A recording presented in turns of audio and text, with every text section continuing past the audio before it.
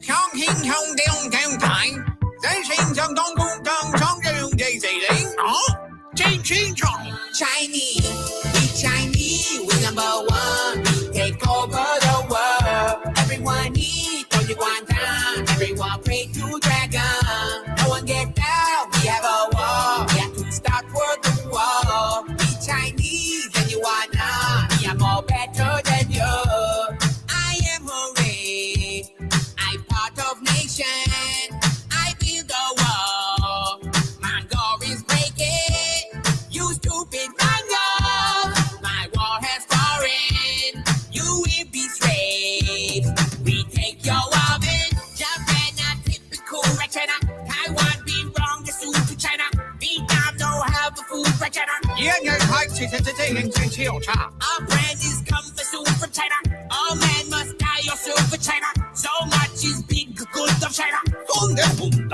Chinese, we Chinese, we China. We Tibetan master. We Chinese, we do good. We take over Hong Kong. No get down empire. We have all food and water. We Chinese, tell someone China is number one. Teasing. Enjoy song but no dance. Keeping is great. He our leader. Capri don't shoot. Cause I'm a. It's not a tumor. With arms wide open. Drinks honey bee. China is all in. We will take Mexico, we China. We plan to train the Jews and runners. You'll get some bread and Cuba butter. China is number two, ha ha ha. I joke we number one, we China. We touch young guys' food in China. Chinese, we Chinese, we the Taiwan. Give all their kids a pretzel. Everyone needs to be China. No one can be Mongolian. Me and Yamat, we have a wall. Now we invent Nintendo. We Chinese, we Sino. We always take and get no. We Chinese, we number one. Take over the world. Everyone needs only one time. Everyone pray to dragon. No one get down. We have a war. We have to stop world war. We Chinese and you are now. We are more better than you. 感谢你的聆听，我是你也在收听的人 DJ 不会贴好好，我们不要后人忘记我这些喊口，对吧？Let me be clear.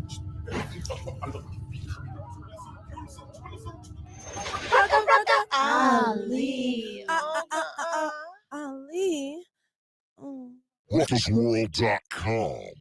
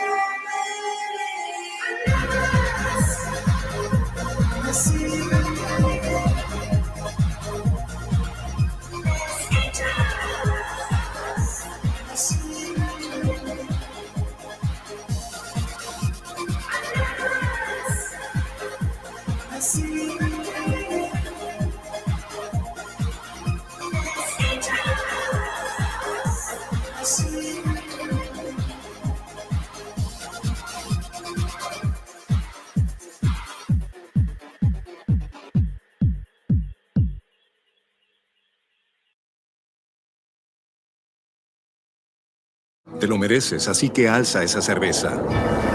No solo das una mano, entregas el corazón entero, porque se siente bien hacer crecer a la comunidad que te...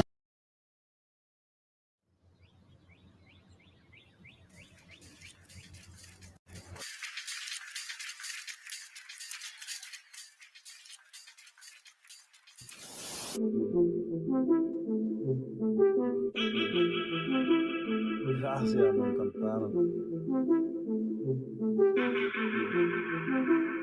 Me ven y me preguntan por qué he visto caro.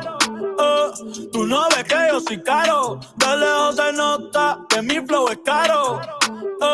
Que con nadie me comparo. Yo le llego y normal, ey. Me miran raro.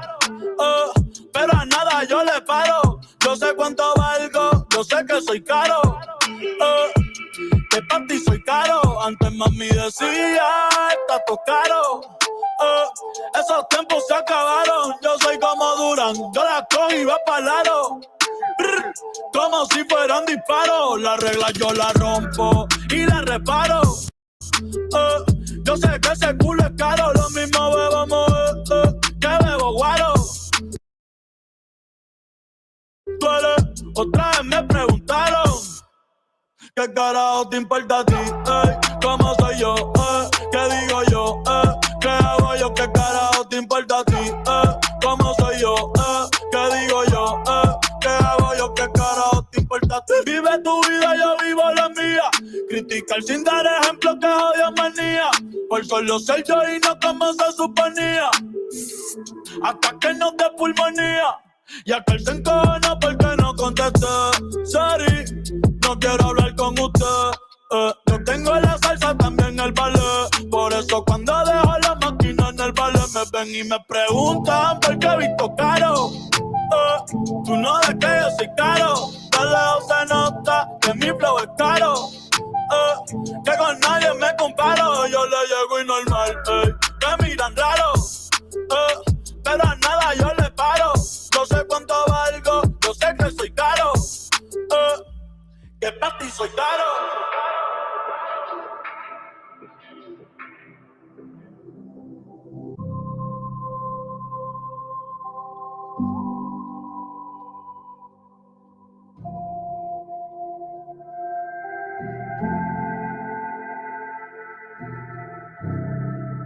¿Por qué no puedo ser así? ¿En qué te hago daño a ti? ¿En qué te hago daño a ti? Yo solamente soy feliz. ¿Por qué no puedo ser así? ¿En qué te hago daño a ti? ¿En qué te hago daño a ti? Yo solamente soy feliz. Solamente soy feliz. Solamente soy feliz. Solamente soy feliz. Solamente. Y ser feliz nunca me ha salido caro. Ahora veo todo claro, con dinero, sin dinero, mi flow es caro. Y con nadie me comparo, yo le llego y normal, me miran raro. Pero a nada yo le paro, no sé cuánto valgo, yo sé que soy caro. Que para ti soy caro. Va a poner baby.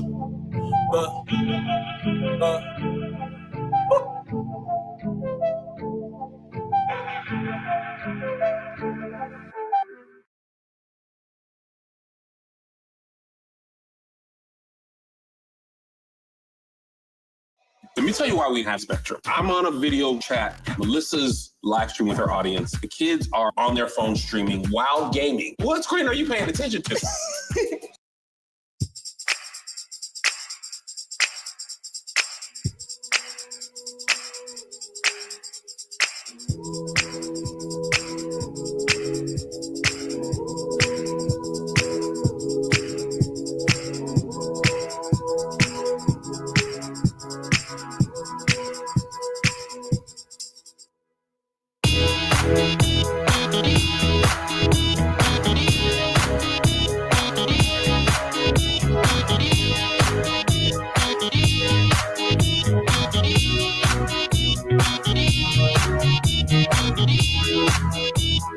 Laying on the wake, staring at the wall. Open up my window, head towards out the door. No one else around, the shimmer takes my eye. I lift my head, blinded by the sky. Feel my way in front, following the sound. Move to it so fast, fall down to the ground. I know there's more to come. Jump back to my feet.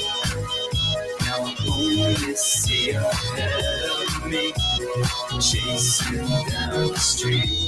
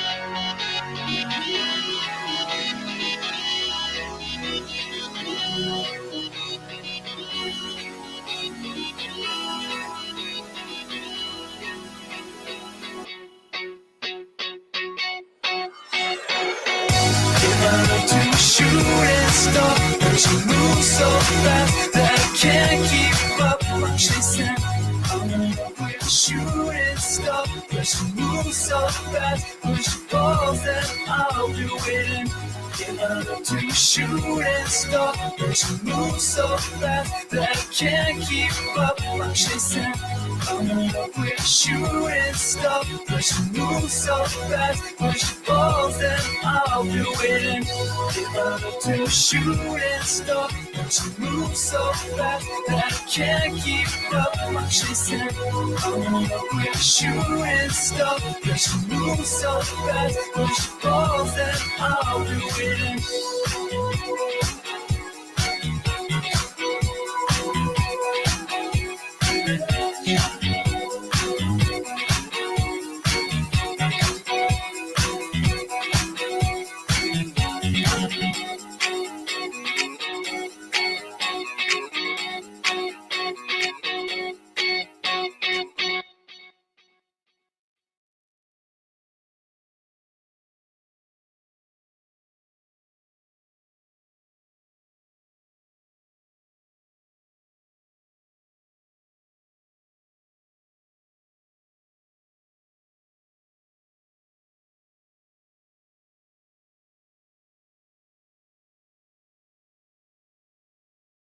Meet Craig AI, powered by AT&T Business. Morning, people. Feels good to finally connect with you guys.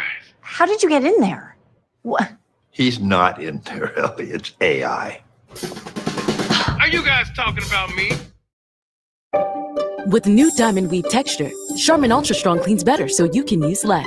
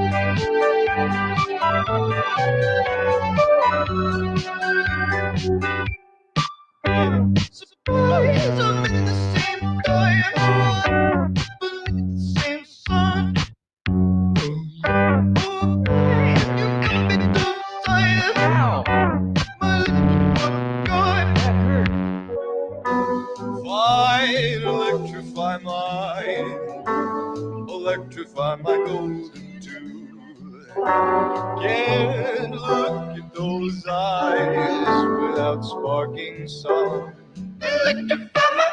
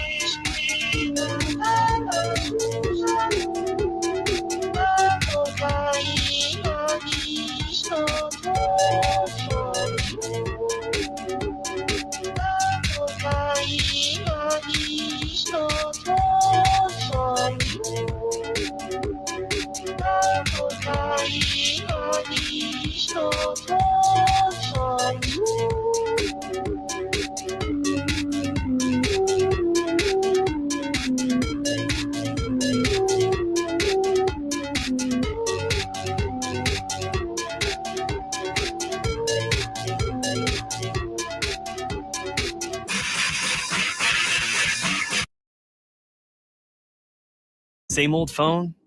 Nah. Upgrade to the new Galaxy Z Fold 7.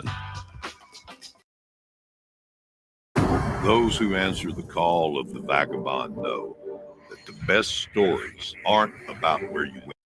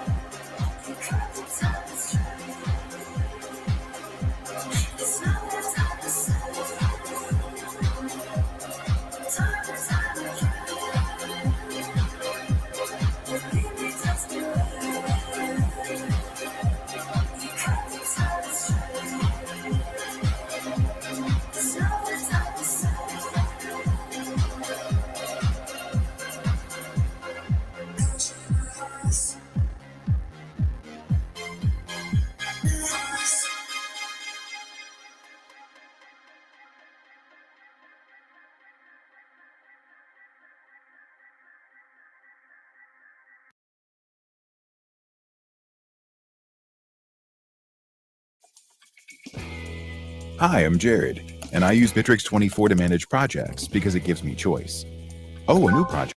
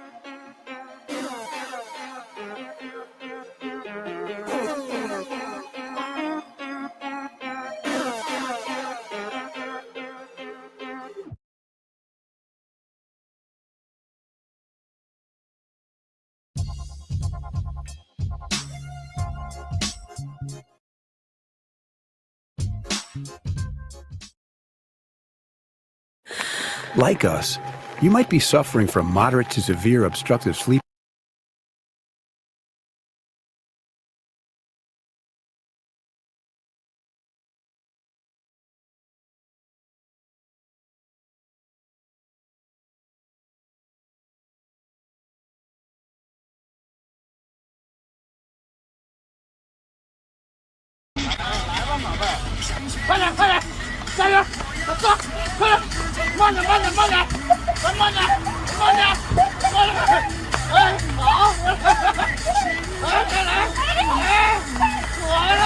Mexican Americans love their nanas and their nonos and their ninas and their ninos. Nanu, nanu, nina, no, no. Mexican. We traveled all the way back through time to call you a cracker. We traveled all. I'm top Freya hater from Korea. You bitches better recognize. Let us pray the pimp's prayer. Lord, please pray for the soul of this bitch and guide my pimp hand and make it strong, Lord, so that she might learn a hole's place. Amen. Amen. Yeah. Anyway, one day I wake up and I look in the mirror and I don't like what I see. I don't know how to put this, but I'm kind of a big deal. I can feel it all the way down in my plums, getting all swollen, with a light blue hue to them, fresh and juicy, ready for the picking. All the school children are lining up to put them in the sack lunches. Hey, that plum looks good. Can I trade it for your Twinkie? No, these are my plums. I want to bite into that plum and let the juice spill down my chin. You know what I'm... Do we have a deal? Do we have a deal? No, is it going to be a deal? Is there a deal? I don't know, is there? Is the deal done? The deal could be done. Is it done? Show your cards. Okay. Show your cards. Flip them. I'm all in. Flip them. All in, flip them? Flip your cards. Okay. Full house. Oh, 2 aces and 2 twos. That's a deal. It's a deal. Do we have a deal? I'm saying maybe you could wear a nice business-like outfit. I think I could get into that. You want me to dress like a man? No, I'm saying maybe. I thought we understood each other, right? I don't give 2 shits about you or your family. Or what are you taking up the ass? I thought we understood. A, she was a hooah. B, she was a hooah. A. Now, I know your belly's ready for some of this egg styrone. It's off the chain, baby. You ready to fill them stomachs up with some hot cheese and egg? Now, I know your belly's... Dang. What's up with all these books? Hang on, son. You here for detention? Nah, man. I'm here for the booty scratching contest. Come on, man. Keep up. Keep up. I'm not playing today. Jokes all day. Damn. Where you learn how to draw like that? Will you do my name next? It's Saunders. And yours is?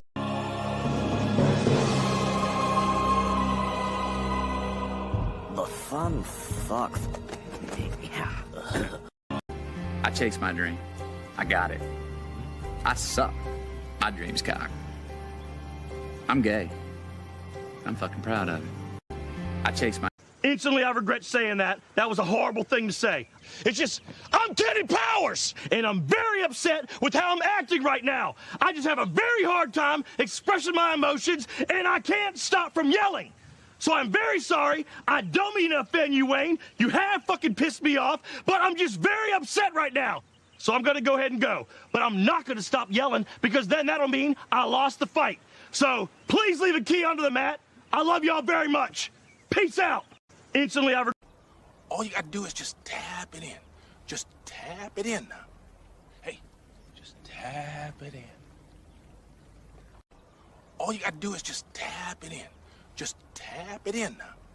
Hey, just tap it in. All you gotta do is knowing when not to quit. That's always harder than throwing in the towel. Don't assume you can't handle a tough situation. You don't know that until you try. But you can't solve your problems by running away from them. That just makes things worse. Not just for you, but for everybody around you. And that's a tip to you from me, Mr. T. Knowing when not to. Happy birthday! Happy birthday! Happy birthday! Good morning. Merry Christmas and whatnot.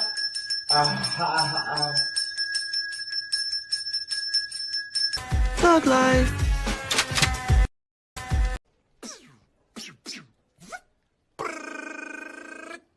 Adios, turd nuggets.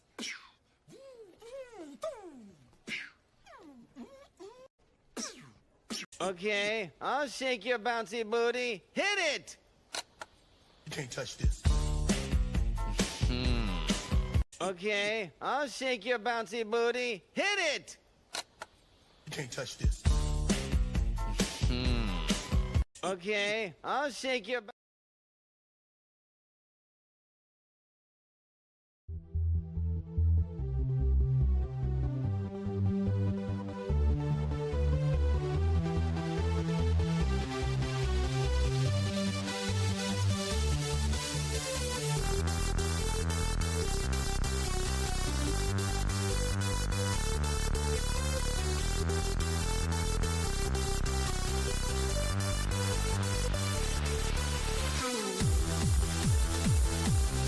Yeah! Welcome to the show! Wow! It's your host, the most pros and CEO, the bad boy of indie comics. Yeah! It's Glacier! Yeah! How's everybody out there doing tonight on the tubes of you? Yeah!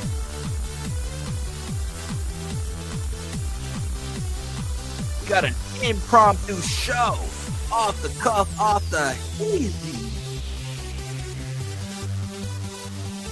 No plan, going in raw doggy. Welcome to the show. Yeah.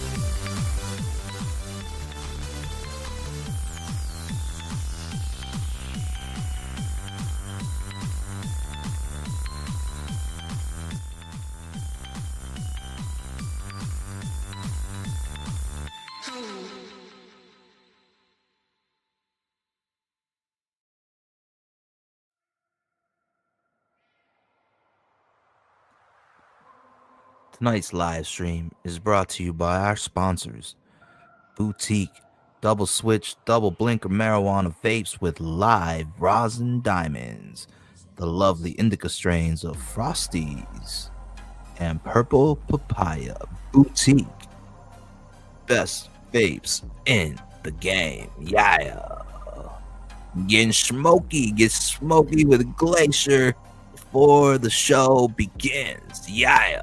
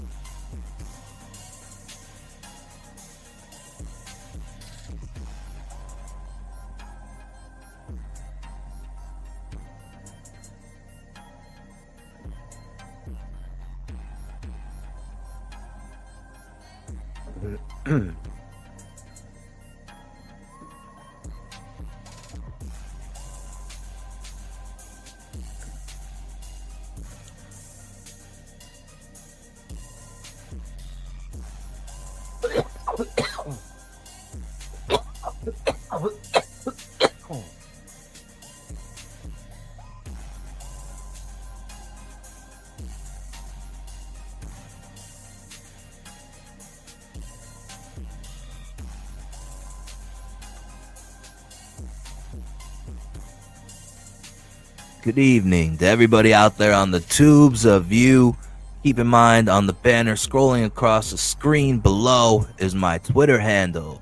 Go ahead and follow me on Twitter at big_speech for all exclusive behind the scenes sneak peeks at all the artwork for all 9 comic books I have in production.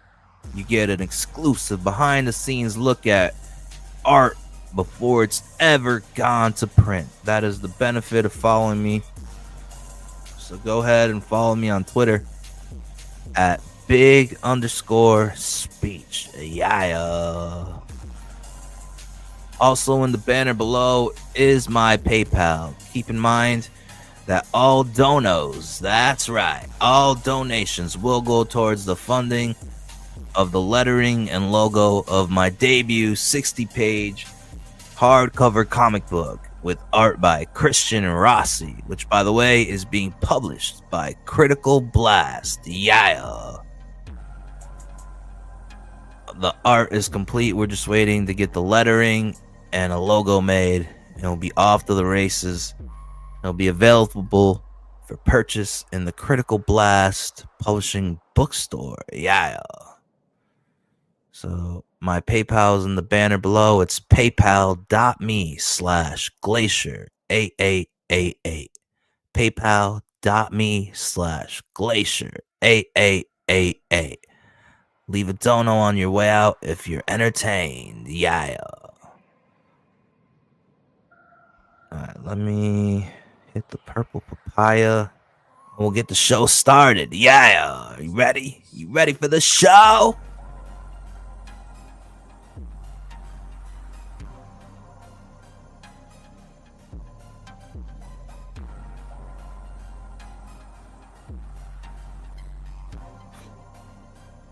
Is there a lot of people streaming tonight?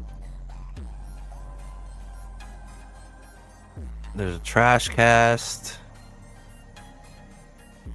Oh, was there supposed to be a biggest problem today? Or is that tomorrow? Is that Fridays? There's a I think there's supposed to be a Jack show tonight. It's Thursday, right? Yeah.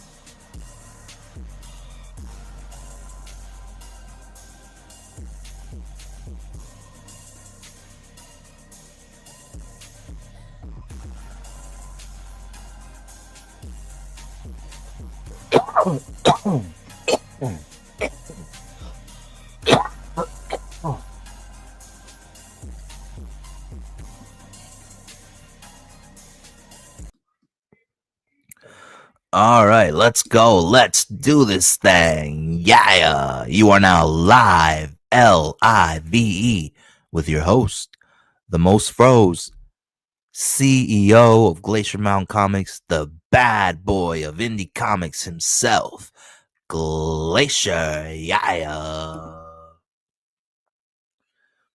All right, what do I got? Oh, okay. So yeah, like the title of the video says, the Katy-Did punishment is over. Finito. What you do? She said I'd jerk off the children with Finatra and Dark Grift. She was getting in on that dog pile, saying that disgusting shit. But I've punished enough. She's done her time. You know, she said the lotion thing that Dark Grift and Finatra love to say, love to hold that over me. Shout out to Ali Cenobite. Dean James, recently married for that green card. Oi, mate, oi. Where was I going? Oh yeah, so you know, she said the jerk off the children thing. So I held her accountable. I did a stream about her, sang some songs about her. And then my channel got nuked out of orbit, struck, couldn't stream for a little over 3 weeks. And so it's been punishment ever since July 31st. Like, technically, I could punish for like another hour, you know, until it's midnight. But what's done is done. I'm not gonna punish her forever. Like Rising and Finatra, she never did levels of what those guys did. And so, with that being said, to trigger people even more, to keep this kumbaya going even further, the first place we're gonna go is gonna trigger them church boys, them church choir boys. It's gonna trigger them oh so well, because the first channel I go to after saying that the Katy-Did punishment is over is none other than the Frogatoady, because I know it's gonna trigger these motherfuckers. They're gonna be saying all kinds of things. Oh, he's sucking that frog daddy dick, he's sucking that frog cock. Oh, look at him. He thinks he's gonna get back on the show. Oh, he's sucking up.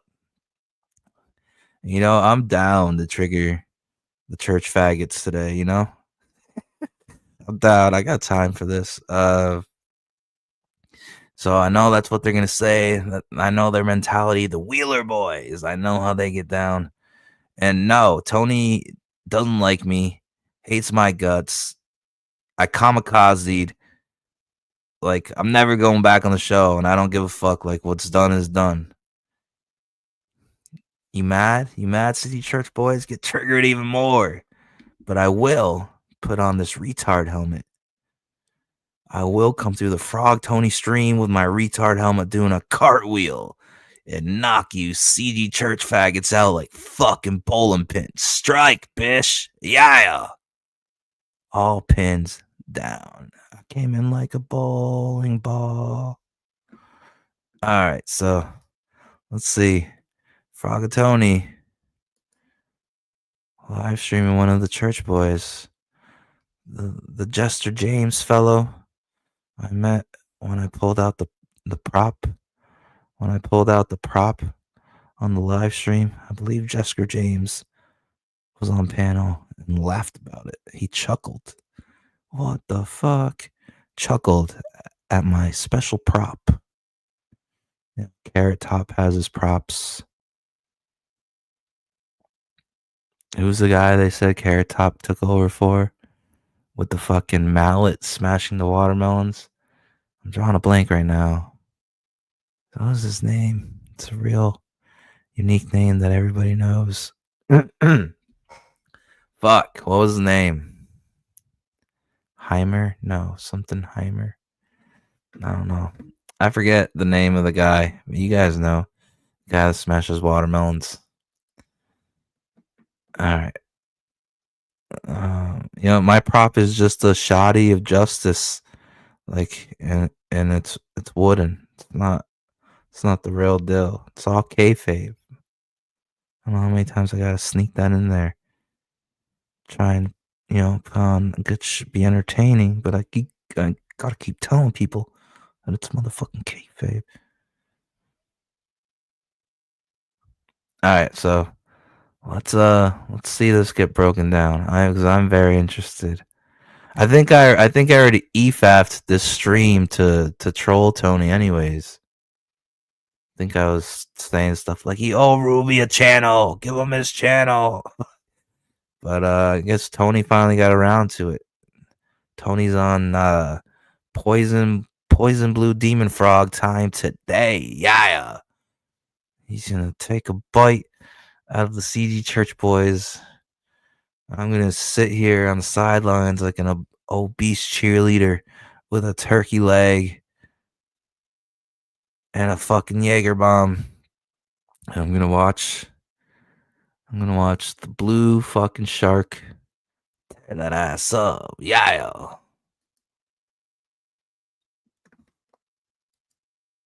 End of an era. I have so many fucking tabs open. All right, here it is. So this is the July catch-up stream. Zelda casting, Mortal Kombat 2, and more. I guess Tony was the more. I guess Frog Tony is the more in that equation, guys. Okay. So we got Jesker there on the left, Dragon Man there on the right, and someone named Ruby King in the middle. Who? The who? Somebody named who? So let's see what's going on. So check in with these fellas. Mm-hmm. What were you saying about Frog Tony? Yeah. Yeah, I was saying that Frog Tony was on Reality's live stream. And I thought... And so you guys know the context. Yeah. This is from July 21st. That's you. Right? Dragon Man sounds like he smokes hella blunts. Yes, that's me. So from July 21st, they're talking about me. So it's like 10 days ago. I mean, not to ask for anything, but I thought wasn't the reason why she left initially was because some people were revealing stuff on her shit. So Dragon Man is saying that apparently me and Ray have had a falling out because people were revealing stuff about her because of me. I wasn't Frog Tony was a part of it. I don't know. It was interesting. Yeah, because I thought they had a falling out. I thought they did too. When did I have a falling Altoy? When did I have a falling out with Ray? 10 days ago, apparently. I had a falling out with Ray. It was horrible.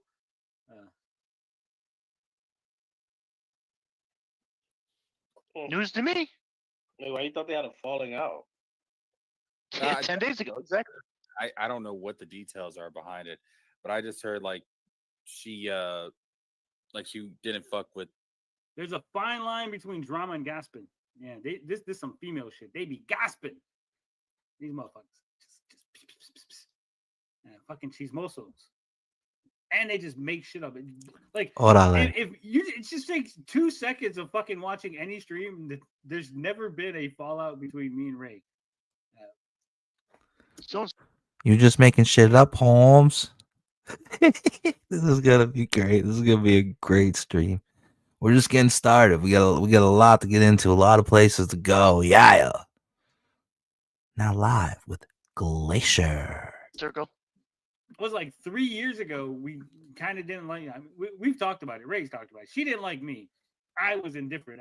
Of course, I was trying to annoy her because she was an Amico person. I really did not like her, right? It was just like, oh, that's just Ray. She's silly. And I yelled at her a couple times on stream.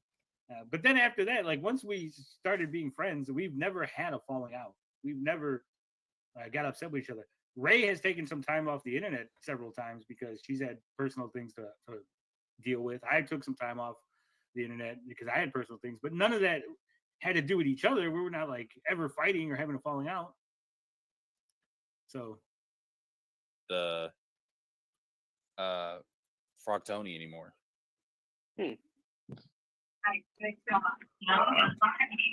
Frog Tony hasn't paid TJ to come on lately and be his friend. Well, you're gonna hear they're gonna talk about TJ too. TJ gets brought up in this. There's a whole lot of gossiping going on. Well, Tony can manipulate women, but he just can't manipulate them enough to get in their pants. So, you know. Also, apparently, I have the ability to manipulate women. That's a nice superpower there. Be ashamed to go to waste. Maybe, just maybe.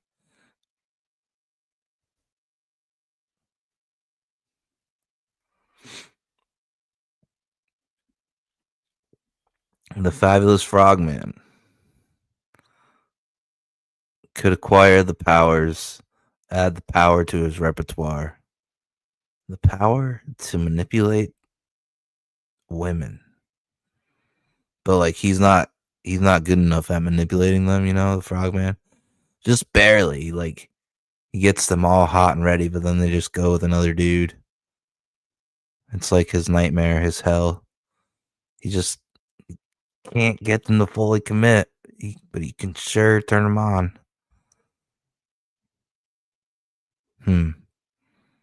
Now that would probably be Fabulous Frogman, but like his cousin who's done like a 10-year bid or something. So he developed his con man powers, but he still can't pull it off completely. So it wouldn't be the Fabulous Frogman. It'd be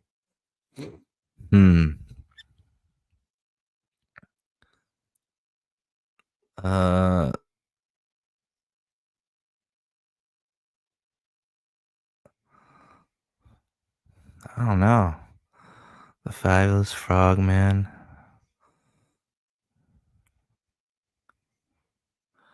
Con Frog. The Fabulous Con Frog. I don't know. We gotta work on that. We gotta give it some brain dumps. Just can't get it. It's crazy. Into Paint says that Tony doesn't have the allies he thinks he has. Oh, no allies and no comrades. Shit, I don't have the guys.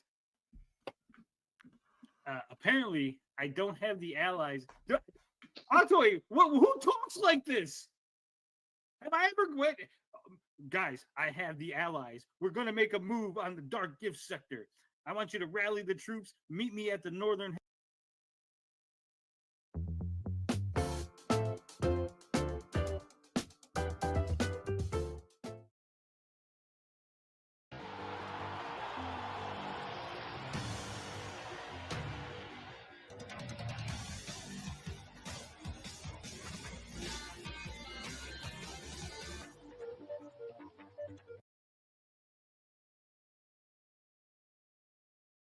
Man, this is the insanity of this whole thing. Oh no. Bro, it's ironic that Tony brings that up though, because one time he did, maybe more than once. Now that I think about it, he did tell me, Toy Fanboy and TJ. He's like, "All right, we're gonna wait. Should I even say this? Wait, no, I'm not gonna say it." I don't When think this that keeps anyone. happening, shut up, Tizo. They're gonna find out about the secret plans. This is the type of people I stay away from on the internet. Total losers. They haven't seen our final form. War. War never changes. War Is really friends with Frog Tony. Oh, he says, I don't think anyone's really friends with Frog Tony. I don't even think. I don't even think TJ is friends with Frog Tony.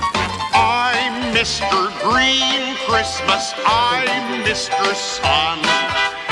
I'm Mr. Heat Blister. Of this, I don't even know what to call this. TJ, that's you. Yeah, this weird,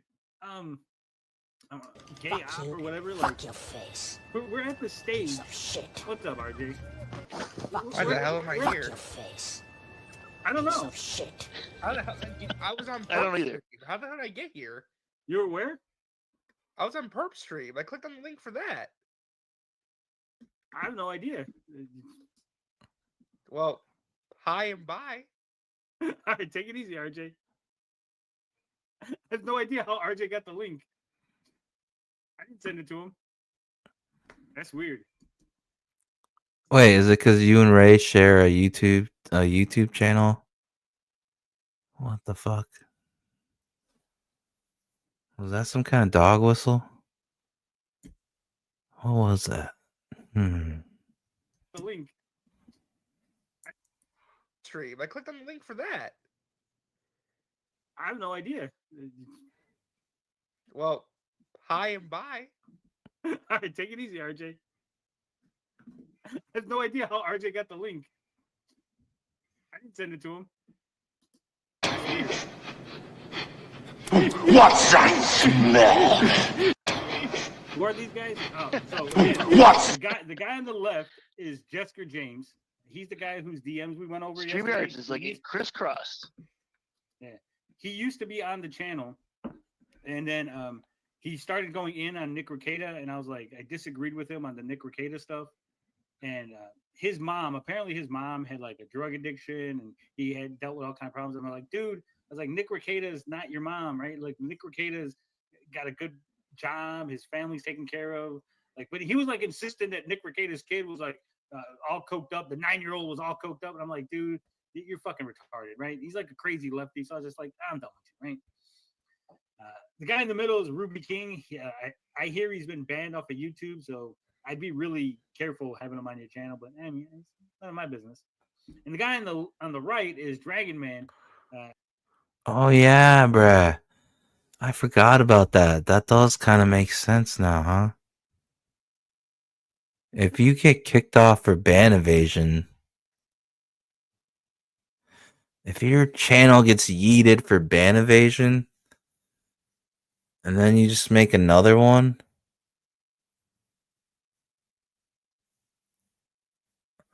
like is there like a time limit on the ban evasion? Like you can't be, because then what, you're gonna be ban evasion for the rest of your life every time you make a new channel? Like how long are you supposed to be banned for? And what is Ruby King doing so bad that ban evasion? And also, I swear to God, I hope it's not fucking Frog Tony out there striking all these channels. It's just like the way he says that is like almost like he doesn't have a problem with Ruby's channel getting nuked. Kind of like he possibly like knows how it happened. Reading between the lines. I hear he's been banned off of YouTube, so I'd be really careful having him on your channel. But I mean, it's none of my business. And the guy on the right is Dragon Man. He was on a couple of times, but he's just some guy. I mean, once you snort, you're forever a bad person. So he believes it? Oh, yeah, 100%. He thinks that Nick Rekieta was drugging up his kid. It's crazy. So, yeah, but we're at this level now where it's not enough to like make up things about me. Now they have to make up things about my friends to somehow say that my friends aren't really my friends. Wait, you have friends? Who?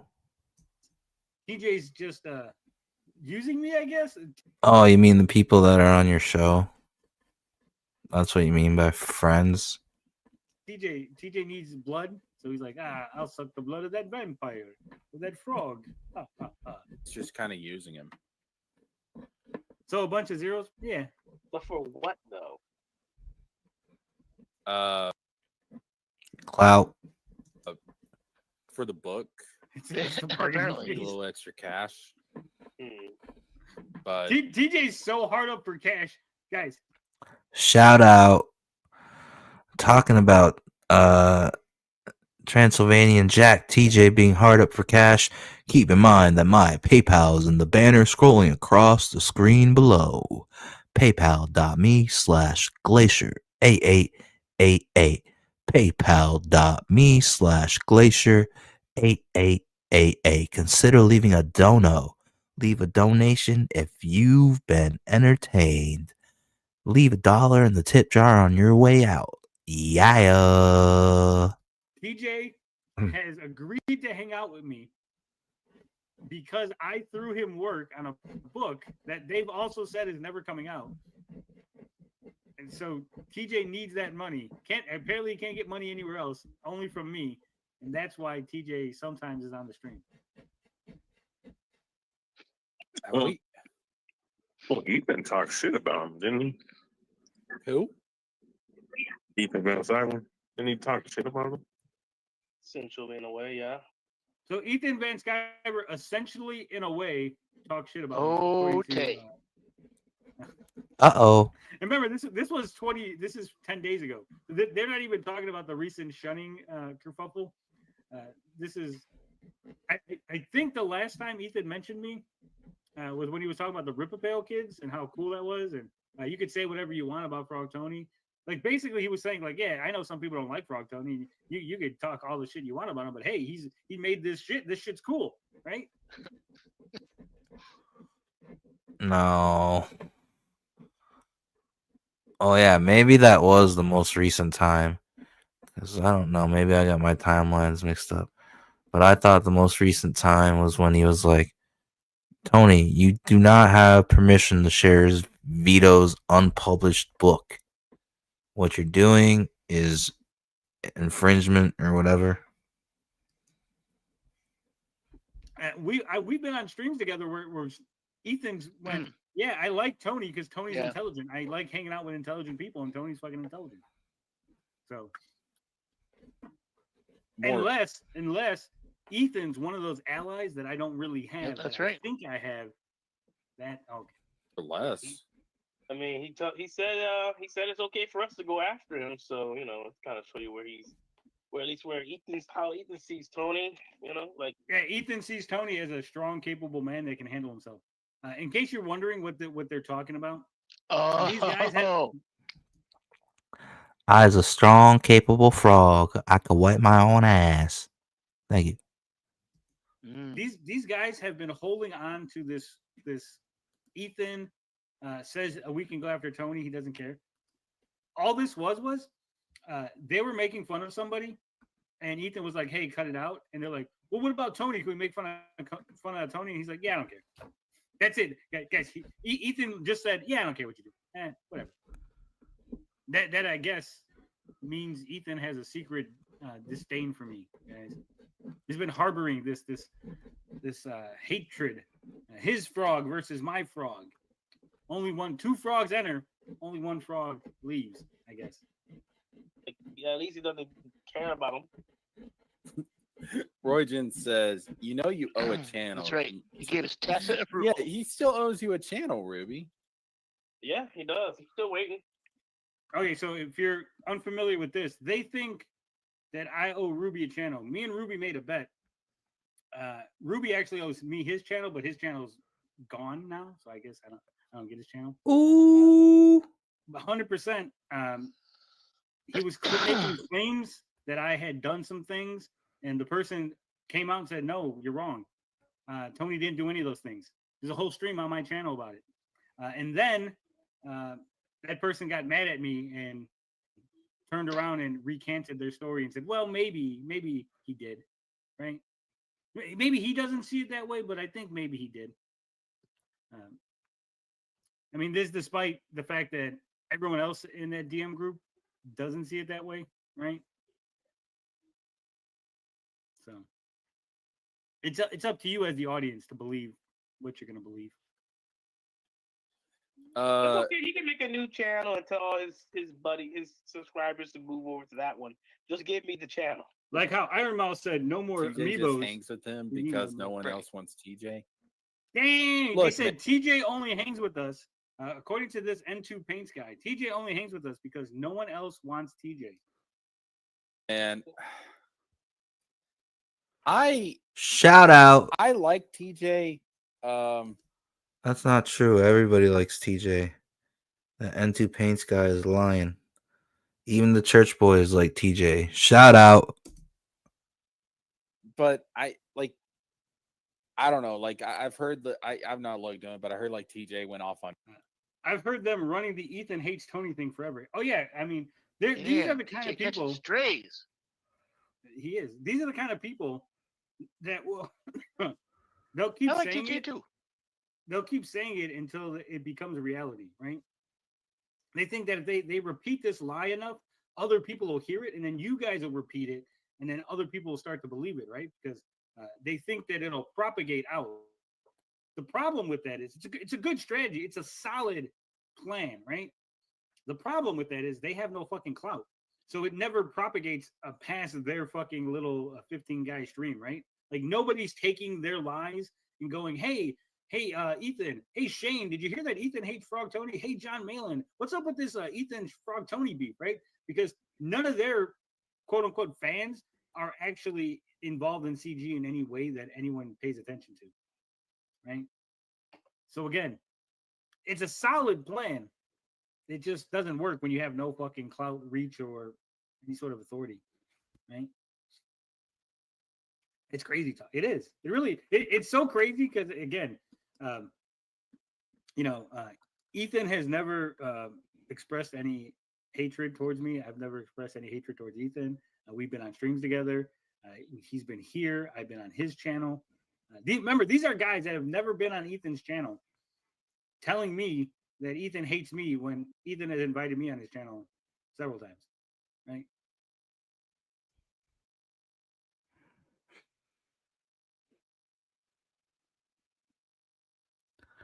Woosa, woosa. So I don't know. Maybe he does. Maybe Ethan does. Maybe Ethan does have a secret hatred for me. But that's okay. I mean, people are allowed to hate me. Lots of people hate me, right, Altoy?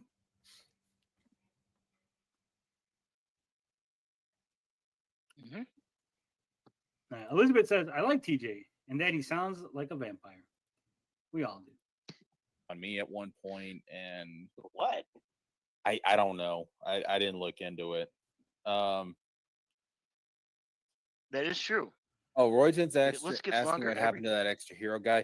So Extra Hero started a new job months ago, and he's just not had a lot of time to be on the internet.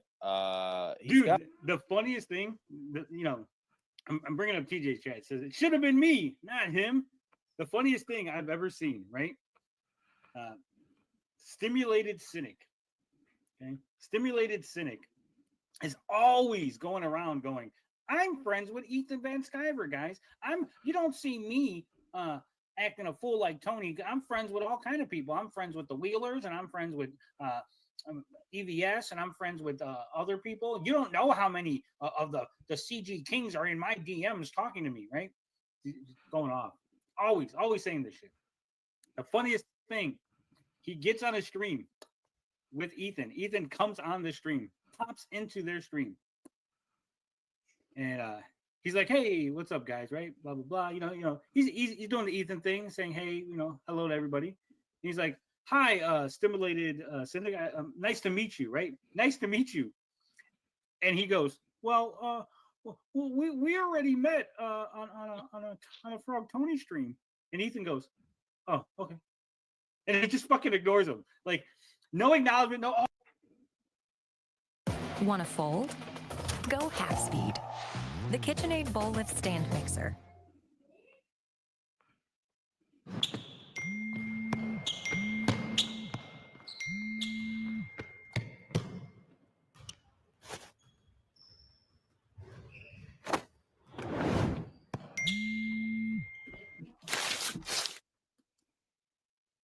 I don't even remember ever interacting with you, and we were on a stream together. Nope. And then when you tell him, instead of him going, "Oh yeah, that's cool, I remember. Oh yeah, that's right, we were on that stream," like him at least playing into it or acknowledging that he remembers this, he just sort of hand waved it away. Oh, okay. But remember, Ethan, he hates me. Ethan hates me. Loves those guys. Hates me. Whoops. It's crazy.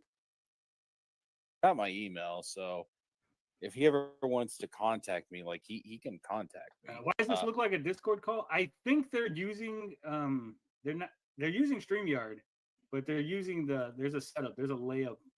There's that layout with the vertical where it takes up the whole screen, but it's like a long rectangle. Like this? So they're using. I'd love to get him back on because I me and like him had some this. really good conversations, but he's never divulged like completely what happened between him and Frog Tony as to why Extra Hero like stopped showing up on Frog Tony's channel. He's gotten a little bit into it with me, and essentially it came down to something that I found out months later when it came to Frog Tony, which is if you don't agree with Frog Tony, you don't get to be on Frog Tony's channel. Man, you hear that, Otto? If you don't agree with me, I'm gonna kick you out. You're gone, buddy. Only bootlickers belong on this channel.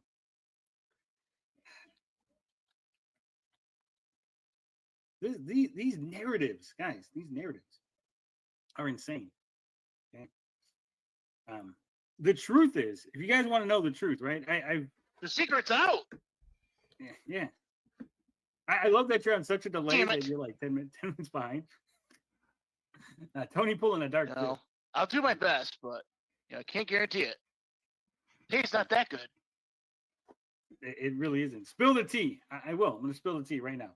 All right. So you guys want to know what happened with Extra Hero? Here we go. Yeah. Katie. You and Katie. We were covering. God damn it! Not again. Yeah, we're covering that guy Doc something or another. I forget his name. Doc. The black guy who was like, "Oh, Black I guy. run a school and I do all this. I'm a big comic book guy, right?" Big We're comic covering book this guy. Covering this guy. We're doing what we do, right? We're mocking him. We're Mocking making fun him. of him. We're like Making fun of him. because he was like making claims that he was going to draw Making claims Spawn, of but him. then like John Spawn. he turned it down because he was too busy or something. Too right? busy. Like really weird shit, right? Weird So we were shit. just making fun of him, mocking him. Making fun of him. So Extra Hero Extra went Hero. behind everybody's back. Everybody's went back. into this guy's comments. Comments. Going, "Oh, I'm really sorry for what those guys said," and apologizing basically on our behalf and saying how we're like all dicks for being. We're all mean, dicks. right? Being mean. So that was one thing. So One he does thing. that. Does that. Then, Right. right, Extra Hero was on streams. On Like, so streams. somebody like Robco would be like, "Hey, what's up? What's going on, guys?" Right? And then Extra Hero would be like, "Hey, we really need to have you on, Robco. Hey, we should have you on sometime. We should have you on." Have you on And I'm sometime. going. I talked to TJ and them about it. I go, do you guys think he's overstepping his bounds, right? Like, it's not his channel. This isn't like the Tony and Extra Hero channel. This is the Tony channel, right? like TJ and Finbar have been here a lot longer, and they've never overstepped their bounds that way, right? He did that with LG too, and then went on a stream. Yeah, right. But I think that was like the final straw was when he started like inviting people to come on the channel as if it was his channel, right? It's like it's not your channel, it's my channel, right? Like, you're not like there was no partnership, there was no deal, we weren't like going 50-50. It wasn't like, again, it wasn't the Frog Tony and Extra Hero show, right? You were a guy that I let on my channel, a guy that I let on my streams, right? And you're inviting people. He's the friend that you invited to a party, and then he shows up with a bunch of other people, and you go, "Who are these other people?" He's like, "Well, I invited them." For what? No one invited those people. I didn't tell you could invite other people to come to the party. You're lucky you got invited to the party. And so I had to cut him loose, right? He got too big for his britches. He thought, T, I already knew about it. It was talked about by y'all on stream. Yeah. It's odd, essentially. It's not a stuttering Tony situation. No, not at all. That's what I should have done. I should have just bullied Frog Tony from the jump and like, this is my channel now. This is my channel now, nigga. Go give me some waffle fries.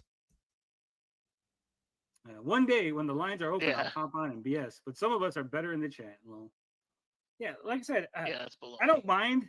You know, when the lines are open, I don't mind people popping in. I don't mind. You know, if you hit me up on DMs, right? But again, even if Altoid goes, "Hey, Cosmic hit me up and he said he wants to be on the stream," right? That's cool. I'm like, "Oh yeah, that's cool." But if he just goes, "Yeah, I invited Cosmic to be on the stream," I'm like, what? Wait, no, you don't have that power. You don't have that authority, right? Like, again, this is me. Yeah, that was the one with the weird father-son thing with the two channels. They talked about yeah, that's the one. That's the guy. I forget his name. It was Doc something. Right. Everybody felt that from Extra Hero. It wasn't a bad falling out. Yeah, it really wasn't. Like I said, it was just right. That makes sense. Just had to come loose. And he was free to do his own thing. Like, you don't need to be here. That's the other thing. That's the insane part about it. Like, if I go, "Hey, I don't want you on my streams no more." Right? If I go, "Hey, TJ, you know what? It's just not working out. I don't want you on the streams no more." That doesn't mean like suddenly like I've killed TJ's career. Like, "Oh, fuck you, Tony! How dare you kick me off?" You're like, just go do your own thing. If you think you're big enough, you think that you have the clout or you have the talents, and Tony's holding you back, then go do your own thing. Right? He says, "I remember that Doc guy. I don't remember the channel name either." Yeah, he kind of fucked off. Like, they were like, involved in this shit for a minute, and then they just disappeared. Right.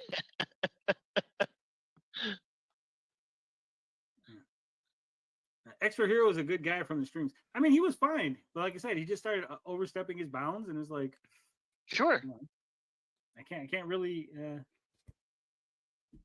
can't have that. It feels weird. It's weird, right? So, like, Frog Tony wants to dictate the narrative. He doesn't want anybody that disagrees with him. Frog Tony is a controller and a manipulator.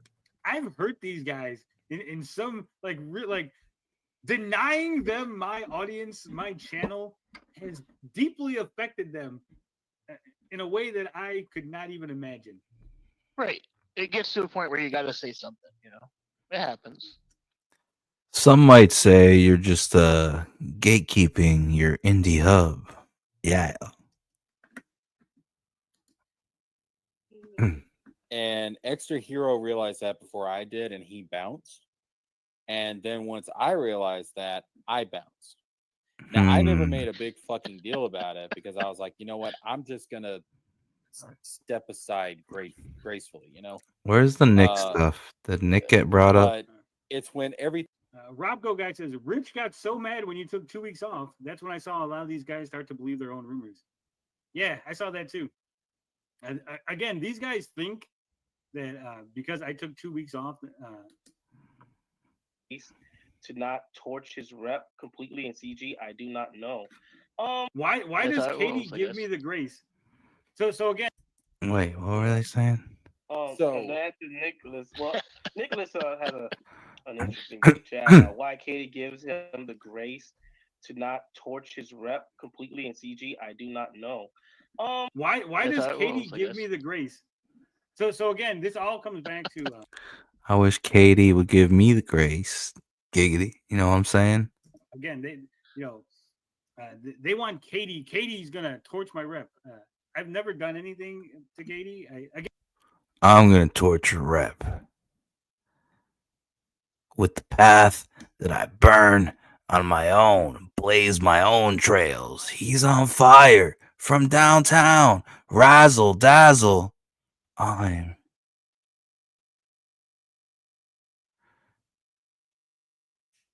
gonna burn it all. Again, I don't even talk to Katie, and I'm not saying this like, oh, I don't Whoa. like Katie. It's like I don't talk to anybody. I'll tell you. Do we talk? Well, what about Ray? What about Dalish? In 20 minutes, he'll let you know. He'll say, no, we don't talk. I don't talk to TJ. I don't talk to Finbar. I don't talk to anybody. Ray is the only person that I can legitimately say I call her on the phone. We talk about other things that are not YouTube related. Yeah. There's a small handful of people, right, that I would talk to. Vito? Vito's like two handfuls of people, though. You know what I'm saying? But I do you call Vito on the outside phone? of the internet. And again, I like TJ, I like Finbar, I like Altoy, but it's just not me. I'm just not that person, right? Unlike Cynic, see that's They gotta have. If Frog Tony's gonna talk to you, you gotta have some motherfucking titties. You gotta have some titties. My Frog Tony is not talking to you. Titties. that's where these guys all got fucking. They all got dirt worm. They all got worm tongue, right? Because Cynic insists on being your friend. Give me your phone number. Let's talk offline. See, I'm a real friend because I'm having real conversations with you offline. Not like that Tony guy. That Tony guy doesn't give you the time of day. He doesn't want to talk to you on the phone, but I'll listen to all your problems. I'll be your shoulder to cry on, and then we can form retarded Voltron together. So again, I like Katie. Hey, you stole my Gatron joke. We're cool. We're friends. We've had some chats off stream. After the stream is over. During stream, obviously we've talked. We've exchanged DMs. Hey, heads up on this. Hey, check this out. Here's a thing. Did you see this link? Right? There's no beef, and there's no gay ops. There's no nothing between me and Katie. Right? They want it to be. They keep insisting, right? Because they feel like I'm evil, right? I'm evil incarnate. So they feel that I must be doing something, right? I must be like manipulating. You are. There's no way you're evil incarnate. What would be like what would be the retarded cousin of evil incarnate? The retarded cousin of evil.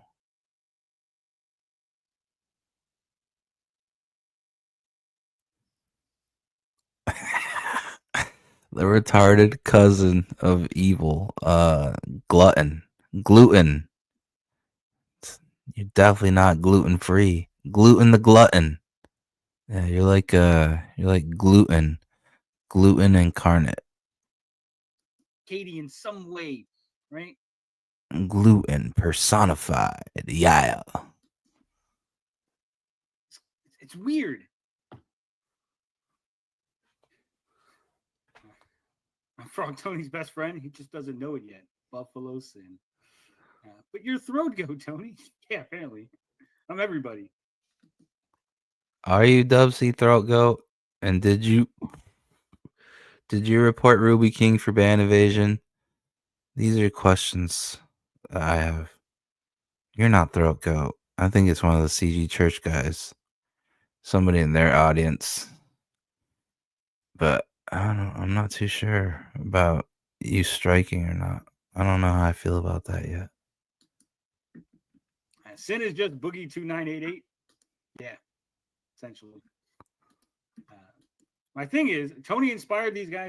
Oh, we got some wings. Speaking of Boogie, we got some wings content coming up later. Gets decimated by the Kino Casino Boys. Yeah.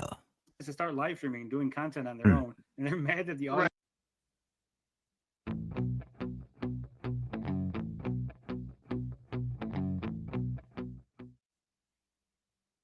Outsmart your picky eater. Here for their I only want bunny crackers phase. Learn more about Enfagrow. One of these people that's like, hey, you got a minute? And I'm like, what, George? He's like, call me on Discord. Like, fuck, all right, George. And I call him, and it's like, so how you doing, buddy? I'm like, I'm okay, George. What do you need? I just want to see how you are. I'm like, fine. Like, it's weird. It's weird. I think it's loyalty, you know. I think that's what it is. Again, it can't be that Katie likes me, that Katie thinks I'm a nice guy, that me and Katie get along. None of that's ever possible. It's always, no, well. All right, let's take a quick little break from the frog, Tony. We'll be right back with the frog of Tony. You're crazy. You're crazy, man. You're crazy. I like you. But you're crazy. You're crazy. You're crazy, man. You're crazy. I like you. But you're crazy. You're crazy. You're crazy, man. You're crazy. I like you. But you're crazy.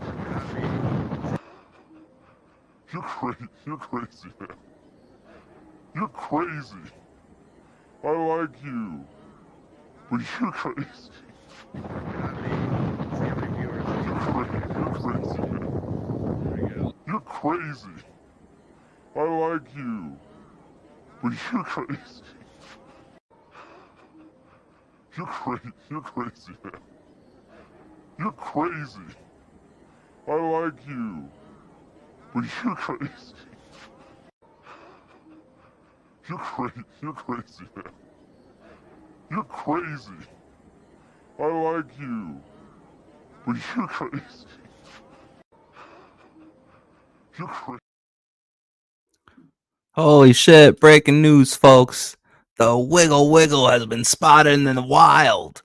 Wiggle, Wiggle. Is Wiggle Wiggle back? What is this? Wiggle Wiggle live from the plantation. Holy. So that's wind hair. Wiggle Wiggle's got the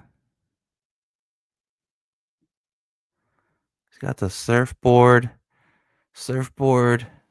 hippie, big Lebowski. The dude, he's got the dude vibes going on right now. Wiggle Wiggle's back on the scene. What? In front of a gazebo. Looks like a gazebo. Isn't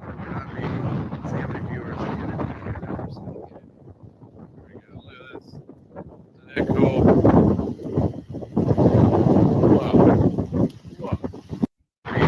See how many viewers I get. There we go. Look at this. Isn't that cool?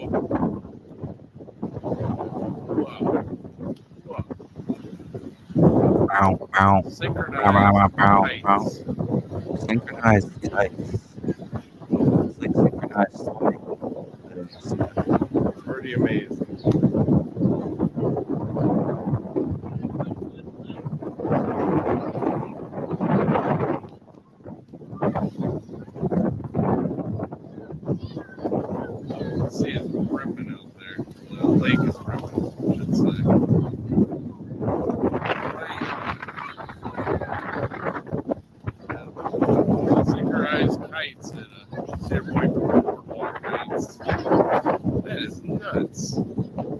this high winds. I mean, look at these winds. Wait, how do they synchronize the? Is it all one kite and it's just got 4 different strings? Or are they remote controlled kites? How are they pulling off the synchronization? It's no joke out here. These people are down there doing it. Hope everybody can hear me all right. Test. See if everybody can hear me okay. My mic coming in. We're getting a lot of wind here.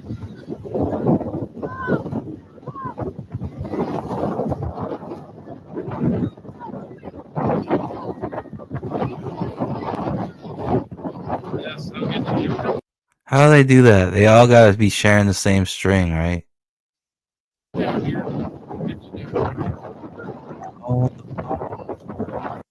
They gotta be remote controlled then. That's the only thing. They're like kite drones, right? Drone kites? Drone kites. Yeah.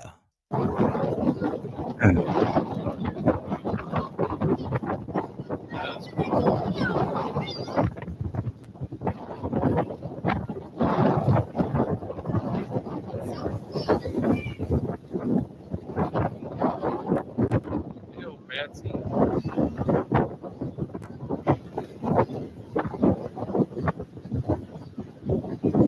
Yeah, definitely gotta be drone kites. Cause how the fuck else are they? Yeah, they gotta be remote controlled drone kites or something. They can't be the old fashioned fucking string kites. There ain't no way you're doing all this. Or maybe, I don't know. If they got fucking Naruto fingers and they're doing like cat's cradle shit with the kite string on the spool, I don't no, come on. It's fucking definitely drone kites or something.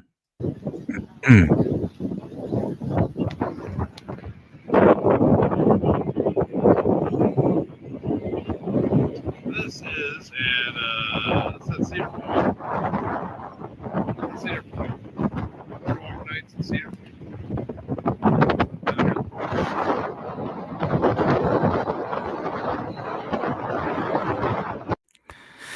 Oh, the stream looks so Ohio. I don't know how you people in Ohio manage to get your state become part of the new generation's language for something to be like ugly and horrible, but good job. Instead of saying mid now and low quality, they're saying shit is Ohio. What did you guys do?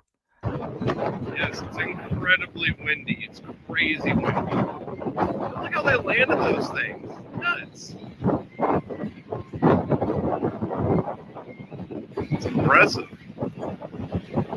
It's like fucking it's like if they fucking had Android Tally from South Park, but they fucking like fucking upgraded him there so he's like Tally Terminator, you know what I'm saying? Android Tally. Wanna get high? And this wind. Hi, you wanna get high?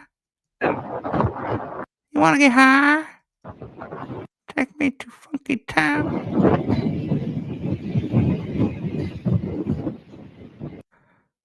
One of the most stupidest characters, basic design, and somehow becomes like a hit. Yeah, hit character, Towley. I don't know. Like, they're right there. They're not getting any of this stuff tangled up. It's crazy. Oh, they are using strings? Get the fuck out of here. No way. Those are like fucking. They're definitely doing the Naruto fingers on the spools then. Crazy. Yeah, so it's been a number of months. Thought I would come down here, hop on live for a little bit. Apparently everybody can hear me okay.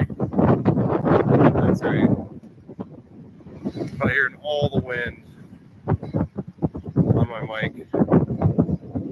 Yeah, I'm over here at Cedar Point, and as always, the wind seeker is shut down when it gets any wind. So the irony is not lost there. Yeah, professional kite flyers, man. Who knew? That's the thing. Pretty cool. probably a way less expensive hobby than fucking comics. You know what I'm saying too? Probably way less emotionally taxing. Fuck, maybe that's the way to go. Maybe I'm gonna be a professional kite flyer. Yeah. Follow the leader.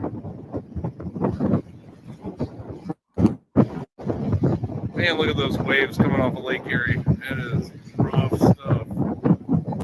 Rough stuff.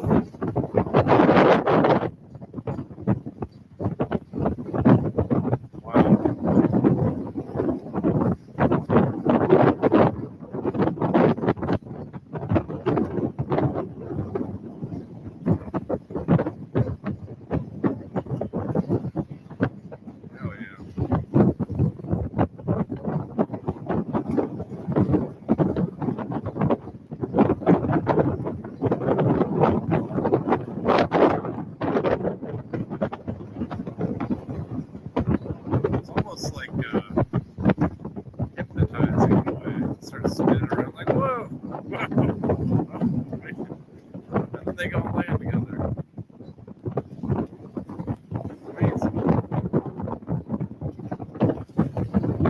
Yeah.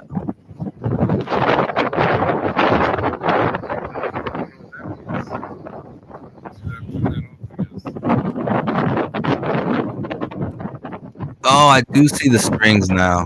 I saw one of them. Hell, I got 12 people watching these kites. Exciting. Yeah, I'll be coming back streaming probably.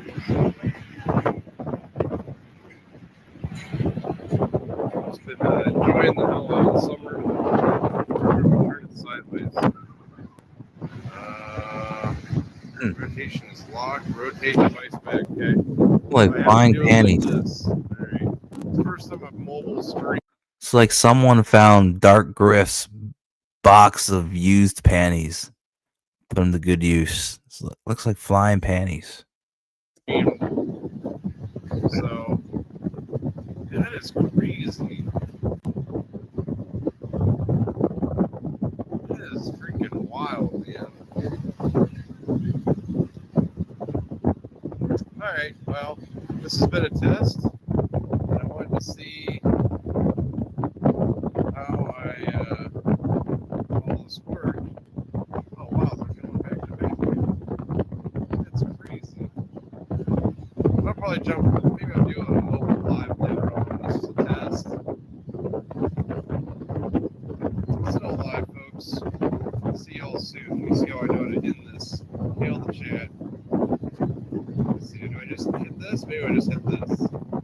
Yeah, I want to stop scrolling. There we go. That's all I do. Peace out. Have a good day. Right, pop back.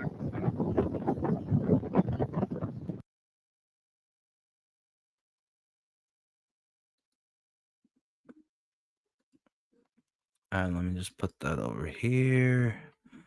Figure out where we're going next. So that was breaking news, folks. A wiggle wiggle appears in the wild. Flying kites professionally. Cedar Point. White boy summer. Yeah. All right, let's see. Where are we going next? Yeah, let's go here. You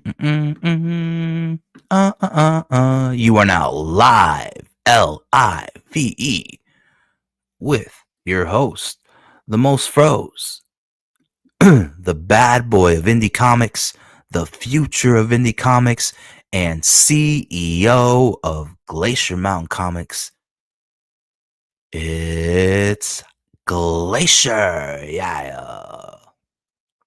Keep in mind, folks, my PayPal is scrolling across the screen in the banner below. Yeah, and that's paypal.me/glacier8888. paypal.me/glacier8888. Yeah, go ahead and feel free to leave a dono on your way out tonight. Leave $1 in the tip jar if you've been entertained. Yeah. And I would just like to point out something comedic, a little ironic. Tony from Hack the Movies always getting on Vito, little Vito. Tony from Hack the Movie always getting on Vito's case about him dodging Manny Muskets, not wanting to make content with Manny Muskets because he's black. That's the running Tony from Hack the Movies bit against Vito. But let's just watch how Tony from Hack the Movies treats Manny Muskets himself. You know what I'm saying? This we'll see what you guys think about this. Okay, here we go. Oh, that's not gonna work. I'll be covering people up. Damn it. Is there anything that looks bigger than that? No. No. Okay. Wait, don't I have a special retard one I made? I was like, I didn't know what I was doing, and I made something. No, I'll be covering somebody up. Damn it! Alright. We're watching it like this, I guess. It's okay. Let me change the logo up though. Should the Ralph? No, Ralph Mail fits perfect for this. Yeah, we'll leave it at that.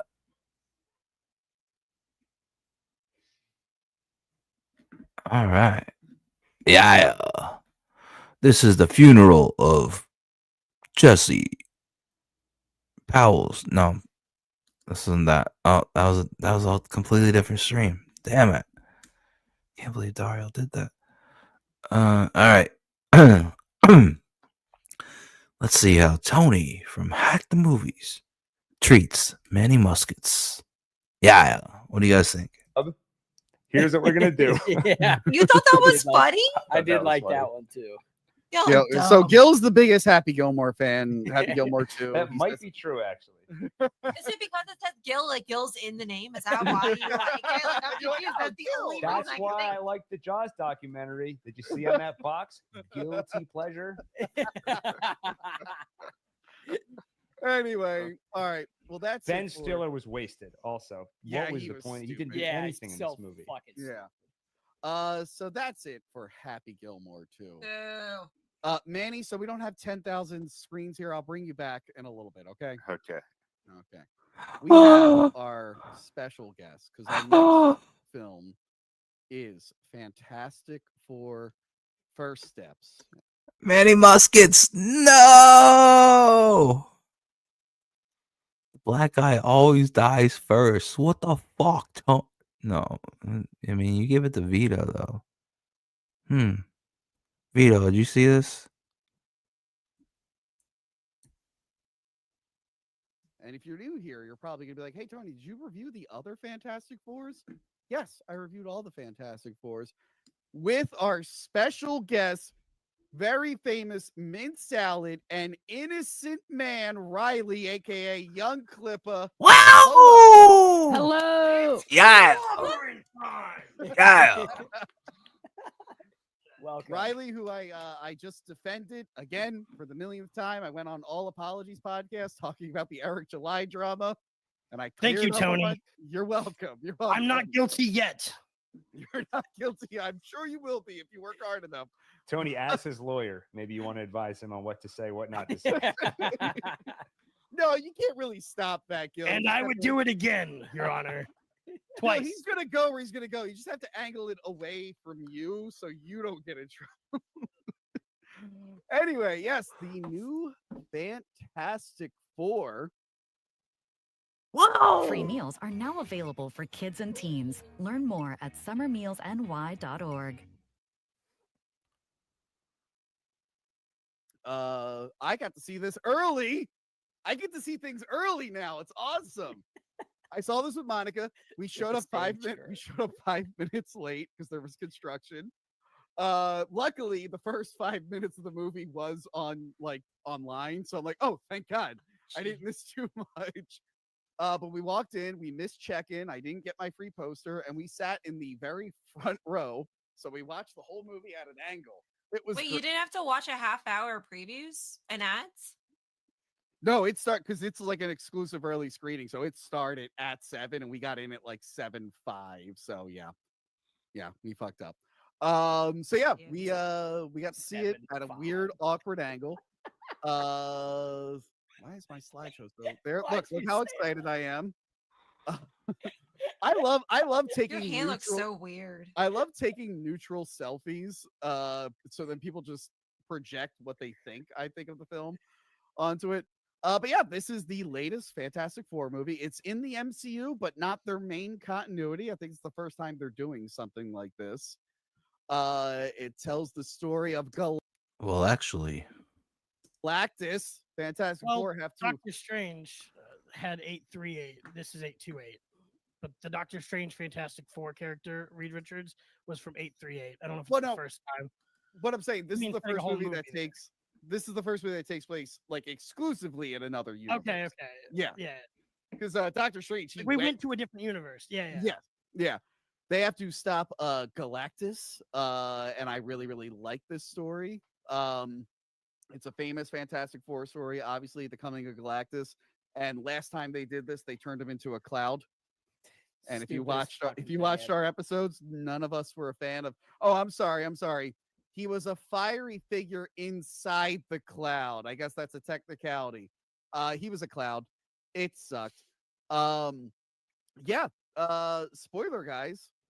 I actually really, really enjoyed this. As a big fan of the Fantastic Four, it looked how I wanted it to look, except for the things wearing a shirt. I got kind of thrown off on that.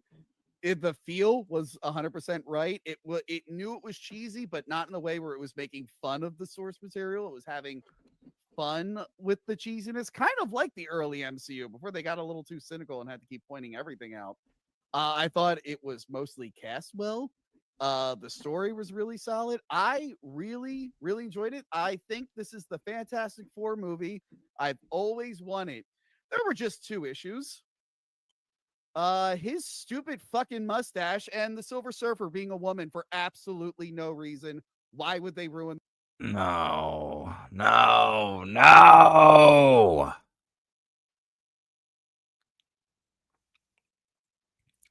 Brad, for one, I think it's better. I mean, to be honest, as far as the movie goes, like, she's scary. This actress is scary looking. It added like a bit of the horror element to her. I mean, for God's sakes, I know it's just comic books and it was a little bit cheese, a little bit of the cheese involved with the movie as far as humor goes and whatnot, but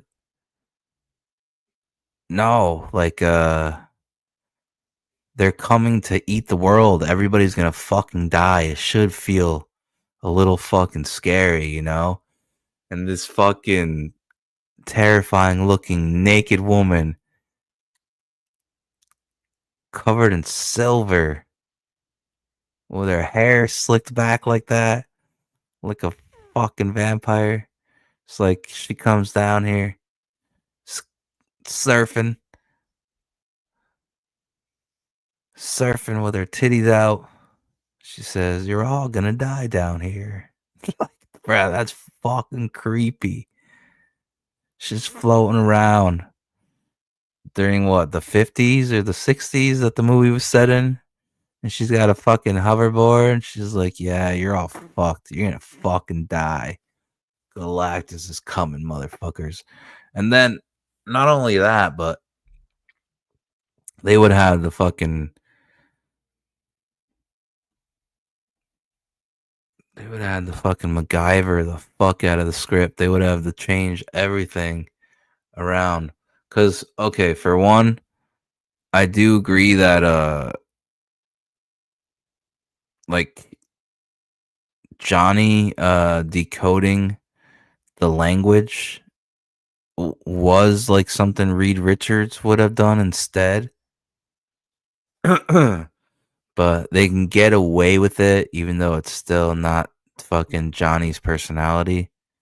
They can get away with it because, you know, the language of love, words and romancing your partner up. Love is a language.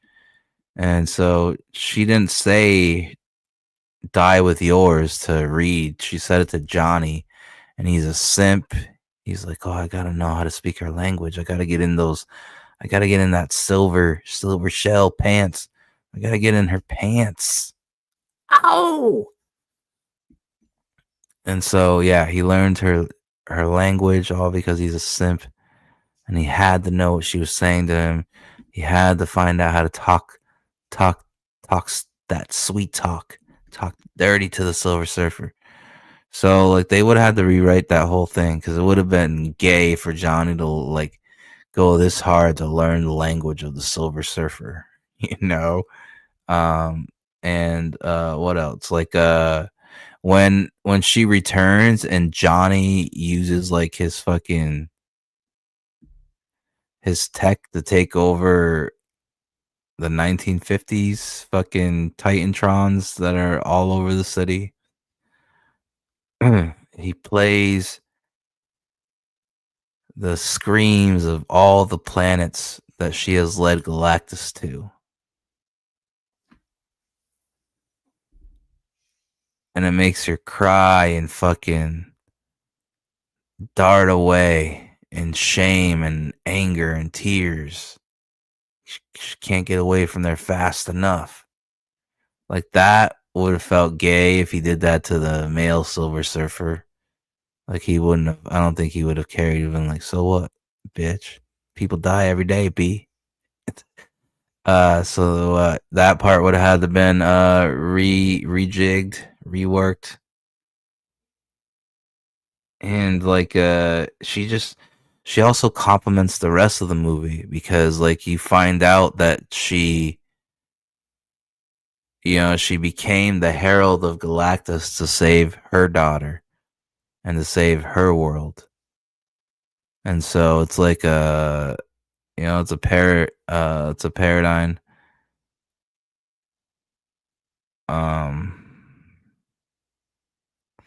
And it coincides with Sue Storm. Doesn't want to give up Franklin to Galactus. Wants to save her world, save her son. So it just makes the whole thing better. And that's like the number one complaint from everybody, and it's what had me worried the most.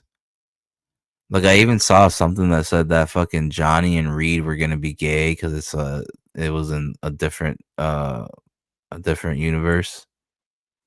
I was like, well, get the fuck out of here. They're not gonna do that.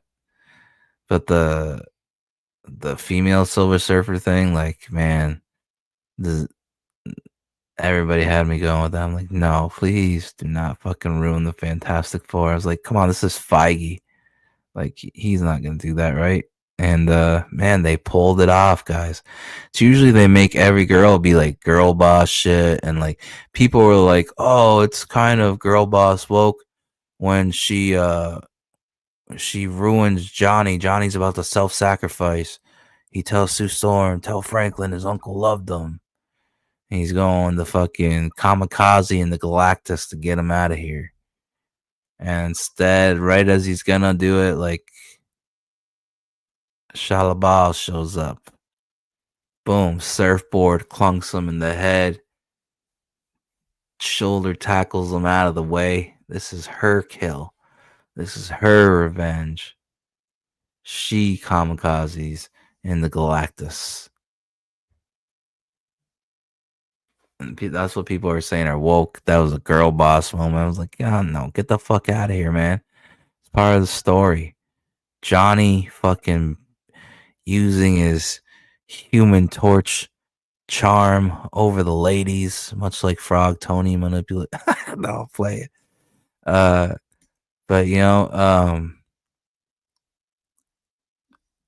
Human Torch broke her down, man. Made her feel guilty and accountable. Held up a mirror in front of her via sounds, murderous screams. She wanted her redemption. She wanted her revenge. It's like she's led him to all these planets. She's been his herald forever. Maybe she can save at least one of the worlds. That's not girl boss shit. Get the fuck out of here with that. What else were they saying on the internet? That's supposed to be woke. I mean, I think I explained it pretty well.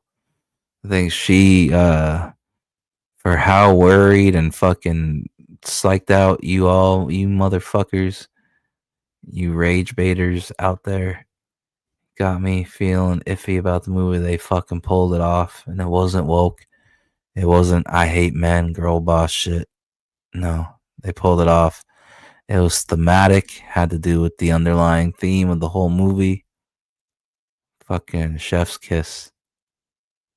Great movie. I'm buying it when it comes out. Physical copy. The movie with this. Other than that, I had a great time. I love seeing Galactus on the big screen done right. Wish he was there with the real Silver Surfer. And again, I will kick off anyone who says there's a lady Silver Surfer in the comics. I will kick you off the street. They should have just did it the right way. Going down the list. No. Come on. It's okay. It's a different universe. Maybe we still have a chance for Silver Surfer. Remember, I mean, hope eventually they get to the X-Men. They bring the X-Men in the right way. That is one of their biggest money makers. And then eventually, guys, remember X-Men versus Fantastic Four. Yeah. Imagine we get that. And I'm still alive to see that one too. Fuck yeah. We'll get to our special because everyone wants to know what Mint Riley had to say. We have to work up to that. Joey C, what did you think? Yeah, this was probably like the third Pedro movie that I saw that week. And goddamn, at the very fucking least, he showed some sort of emotion in this movie, in some parts of it. The guy is so fucking dry. Of course. All right, he had to work you guys up in the stream to get to what Mint and Riley say, but I don't have to do that. I want to hear what they gotta say right meow. Wait, it looks like Clippo's doing some movement. Damn, they didn't talk all the way back here, did they? No, wait. I paused it here, so it doesn't matter. Let's see where they talk right here. Boom! Oh, fucking advertisement. World's first 3-in-1 child shield. Energizer's 3-in-1 Child Shield is the world's first coin lithium battery that has 3 different safety features. Starting live translation. Those are chicken tinga molletes. Personal to them, then it becomes personal to me. I get bought into it. It's the first time in a while. The trilogy. And I feel like I'm just as blue-balled as like a hoagie sandwich, and he like jumped right into experience to see with a good movie with the father and the son. And then like we were watching, right? The second and the one first straight. Oh, sorry. No. You're like, oh yeah, we already knew about him. Yeah, right. No, they were like, oh my god, Dr. Doom. And so that was really cute. But everyone was waiting for that second after credit, and we're like, what's it gonna be? Like, that's interesting. And then it was the dumbest thing in the world. Everyone's like, wait, we waited for this. What the fuck? Yeah. So that was like the one disappointment where you're just like, fuck, why'd you ruin that whole experience for us to wait around all that time to wait for that?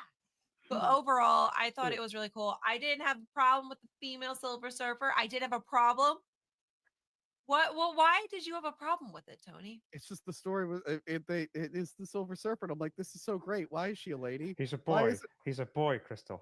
Yeah, That's all he's he's to got. be a man. That's it? Silver Surf her is what I kept saying in the theater. Okay. You know what I would have liked? But Pedro Pascal as Reed Richards and Silver Surfer. That would have made it even better. There you go. But would it have had the same, out of curiosity, would it have the same effect with the ending where she sacrificed herself? I mean, yes, a father can do that, but then there's like that motherly love of like to sacrifice herself, like for her child, for being a mother. I feel like there was a very big similarity between the mothers because they have the daughter. I know the one's a son. So you think of Fantastic Four first steps? Well, I enjoy it. Here we go. Yeah. We've all been waiting for. Man, Norin Rad. Mint, what did you Yes. think of Fantastic Four first steps? Well, I enjoy it being the introductory of Franklin, and I'm excited to see him in sequels. I felt like this movie was mostly just to introduce Franklin. It's a good Fantastic Four. I like Galactus as Yeah, she's right though. Franklin is like he's the most important thing in the Marvel universe. He's their excuse for everything, for all continuity and retcon errors. All that is Franklin because of how powerful this MFer is. Franklin Richards is like he's basically the Marvel time sliding scale. He's the reason why like heroes and stuff don't age, He keeps everything in the Marvel universe young. Some even say that he's like I don't know. Franklin Richards is the biggest thing they need to to undo, explain, and all that. Like he's become super important. he's not a cloud. However, I wish Galactus was bigger and he was just chomping on planets with his mouth. Like Well, he he was doesn't just really. taking- He doesn't. He's never really done that. He's never eaten a planet with his mouth. Yeah, he's always drained the core and stuff out like via machinery, like the ore and the magma. It's always used the Kirby tech, but yeah, I kind of agree. It'd be fun, like Ego, Ego, the living planet. Just fucking do a post credit scene where Galactus fucking just tries to bite a chunk out of Ego, like sneaks up on him.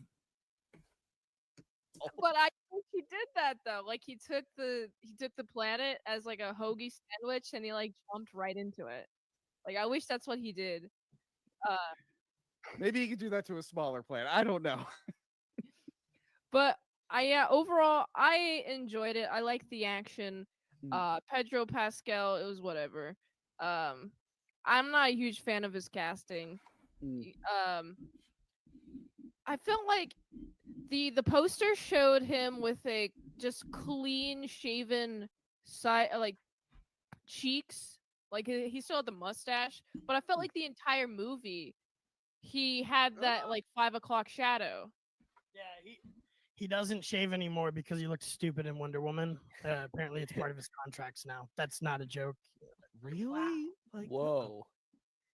That's so stupid. Well, then you know what? He should do what Cesar Romero did and put flesh-colored paint over the mustache. That's when Cesar Romero played the Joker. He didn't want to shave the mustache, and they were like, "Good, we'll put the white paint over the mustache." I think Well, Silver for Surfer Joel- would have looked great with that little mustache. He wouldn't just grow a real beard for The Last of Us either. He still just looks exactly like Pedro Pascal. Yeah. So he won't go either way. He won't shave it or grow it anymore. By the way, chat, if you want to have some fun, look up Pedro Pascal's father and why he no longer lives in America. Go down that rabbit hole. Go down that rabbit hole. Oh God, I don't know this. I'm gonna look. No, I'm gonna get yeeted for this Hack the Movie stream. What are you trying to do to me, Tony? Oh, go down that rabbit hole. Riley, what did you think of Fantastic Four first steps? You've all said all the nice things. I agree, generally speaking, with most of the things you've said. Yeah. My problem with it is that other than teasing us with the name Franklin Richards and a baby, right? All the story beats are the same as Rise of the Silver Surfer. It's almost a reboot of that movie. Yeah. Like you have the it's based off relationship the same between story arc, so right. Well, and yes, and we all know that, and it's been done in the cartoon. It's been done in Rise of Silver Surfer. We've had the origin in 2.5 movies. It just left me wanting like a new thing. There's nothing new in it. I came away from it thinking like it's a competently made film that I wouldn't watch again because I've seen it 5 times my entire life. I've only seen this story. No one has even gotten.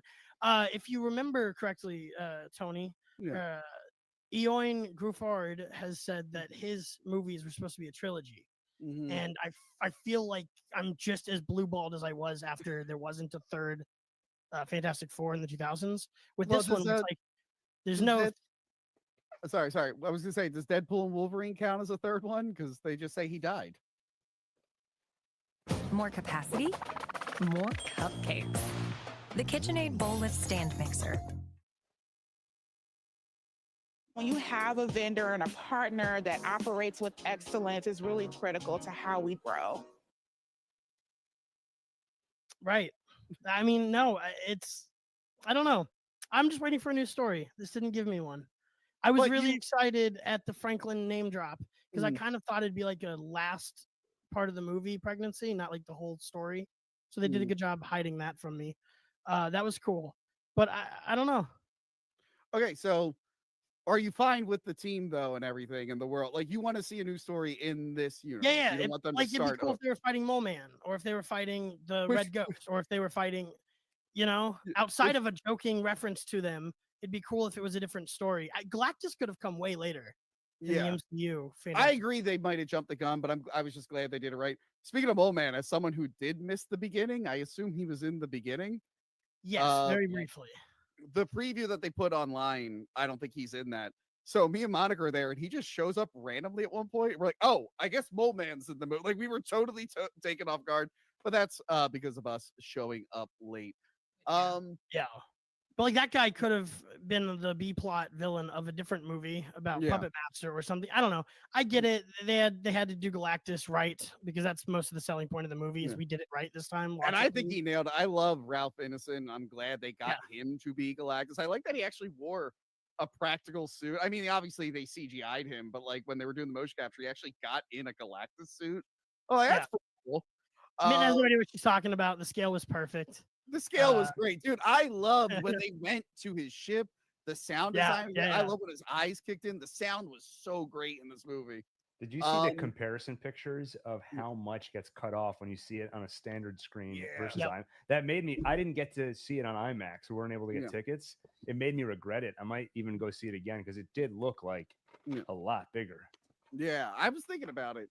Real quick, because you know a little bit more than me. I like Fantastic Four, but it's been a minute since I went through the comics. Natasha Lyonne's character, is she from the comics? Was that like a character from the? Because she's not the other girl. She's not. I don't the even blind remember her girl. name. Yeah, she's not Alicia Masters at all. And or she is. I didn't hear them say her name in the movie. Did you guys hear them say a name? Natasha Lyonne's not Alicia Masters. Okay. She could have been. No, Riley. They can't have Natasha Lyonne play Alicia Masters because the last time she played a blind person in a Marvel movie, we got Blade Trinity. So that would have been really bad. No one wants to remember Blade Trinity when you're trying to sell a new Marvel movie. That's the last movie you want to think about. Well, I was happy to see her in it because I'm a big Natasha Lyonne fan, but I think they cut out all of her and Ben's B plot. Yeah. Again, like what you call it, the red I wonder if she's related to, the obvious Sergio Leone. his name, Red Ghost or whatever. He was John cut out. Malkovich was apparently in a whole sequence, and they filmed it and everything. Yeah, I wonder if they'll put that on the home release. Pinkman already said they're not doing any director additional stuff because the VFX would be very expensive. Oh, yeah, that would take that with whatever. I like. By the way, apparently there's controversy over Ben Richards' rock beard. I like the rock beard. Are we all pro rock beard? I thought that was fun. No, it's gay. Yeah, beards are cool. Yeah, I thought it was cool. I just don't know why he was wearing a shirt. It's just weird to see the thing with a shirt. Let him be human. He wants to. He didn't know how to handle the nipples. He couldn't have rock nipples. You would make him feel so self-conscious. He walks into a room with a shirt and you're like, what are you doing? Stop pretending to be normal, you weirdo. And he wore a cool hat when he walked around. He looked super like spiffy, you know? Yeah. And that's how he's flirting with the girl, it's all spiffy like just with his rock face. Great.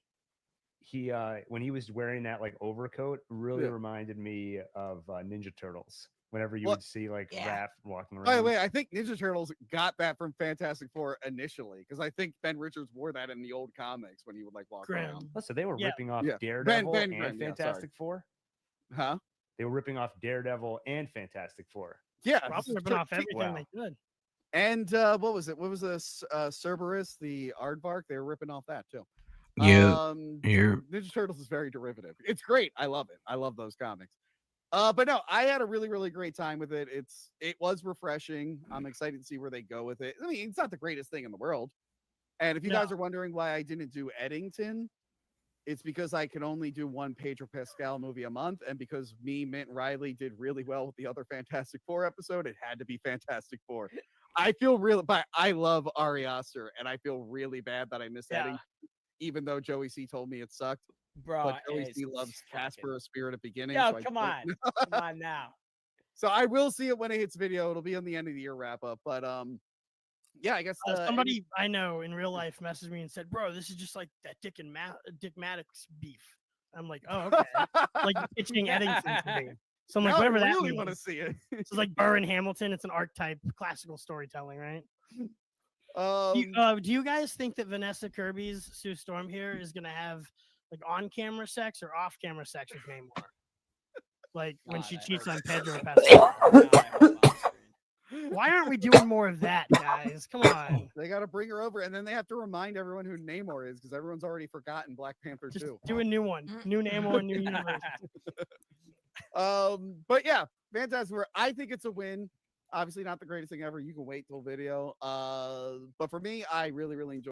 Namor is gonna tear that ass up, turn Pascal into a cuck. Yeah. It. Someone likes Fantastic Four. This is great. Wish someone else was Reed Richards. Which we had a real Silver Surfer. But yeah, let's bring our boy Manny back in. Hello, Manny. Tony wants to see a naked thing. Manny, you are a superhero expert because you have at least seen Superman 3 and Steel. Did we sell you on Fantastic Four First Steps? Yeah, because I haven't seen the other one. So if Riley's you making, liked it. yeah, good. No, it's great for like kids and new people. Like it Yeah. would be a great entry level movie. I'm 27, so I've spent my entire life waiting for whatever happens after this movie ends. God fucking damn it. Give me the next sequence. Well, next it's Doctor Doom. You haven't seen him before. I'm excited for Robert Downey Jr. I forgot to get it, but Mitt Riley, the original Roger Corman cast apparently were cameos in this. I missed it. They were like I didn't recognize them either. Yeah. I had no idea. Anyway, that is it for the review segment. Guys, I have a video. All right. Tony from Hack the Movies 2025 wrap up all the new movies that have been coming out. Let's see where we're going next. Guys, keep in mind that my PayPal is paypal.me/glacier8888. All donations will go directly towards the funding of the lettering and logo for my debut comic book. Debut 60-page hardcover comic book with art by Christian Rossi is being published by Critical Blast. Yeah. Stay alert and stay tuned. Announcements coming soon. Yeah.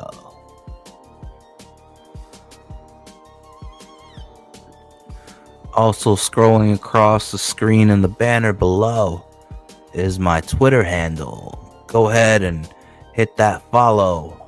Follow me on Twitter if you're into seeing works in progress and exclusive behind the scenes looks and sneak peeks at all upcoming artwork for all 9 of my comic books that are currently in production.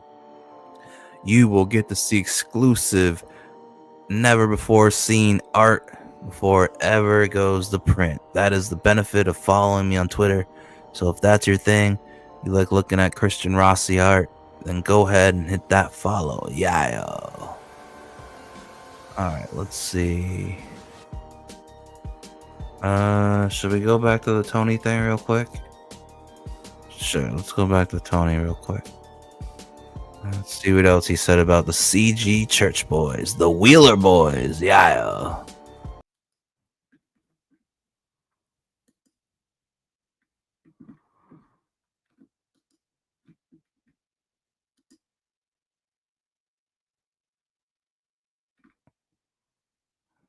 What's it doing? Is it working?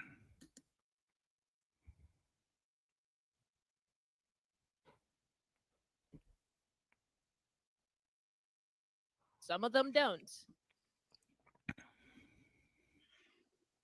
Yeah, a lot of detail could be good. It's how you use it, right? Because I've seen a lot of detail where it's so busy that it's like,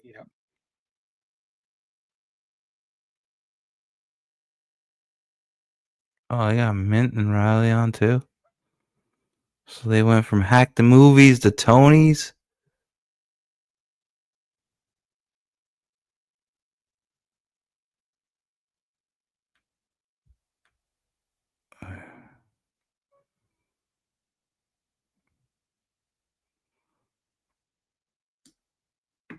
Game he was working on? Charleston or something. Is that the game he's working on? No, not none of them went. Oh, you mean Chelsea, Cyberfrog's mom? Mom, yeah. I want to see an Inglorious Rex get a movie. To be honest, Nicholas is the person that's really butthurt about me saying I was going to stab him in the neck. That would have been my guess. Now it's confirmed. You're like, I think that's the guy. Whoa, there's Clipper. It is. Yep. So before the Amico stuff, I was working as a video game journalist. Right. Video games journalist, websites for years and years. like JDA's websites. Doors, but honestly, everybody's scared about the snow beast out there killing a bunch of people. We meet a guy with an Outback hat whose name is Jack. There's this guy who's like, don't you know what they're going to do to you, the snowman beast? I hear he terrorizes them. The Snowman Beast.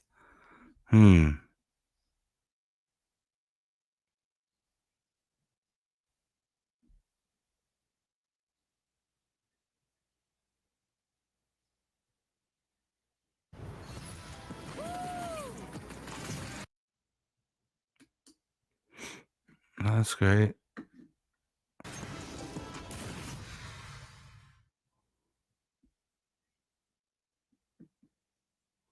Puppet strings as Riley's controlling her.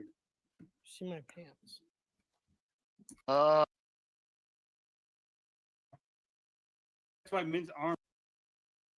Talking about. So you. Dickinson says Riley is actually off screen with the conductor's wand and planned every motion she's making. Actually, you guys don't realize this, okay? I'm gonna spoil this. Oh shit, there they are. There's the couple we're talking about. So you guys don't realize this, right? But there's no top. There's no roof on this. Riley has removed the roof in this room, and he's up there with strings, and that's why Mint's arms are always like this, because you can't see them, but there's invisible puppet strings as Riley's controlling her. See my pants. Yeah. Thanks for having me on, Tony. No problem. Riley. Swamp creature. Yeah. I know. Did you were you here for the story from earlier? No, I'm just getting here. We were doing a stream with Tony from Hack the Movies, a live stream recap of Fantastic Four First Steps. Don't spoil it. Check I'm it out. seeing that Saturday. Okay.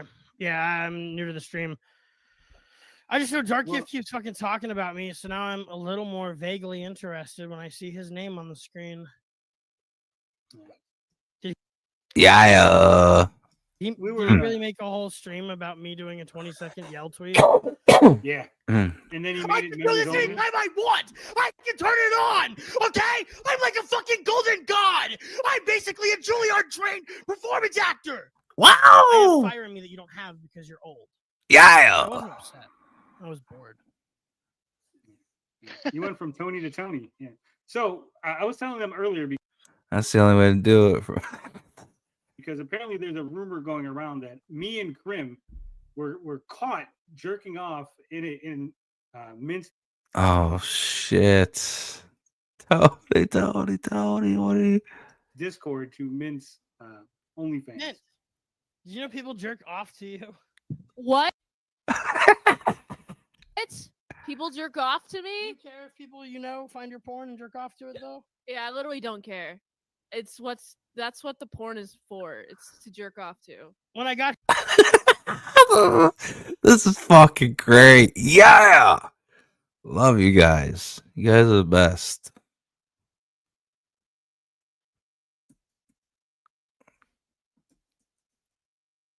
I thought Frog Tony was the best too. But no, you guys are the best. here, I did hear you explaining it was just a Discord chat, which you have lots of just.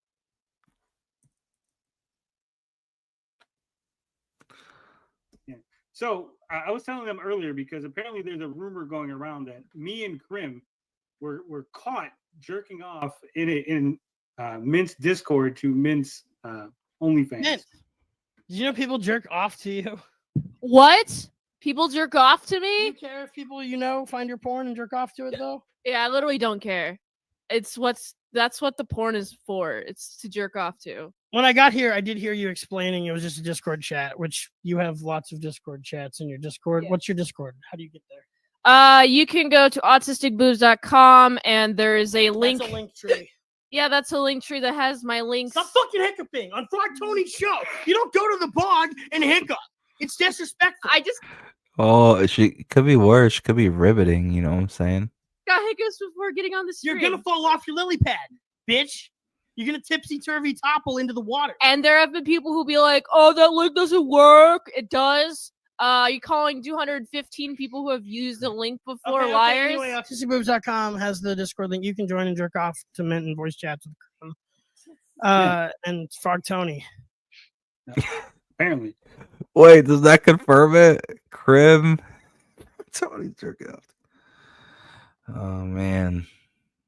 I declare war on Dark Gift. I'm ready when you are, Krim. I'm ready when you are, Schizo Sean. I'm ready when you are, Clipper. These guys are so sexless. I get it. Like, you can have a baseline rejection of degeneracy, and plenty of the people in the space have made it clear that they have like a sort of moral boundary here or there, and then they themselves enforce that in their own engagement with content.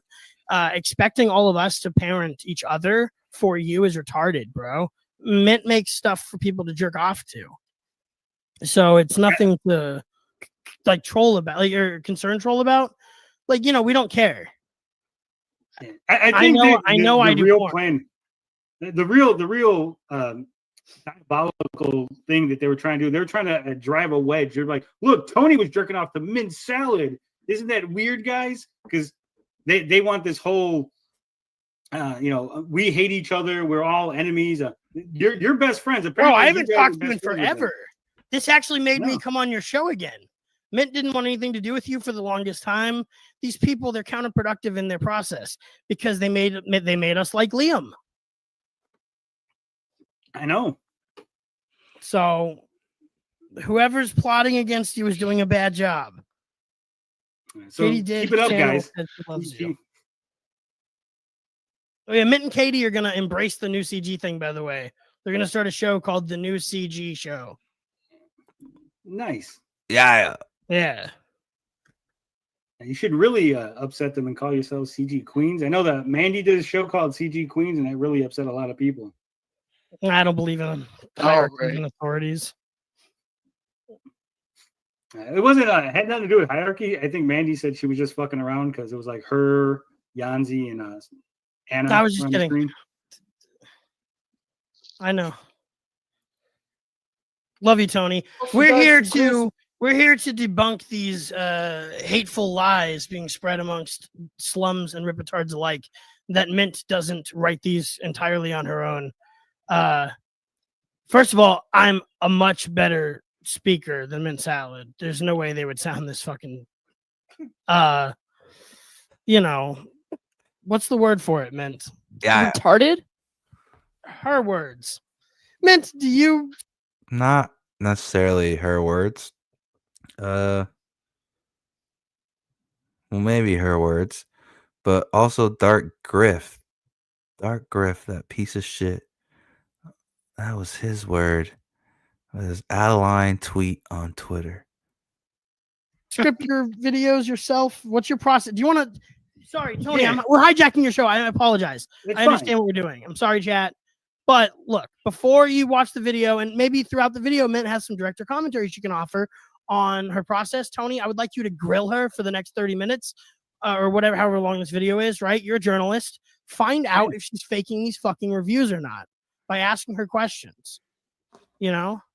But Mint, first of all, do you want to just tell us how you do a mint salad saw or Mint's got issues?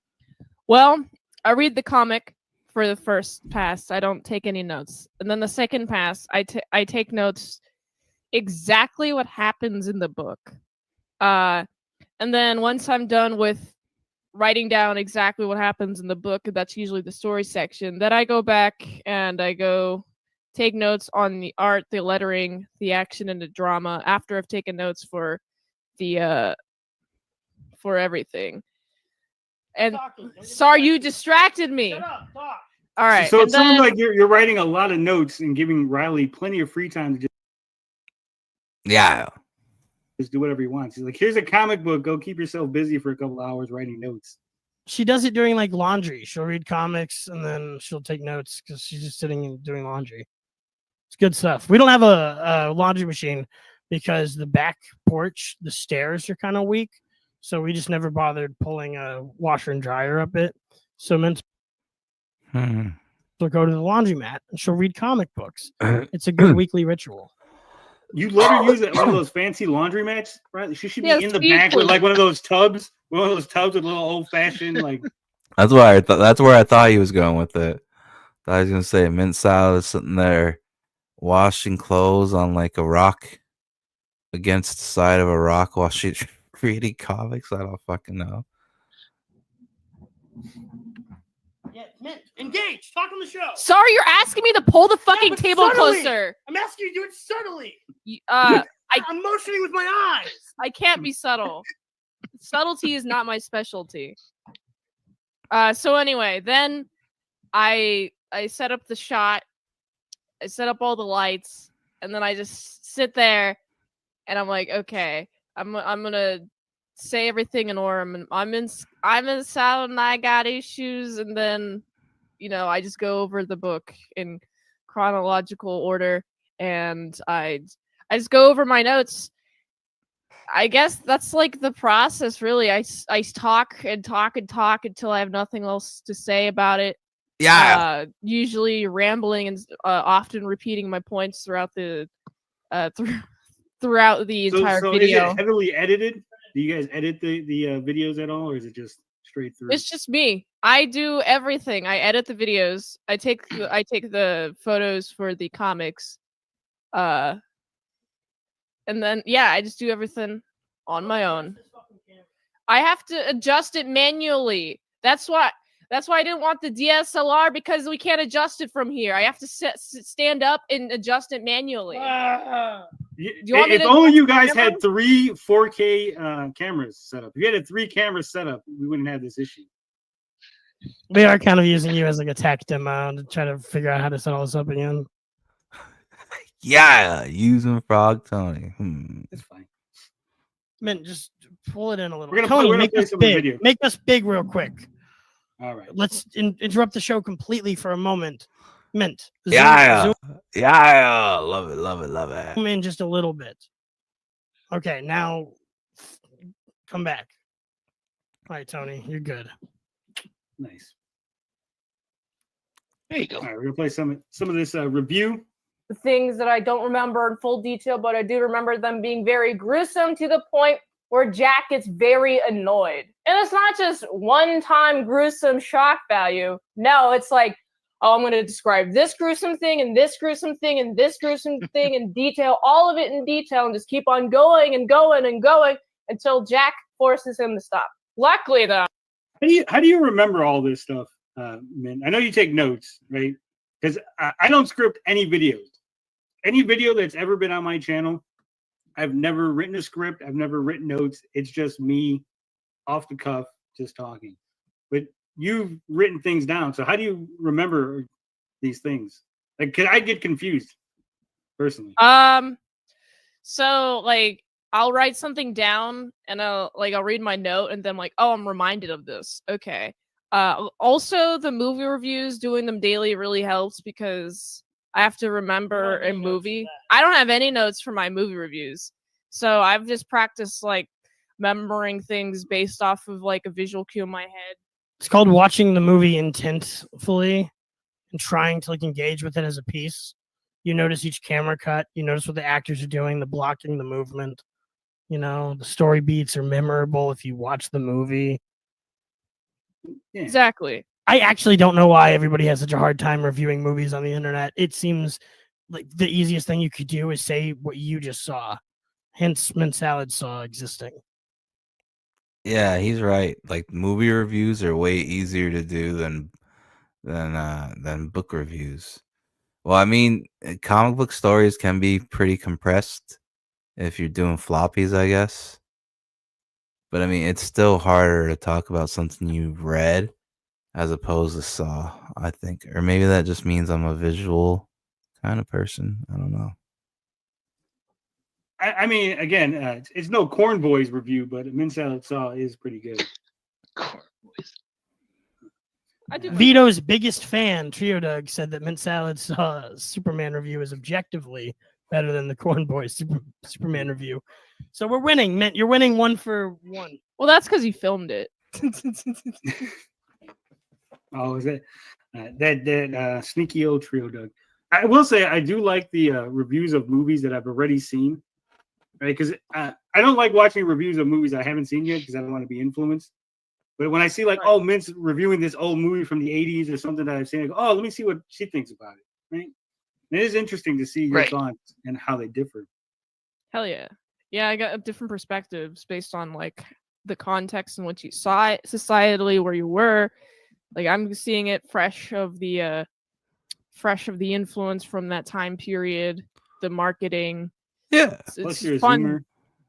Yeah, exactly. I'm zooming around, sharing my movie movie opinions. Have you ever did one of these reviews where you're going through it and you just totally fuck up and you forget something and you have to like do the whole thing all over again? Or what's the process there if you flub something? She doesn't fucking care enough to try again. I hate her for it, but she'll never do like a second take of something. And if you watch her boys reviews in the whole first season, she was calling Frenchie like various other F names, like Fratelli and shit. Like she just had no fucking Fratelli, idea. that's the Goonies. Yeah, she'd be like, and then Fratelli said this to the girl. And I'm like, okay, fucking, that's not his name. And she'd be like, I don't care. Yep. So yeah, I just one and done it and hope that I catch everything. And then I go to the editing bay and I'm like, oh fuck, I missed something. Well, I better do better next time. And then I do. You know, I think a lot of people need to learn that that's a skill, right? To go, hey, it's not perfect. And let you get off masochistically to me making fun of you. But until then, go fuck yourself. I could care less about you or Matt Barr. I'm going to torture Dan Fraga and Eric July and Mark Brooks. Okay, you're below my radar.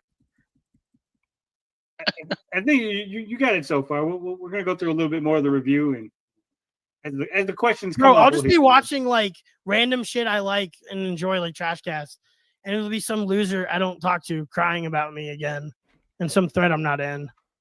Like, why? I don't care about you. Hey, make $3 million, Dark Gift, on your shitty fucking comic book, and then I'll tell you how bad it is and let you get off masochistically to me making fun of you.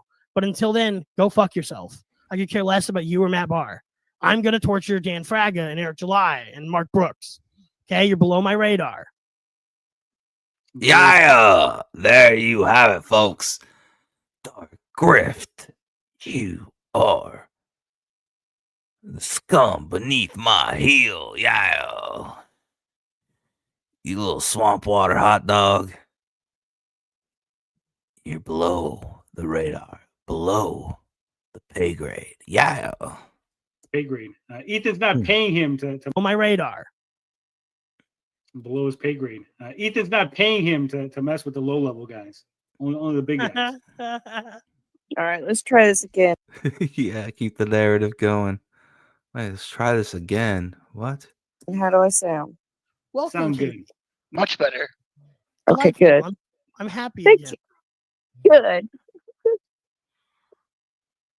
Oh. But yeah, man, it's so stupid that they're saying like, oh, she's scamming people. She's doing these comic book reviews to promote her Bansley. That's the only reason she's in Comicsgate. Riley's scripting everything, and it's just like, have you not watched one single comic book review from it? Like, if you literally watch it, it's real, it's authentic, it's from the heart, like. There's a reason why people in my chat every Monday look forward to this, because people have seen how much better she's getting. Dan Lawless really enjoys the reviews, and the feedback, and it helped, this. It's helped people like, oh, I'm going to go buy the book, I mean, it's so Yeah, I just think stupid. it's just a way to discredit me because I'm a whore. That's it. That's Whore. the reason. Whore. Wait, I got a perfect clip for this. A, she was a hooah. B, she was a hooah. A, she was a hooah. B, That's some Soprano shit, and the guy even looks like Dark Grift. Look, Dark Grift's trying to tell Pie Man some Soprano shit. She was a whore. A, she was a hooah. B, she was a hooah. A, she was. And this is basically what Pie Man said to Dark Grift. I thought we understood each other, right? I don't give two shits about you or your family, or what are you taking up the ass? I thought we understood each other. Yeah. All right. Back to scheduled programming. You are now live, LIVE, with your host, the most froze and bad boy of indie comics. It's Glacier. We're watching the most recent Frog Tony live stream, and Mint responds to people trying to discredit her reviews. This is Dark. I can't even believe Dark Griff was doing what he was doing. Like, he is desperate for something. I don't know what. Man, this. It's helped people like, oh, I'm going to go buy the book, I mean, it's so Yeah, I just think stupid. it's just a way to discredit me because I'm a whore. That's it. That's Whore. the reason. Whore. Whores can't have brains. No way. No. Whores have to stick to slutting on the streets or something. No, Marilyn Monroe is like one of the biggest whores. Look how far she went. Yeah. I don't know. Well, apparently Mike Partika is probably a little jealous because your comic reviews get more attention than his. Here's the thing, everybody does. Oh, look at Katie stirring the shit. Katie stirring that shit up. Uh-oh. They're gonna build for that new CG show. Your comic reviews get more attention than his. Here's the thing, everybody does their comic reviews different. I did mine different, although you inspired me to do a little better, like I see you do. I'm like, okay, I see the foundation, like what I need to do better on. But it's lower cut sweaters, right, Katie? That's what you've taken. Yeah, I know. Well, she's got more than I do, so. But and it works for her. It looks good. It's appealing. Want to see that. There's nothing wrong with showing a little bit of cleavage. You know what I'm saying? Whoa. She said cleavage, but I thought she was going to say showing a little bit of cooter. She almost said cooter right there. I swear she almost said cooter. Hold on. works for her. It looks good. It's appealing. Want to see that. There's nothing wrong with showing a little bit of cleavage. You know what I'm Oh! She was gonna say coochie or cooter. Yeah. You heard it here live, folks. Breaking news. You heard it here first. Oh, wait. You didn't hear it here first. You probably heard it on Frog Tony's live stream first. and it works for her. It looks good. It's appealing. Want to see that. There's nothing wrong with showing a little bit of cleavage. Oh! You know what I'm saying? I know what you're saying. It's God's pleasing gift. to the eye. Yes, Yeah. it's God's gift. Those are what feed our babies. Amen. That is what gives them life. I mean, I have good genes and they're blue.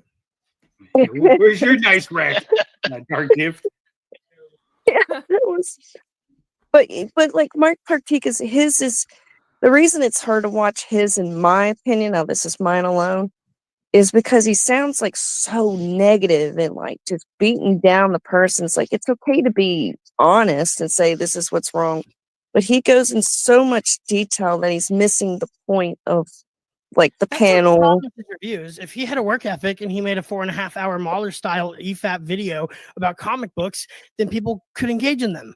But the problem with Partika is he thinks that a review of a comic book is going, well, the first 6 pages there, here, let's talk about those. Like, that's not a fucking comic book review, dude.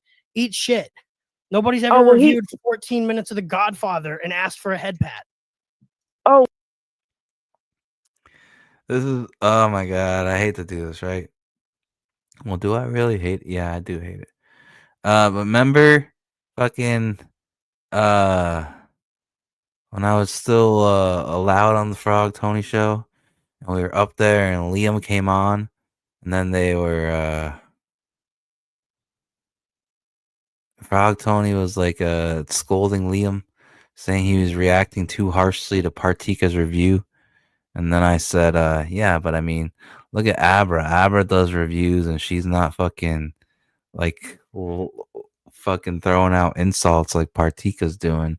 And Tony was like telling me that I'm wrong and that Mike Partika's reviews, like Tony was a huge fan and proponent for Partika's reviews.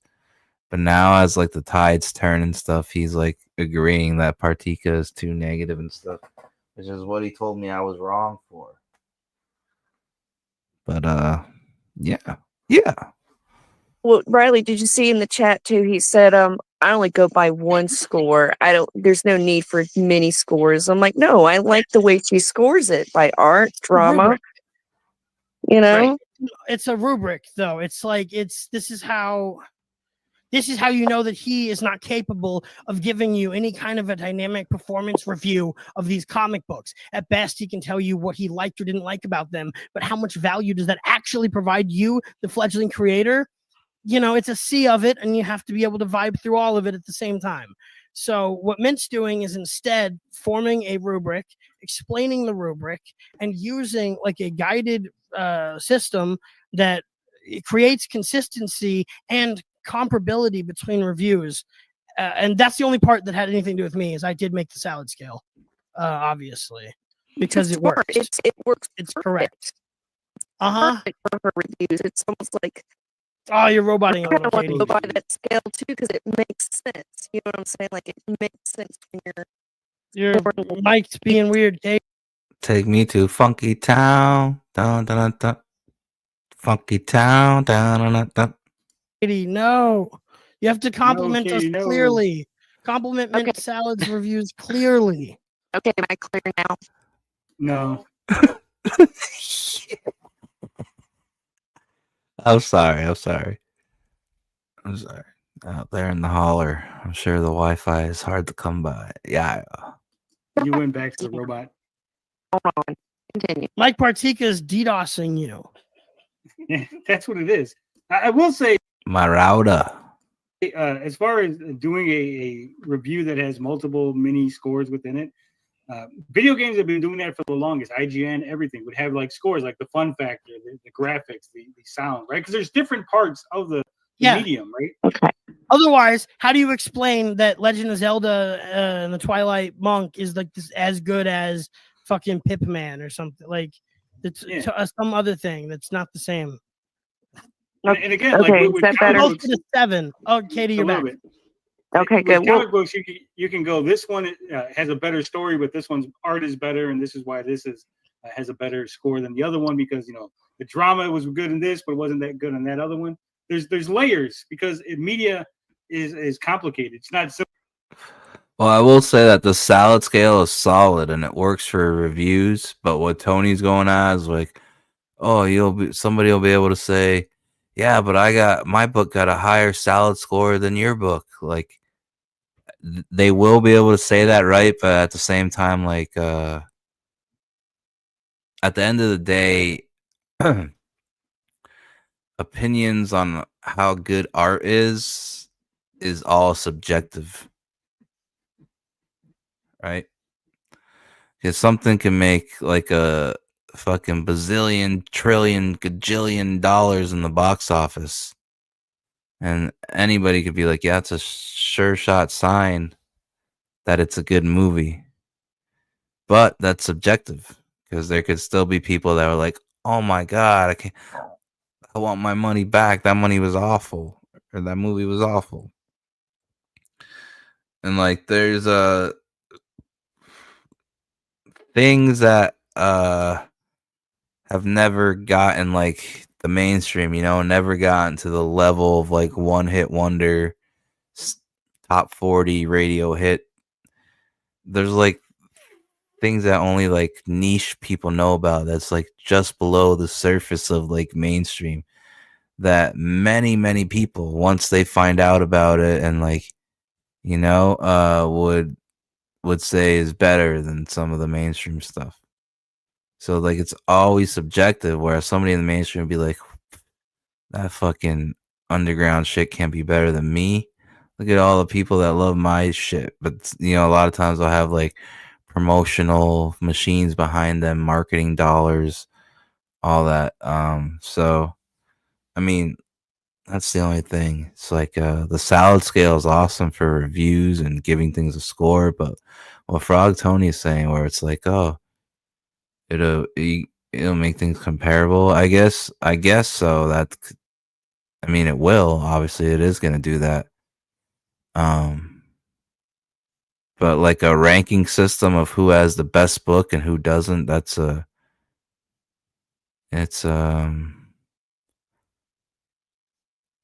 pretty hefty task to take over, because art is always going to be subjective no matter what. Some people love Picasso, some people hate Picasso. Like, simple, like, oh, that's really good and that's really bad and that's it. Like, go ahead, Katie. Compliment Riley. because like that's the other thing. Well, I plan to do it. I haven't made it through the whole thing yet, so I'm gonna have to start over again from the beginning. But I'm gonna watch the new Captain America movie, where Falcon's Captain America and they got the Red Hulk as the fucking president or whatever. I'm gonna watch that. I saw how it made everybody flip out. I saw the nasty shit the actor was saying, like anti-American shit.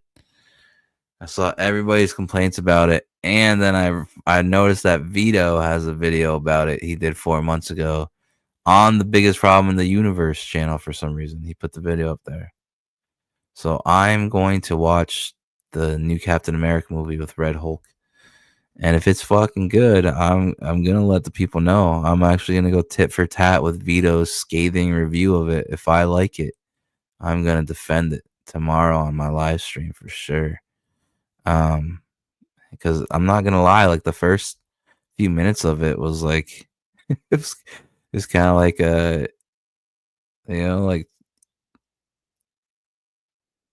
it's like good timing because it's like the attempted assassination of President Trump. Like the first 5-10 minutes of that movie felt ridiculously good. I was like, holy fuck, this kind of has like Winter Soldier vibes.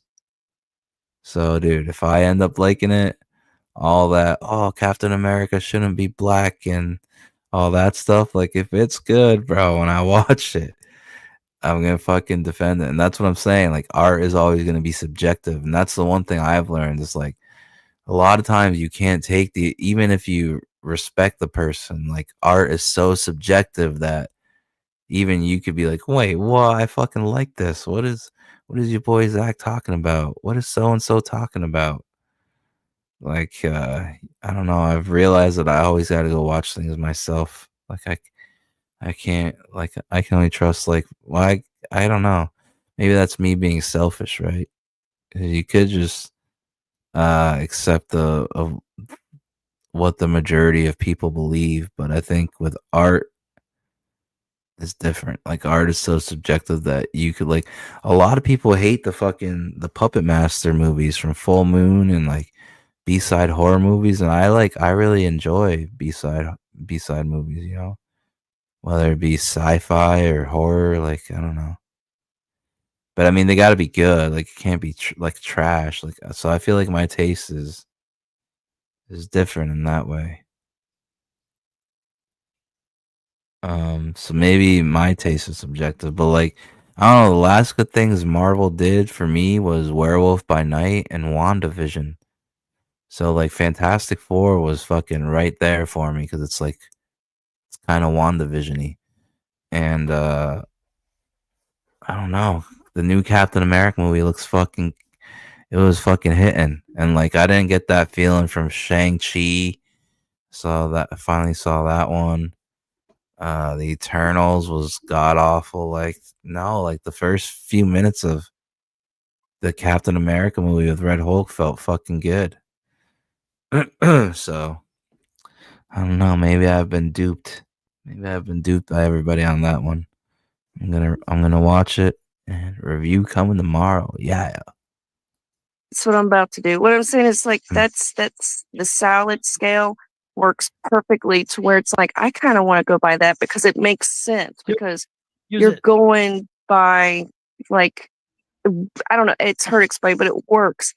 And the fact that like you make it like you're telling the story, but it's making sense to where like even like Patrick Quinlan, you know, like he learned a lot from it. You know, so many people learn a lot from where Mint's coming from because Mint's got it.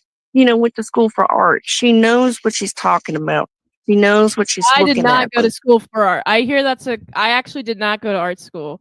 I'm self-taught. Just Well, for that's the even record. better. That's even better. You're teaching yourself, Mint. That's even better, you know? She watches movies and reviews them all the time, so she's engaging in what a story structure is. Some movies Exactly. have a 3-act structure. Some of them have a 5-act structure. Mint can tell you the differences. And not everybody can do that, especially these asshole retard YouTubers who got popular by shunning popular media and not engaging in what makes stuff good or bad outside of whether it's woke or not. Like those guys can't tell you like how story works and how it should work. The other thing is Mint is not the most dramatic person in the world, but she's not like one of these crybaby homosexuals hiding from conflicts and detesting drama at every chance. You need drama. It's core to story motivation. Like you have to have an inciting incident, you have to have rising action, you have to have a climax, and you would then have to have some sort of resolution. You cannot go, here's the introduction of my characters, and they get along on live streams together. That's the That's why story. Riley's porn is so bad because there's no climax. I don't know. And you know, like the chat, like And then this is what Katie I was no telling smells it. Indeed. I don't know. She laughed a little too hard at that. Just a little too hard. Clippo's got spankings coming up later for that. Together. That's the That's why story. Riley's porn is so bad because there's no climax. I don't know. And you know, like the chat, like And then this is what Katie I was no telling smells it. Indeed. This is what I was saying to Indeed's chat the other night. Like people actually look forward to her reviews. Like your Inglorious Rex review. Like if you haven't noticed, like there thing when you gave the score, we were clapping like, yeah, you know, like it's exciting. Like just you're getting better and better at it, Mint, and I hope you And keep like, doing it.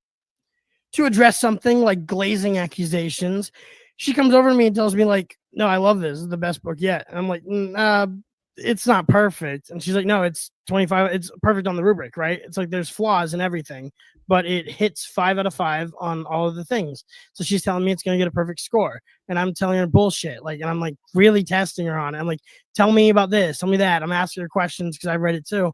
And she's giving me like, she's like, no, I stand by it. Right.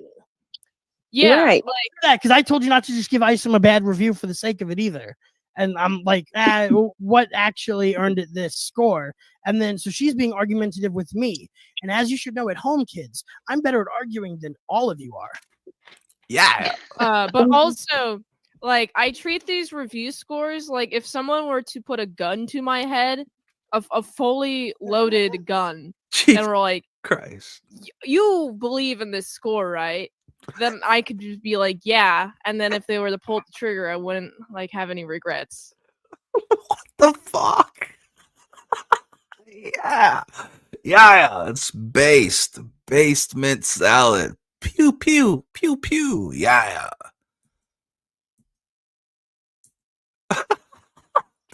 Yeah. If someone were to put a gun to my head, a fully loaded gun, and we're like, Fully loaded. you believe in this score, right? Then I could just be like, yeah. And then if they were to pull the trigger, I wouldn't like have any regrets. So that's you get like honesty out of that, right? It's a little fucking neurotic, but it's honest. Well, your Inglorious Rex review, like, it's how I felt. I thought it was perfect. Like, everything you said meant was how I felt after reading the 2 issues. Was like, I know you'd only did issue 1, but it's Yeah, she really does sound like Raptor sometimes. Like if you were to pitch her octave, pitch Katy-Did's octave down like a couple octaves, maybe 1.5. Dude, she might sound exactly like Raptor. that's why I was so mad at Mike Partika for giving it such a shit score. I'm like, you have no idea how amazing this book is. Like, you fucking retard. Does he have emotions? Like, What's his fucking rubric? Was he? Well, I haven't seen this Inglorious Rex review, but did he? Let me guess. He read 16 pages of it, and he said that the story can't just be like people talking about what's happening as announcers. He didn't like the setup or something. What kind of a pedantic like non-issue did he find to be mad about? Well, there's always panel breaks. That's Mike's big. Yeah. Shane knows how to do them though. If the panel breaks are fine. No, it's not that. But it's just that they exist, Riley. It doesn't matter if it's done well or not. If it's a panel break for any reason, he thinks that's a flaw in the comic. Apparently, he would. Yeah, that's how Partika probably gets that because he's read up on editors because he's so interested in being an editor, right? But he probably got that from reading up on old Marvel editors. Like they were real stiflers about panel breaks, especially Shooter. He wanted them to only be used when they made a big impact, like really mattered. Not for every, there was like sparingly. Didn't review Core Draft at all because it had quotes from movies, but that's the framing device. He actually disqualified it. And I was like, that is so stupid. Why don't you explain why? Do the review. Judge Dredd's not a comic book. Other comic books use pop culture. Yeah, it's true. Like Kirkman's never written a comic book then. Mike Partika should disqualify himself. Yeah, I agree. I don't know. Mike Partika just sounds like so like he's ready to punch the camera. Like it's almost it's not entertaining. That much It's, emotion. it's rage, dude. It's fucking rage. And I'm like, Jesus Christ, dude. Like, take a chill pill. I don't know. I just don't like his reviews. I've tried listening to him, and it's just I don't like him. Here's what I think. But Mitt spoiled me, so. As far as Mike Partika, I think he did a negative review of a Comicsgate book. He got attention for that, and now he tries to be as negative and argumentative about stupid stuff that he knows that people are gonna watch this now because they want to know why Cyberfrog got a bad review. They want to know, right? And so I think it's all about attention for him. As far as the salad scale, hold on, Katie, real quick, because I want to get this out. I don't want to influence you at all, Mint. But when our comic comes out, we already, me, TJ, and Finbar, we said Mint reviewed this other book and it got a certain score. We're like, that's our metric. If we don't get higher than this one particular book on the salad scale, we failed. Which book? I don't want to say because I don't want Inglorious Rex. to influence the review. Yeah.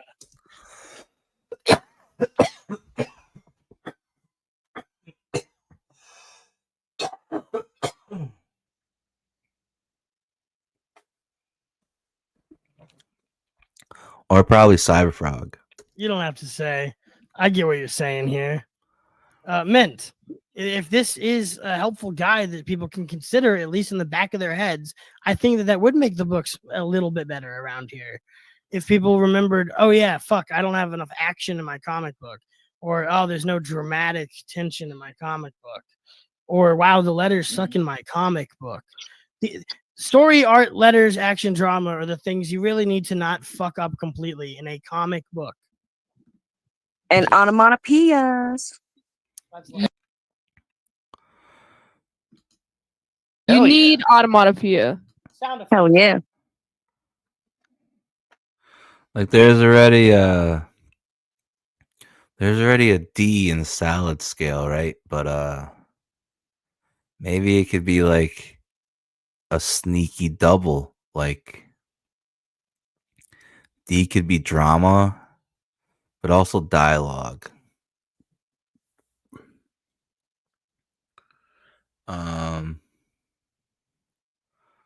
Wait, story, art, lettering, action, drama.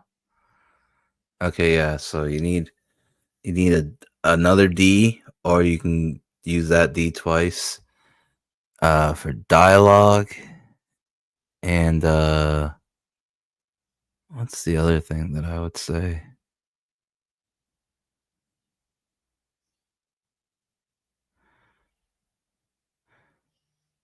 Because I mean, technically everything's part of the story. You know, so maybe you could talk about dialogue in the story, but I don't know. I think so. Dialogue and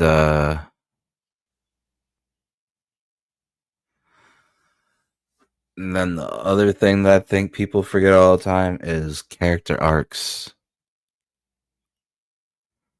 Like I believe to make things top tier writing, improve everything.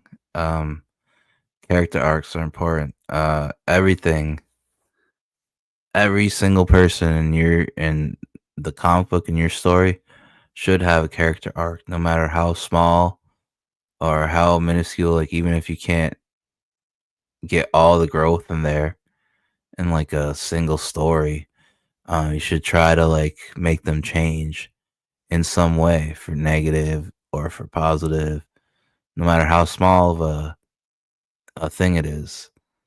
You know, no matter how small the growth is. So try to make sure every character has a character arc.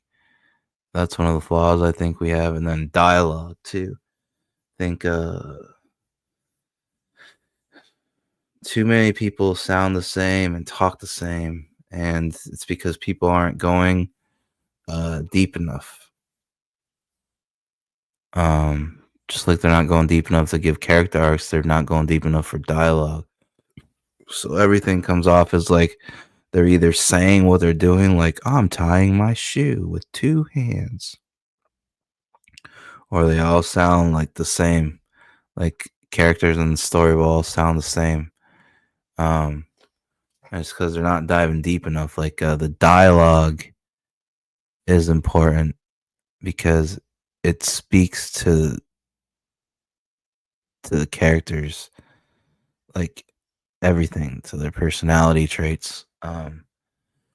Like somebody could say something and how they reply to how they reply or how they talk can let you know like exactly how they are or something that's wrong with them or something that's stressing them out or like a quirk or a fear they have. Like, there's ways in real life where people talk and you like as soon as you hear them talk, you kind of like kind of can tell what kind of person they are, if they're honest, if they're a swindler, uh, if they're crazy. So it's like it's dialogue should do that. It should speak to whatever character is like, oh, is fucking Blue Beetle a dickhead? Well, show me that he's a dickhead by the way he talks to somebody else or by how nonchalantly he insults people or something. There's ways to, and yeah, so that should spark some sparks, some thoughts, dialogue, character arc. Is there anything else? Because a complete comic book story, dialogues, character arc.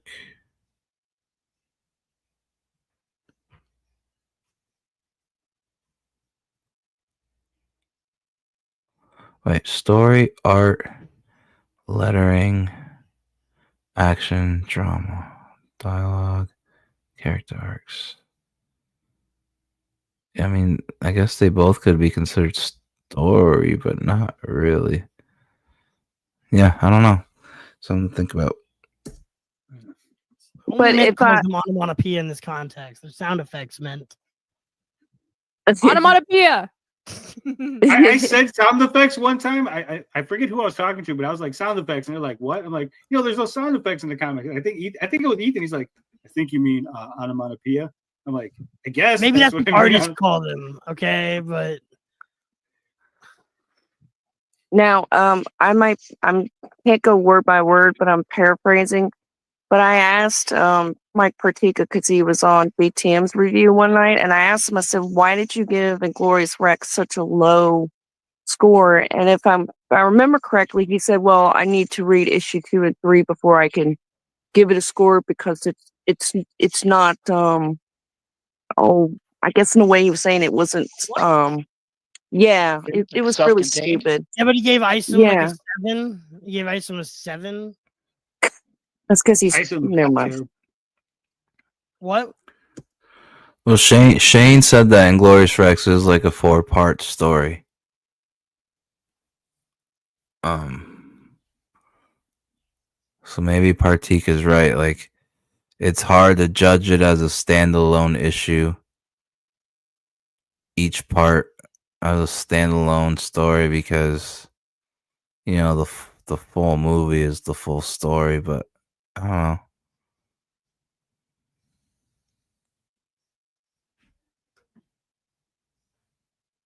Maybe all the scores will be low. Each Inglorious Rex review will get lower and lower from Partika, and then he'll just add up the scores, total them together when all 4 issues are done. Isom's not a 7. There's no fucking That's way. ridiculous. No, actually, Inglorious Rex does what everything should do if it's a TV show or a comic book or something. It's its own story. You could read that first issue, and you never have to read more. You saw a hero's journey. You saw a guy go through a redemption arc where he rose to an occasion. He faced a conflict, defeated said conflict. There was a resolution. And then if you actually just stop reading before the very last 2 pages of story, then it's like, this is how it's supposed to be done, by the way. TV shows do this well. Marvel movies have post-credit scenes that do this. It's a full story. Then it starts the next story with like a teaser to the tensions of it. Not to spoil it for anybody. Everyone should read Inglorious Rex. It's really good. Oh my God, I Ethan, think John, and Shane are the best. They're better than all of you. Okay? You should be fucking thankful that they allow you to talk to them. God, you're so insolent. Well, and Dan Lawless is great because, even Mintz told me, like, I like it when Dan's on her because he gives me his thoughts about my review, and Like these guys like are so good scared. at what they do, and the fact that like they're willing to like share their advice, or willing to like, you know, just, I mean, even John Malin did a stream a while back where he was looking through people would send in panels or something, and he sat there and like critiqued it, and like that's a privilege, like that nobody, not a lot of people are willing to do that, to take time out of their night to sit down and say, okay, give me whatever panel you got in your comic, let me look at it. Like, we should be very grateful for that. That's why I love Comicsgate, because the Kings are so helpful. And I will say, Inglorious Rex is an amazing book. I cannot wait for issue 3 in Anatomic. But I heard Wraith of God is really good, and I backed that and got all 3 issues. So I heard that's a really very popular comic too. But the point is, like, just when Mike Partika said that, I was like, you are such a fucking dumbass. You are missing the point of the story. Like, you're missing the point of what Shane's doing, you know? It's That's what happens aggravating. again when you just read the first like 5 pages. You go, I'm going to talk about the first 5 pages. And you're like, I don't know what the story's about. Like, no shit, because you've only read like 5 pages of it. Yeah, Mike's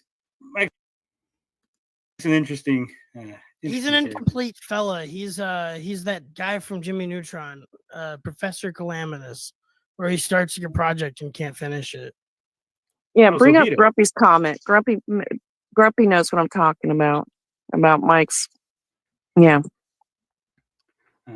I was there with the Katie. Mike said he has to Mostos the story before scoring, which invalidates all his reviews. It's a non-starter in the medium that you're participating in. It doesn't make any sense for format. Like, you can't say, The Walking Dead's not very good because I've only read 146 issues, so I can't. Or it's good or not. I don't know. I can't tell you if it's good or not. I've only read 160 issues of The Walking Dead. Yeah, but it's because Shane said that it's a four-parter. Dead. So I technically can't give it a score. Would be like the most retarded way to think about media fucking of all time. Well, could you imagine giving The Godfather a bad score based on Godfather 3? Going, hey, The Godfather 1 sucks because Godfather 3 is no good. Right. No, that's a different type of retard thing that I didn't even think about. I thought his problem was just like, oh, you can't judge them as. There's a lot of retard ideas being bounced off of each other. That's how you get good, guys, right there. You get good. I mean, you both retard out together. The Godfather 1 sucks because Godfather 3 is no good.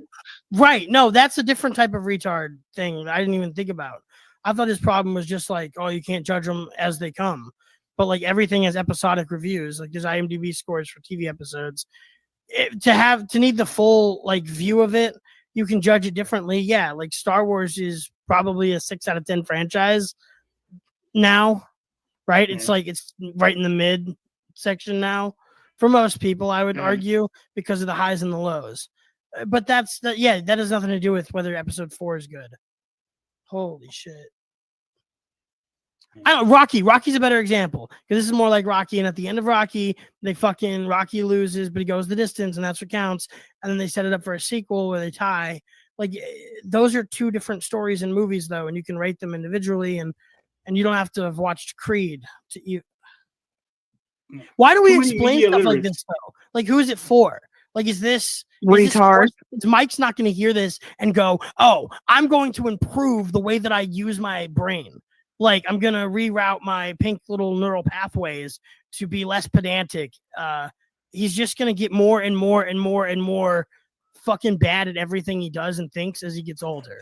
He's a lost cause. Cut the rope. Boomers can die. It's lucky for Jack because he doesn't have to hear that guy go on and on and on about the violence anymore. A bunch of guys in the... Speaking about violence and a bunch of guys, I'd like to remind you guys that my debut 60-page hardcover comic book with art by Christian Rossi is being published by Critical Blast. And we are now on the last stages. All we need is lettering, logo, and cover art. Oh no, cover art's been I already paid for the cover art. What am I doing? Okay. It's 60 page. It's gonna be hardcover. It's a blaxploitation, gun fu, supernatural, super sentai rom-com. It's from the twisted and tortured mind of yours truly, Glacier, and the very capable and vicious, ferocious, talented hands of Christian Rossi. Together, we're working in unison, and with this story, I'm coming to crush, I'm coming to compete, and I'm coming to deliver one hell of a story. Yeah. If you like what you see, the sound effects, the onomatopoeias,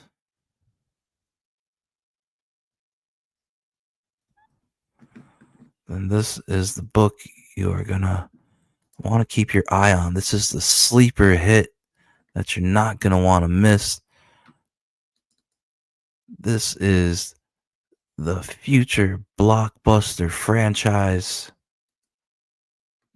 This is the home run indie comic book of the year incoming, story of the year incoming. Home run, baby, home run. Yeah. It's being published by Critical Blast. So stay alert and stay tuned. Announcements coming soon. You will be able to purchase this in the Critical Blast Publishing Bookstore. Yeah. It's an amalgam of a lot of different things. Find out why. Find out why when you read the book. Why it's a blaxploitation, gun fu, supernatural, super sentai rom-com with art by Christian Rossi. Yeah.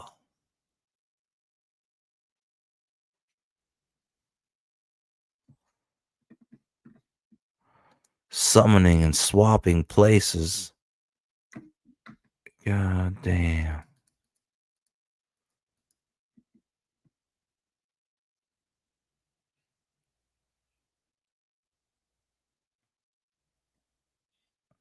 Story is set in Valdez, Alaska. Yeah. And it's only right because we are now officially in what we're calling the Ice Age. Yeah. Glacier winter is coming, and this is the beautiful artwork you can expect to see in Sledheads, my debut 60-page hardcover comic book with art by Christian Rossi. Let's see, let's look at one more page. What? Oh, you want to get a view of inside the whorehouse casino, inside the sex castle? Let's take a couple looks, actually. I think I got some slot machines on this one.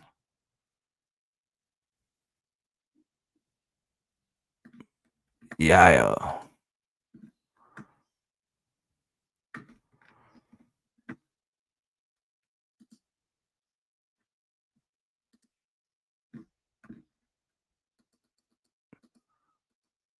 You're going to want to hold this thing in your hands. My debut to the world. There's the two-headed madam. Two-headed madam. She's in charge of the whole joint. She runs the whorehouse casino called the Sex Castle. Yeah.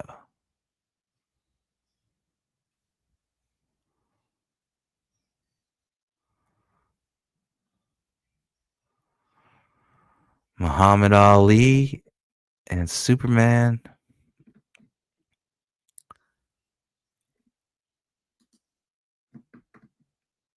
You gotta do a modern day take too. Wait, what's this page?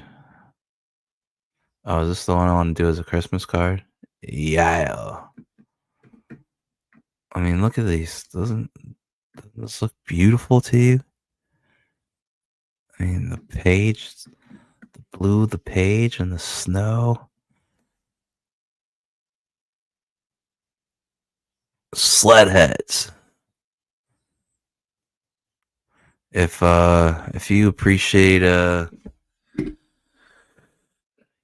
things kung fu movies, Jack Kirby's The Forever People, you got shootouts, whorehouses, casinos, snowmobiles, werewolves, radiation cannibals, yeah, shootouts, kung fu, crime lords, henchmen, whores, more whores and whores, snowmobiles.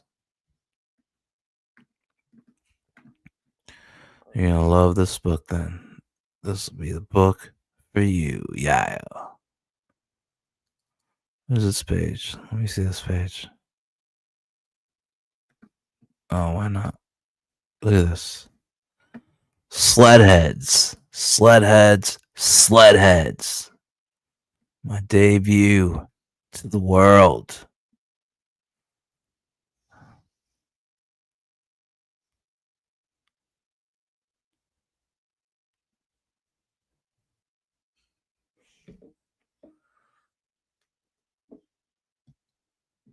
Sleeper hit from the mind of the most froze, the bad boy of indie comics, your host and CEO of Glacier Mountain Comics, Glacier, yeah. Also, keep in mind my PayPal is in the banner scrolling across the screen below, paypal.me/glacier8888. Thank you. Hell, brother. Hell. All right.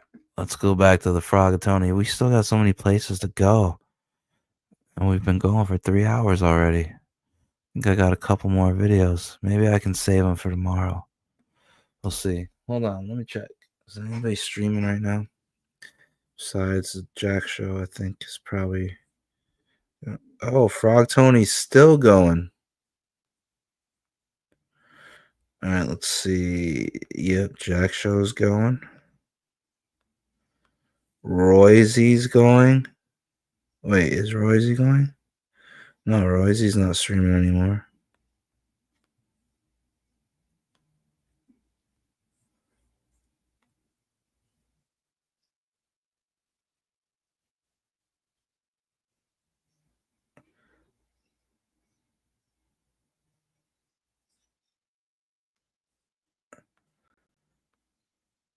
It's the battle of the Tonys. Frogatoni versus Anthony Romano.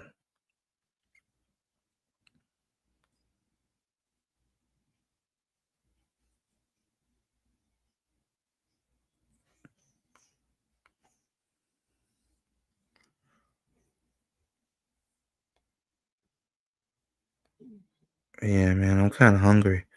Maybe I'll save the rest of these videos to go through tomorrow. Stretch the content out. Oh, man, I really wanted to get to that Mershon Melton clip, though.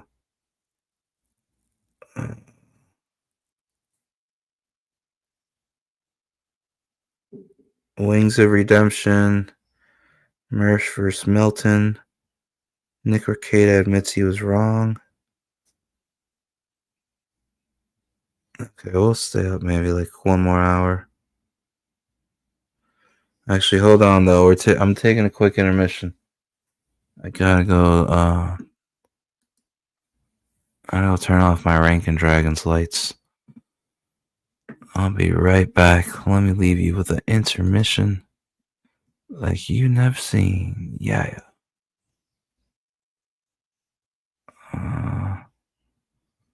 What about a song? Shall I leave you guys with a song? What about Dayman? You want Dayman or you want Goku? Yeah, we're gonna go with Dayman. Dayman. Fighter of the night, man. Champion of the sun. You're a master of karate and friendship for everyone. A day man, that's it. Day man. Fighter of the night man. Champion of the sun. Day man. Fighter of the night man. Champion of the sun. You're a master of karate and friendship for everyone. A day man, that's it. Day man. Fighter of the night man. Champion of the sun. Day man. Fighter of the night man. Champion of the sun. You're a master of karate and friendship for everyone. A day man, that's it. Day man. Fighter of the night man. Champion of the sun. Day man. Fighter of the night man. Champion of the sun. You're a master of karate and friendship for everyone. A day man, that's it. Day man. Fighter of the night man. Champion of the sun. Day man. Fighter of the night man. Champion of the sun. You're a master of karate and friendship for everyone. A day man, that's it. Day man. Fighter of the night man. Champion of the sun. Day man. Fighter of the night man. Champion of the sun. You're a master of karate and friendship for everyone. A day man, that's it. Day man. Fighter of the night man. Champion of the sun. Day man.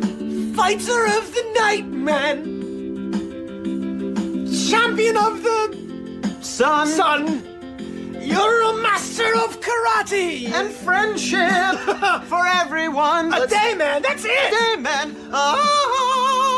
Fighter of the night man. Champion of the sun. Day man. Fighter of the night man. Champion of the sun. You're a master of karate and friendship for everyone. A day man, that's it. Day man. Fighter of the night man. Champion of the sun. Day man. Fighter of the night man. Champion of the sun.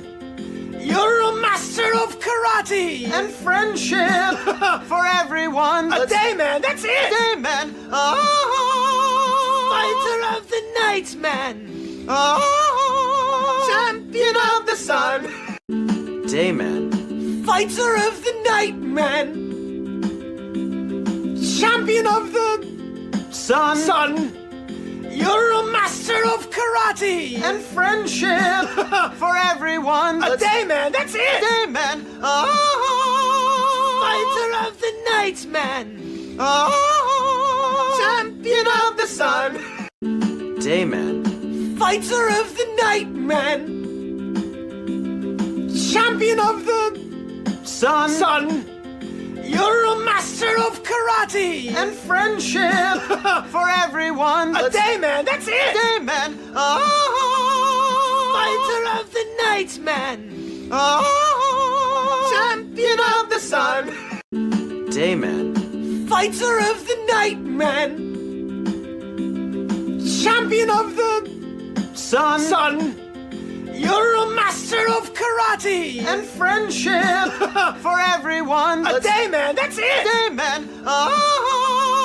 Fighter of the night man. Champion of the sun. Day man.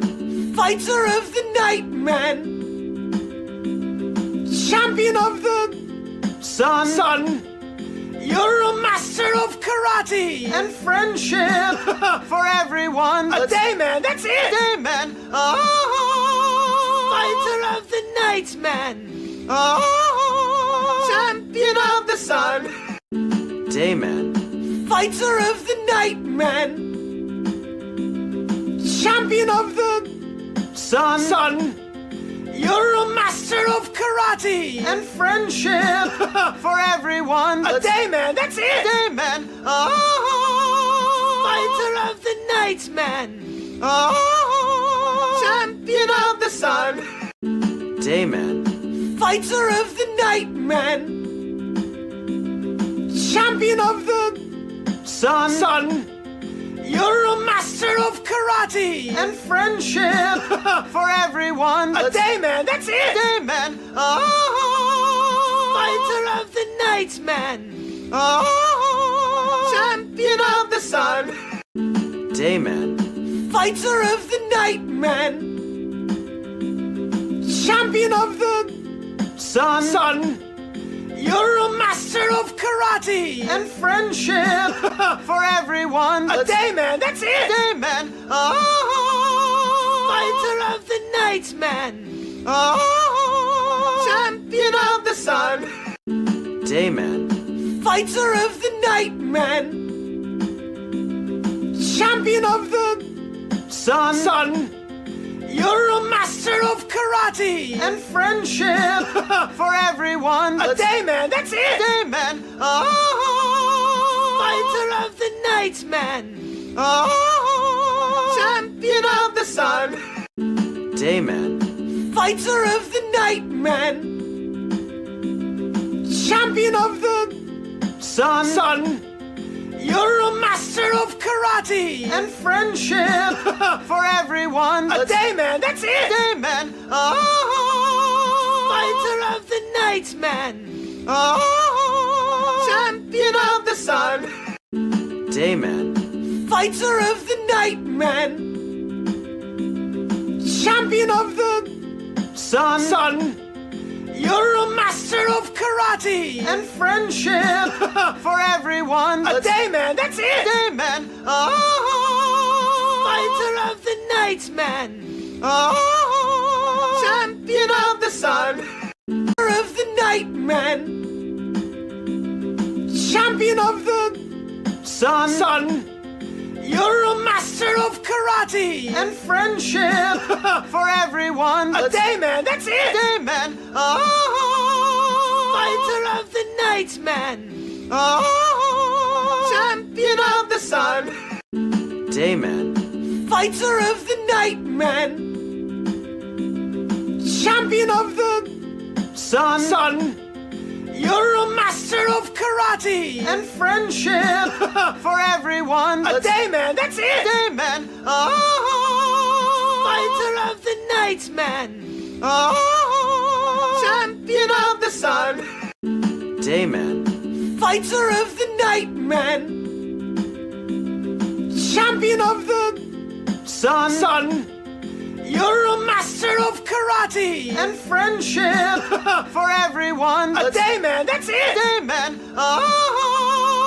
Fighter of the night, man. Champion of the sun. Dayman. Fighter of the night, man. Champion of the sun.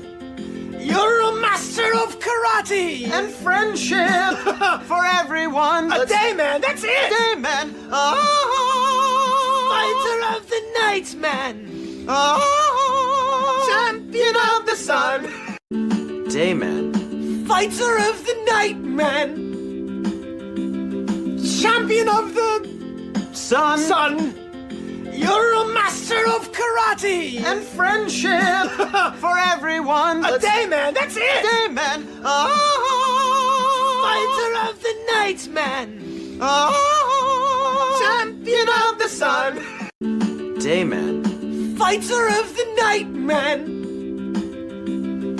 Champion of the sun. You're a master of karate and friendship for everyone. A dayman, that's it. Dayman. Fighter of the night, man. Champion of the sun. Dayman. Fighter of the night, man. Champion of the sun.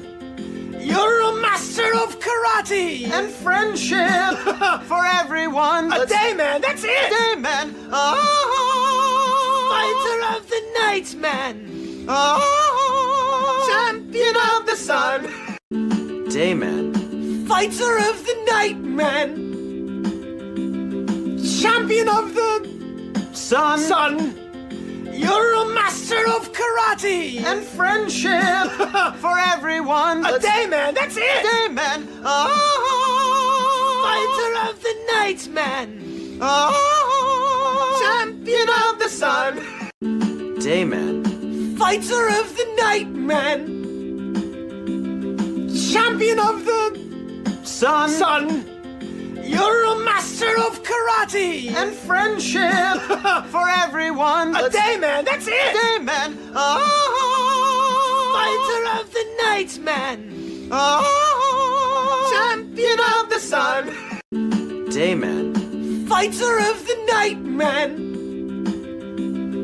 Champion of the sun.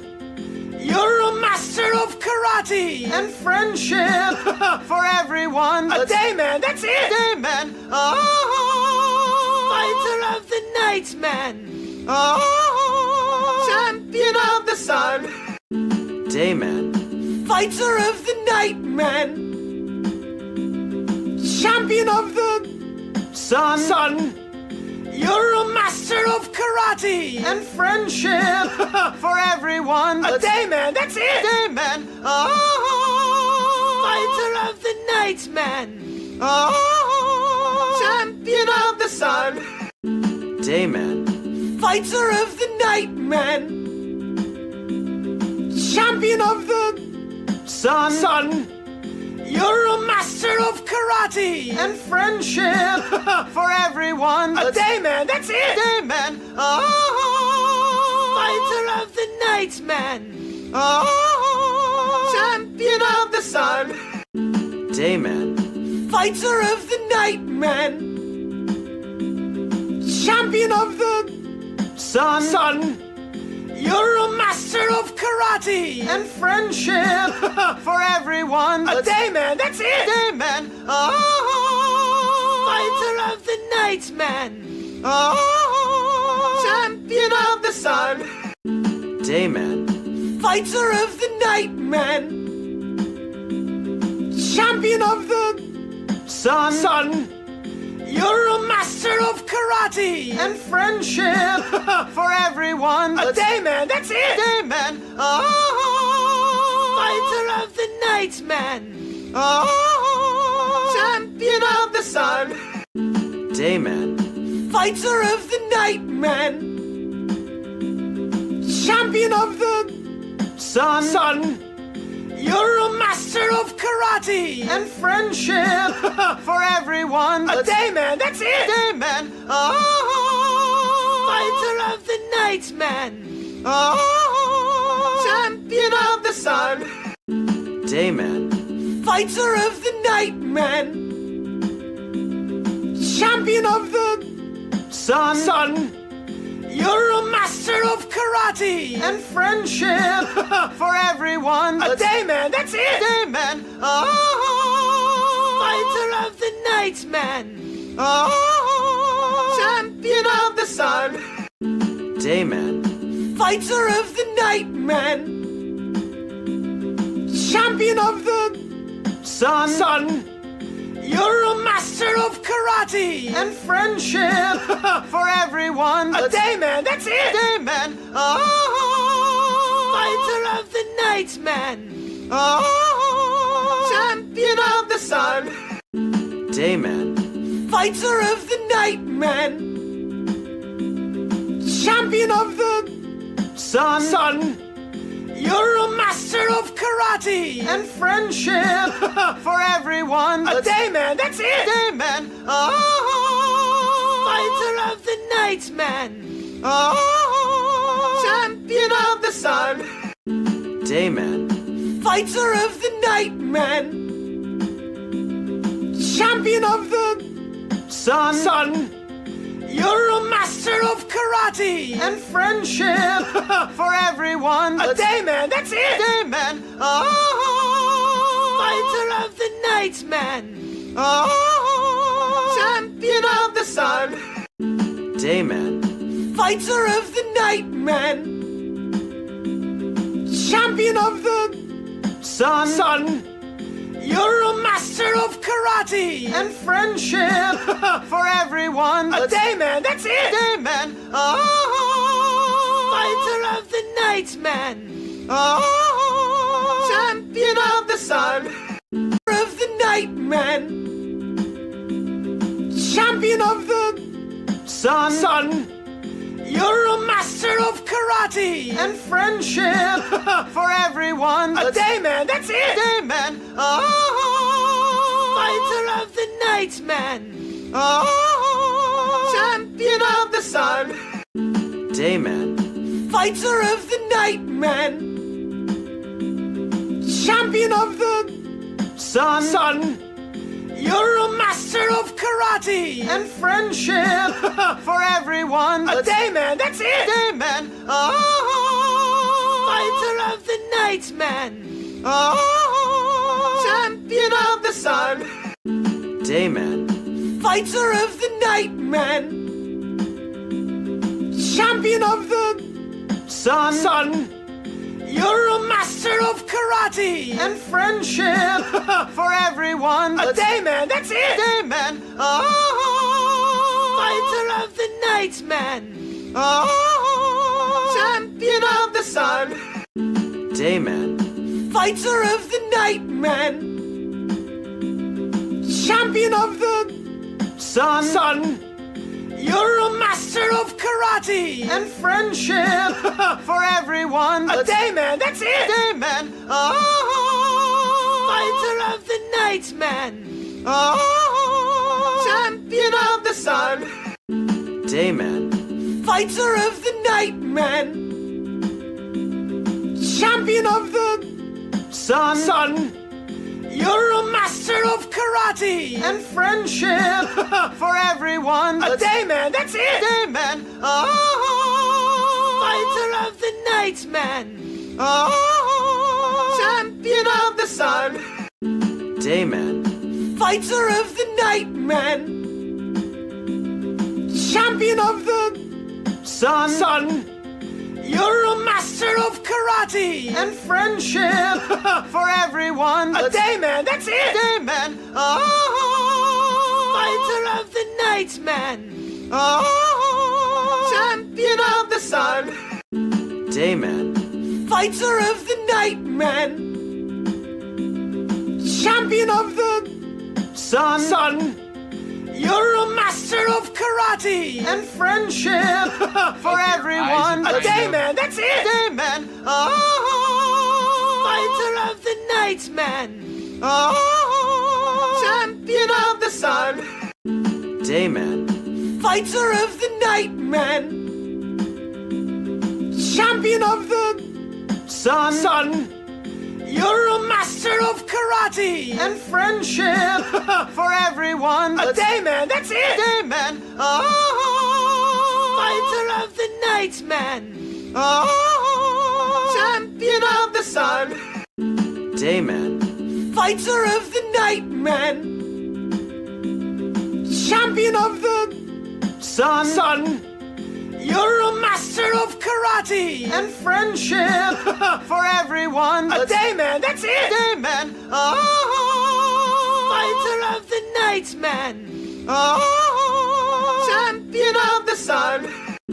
Day man. Fighter of the night man. All right, you are now back live, LIVE, with your host, the most froze, bad boy of indie and comics, have $10,000 future of indie comics. Well, if you turn And that then- 1,000 and 10,000 on that first night, yeah. But when-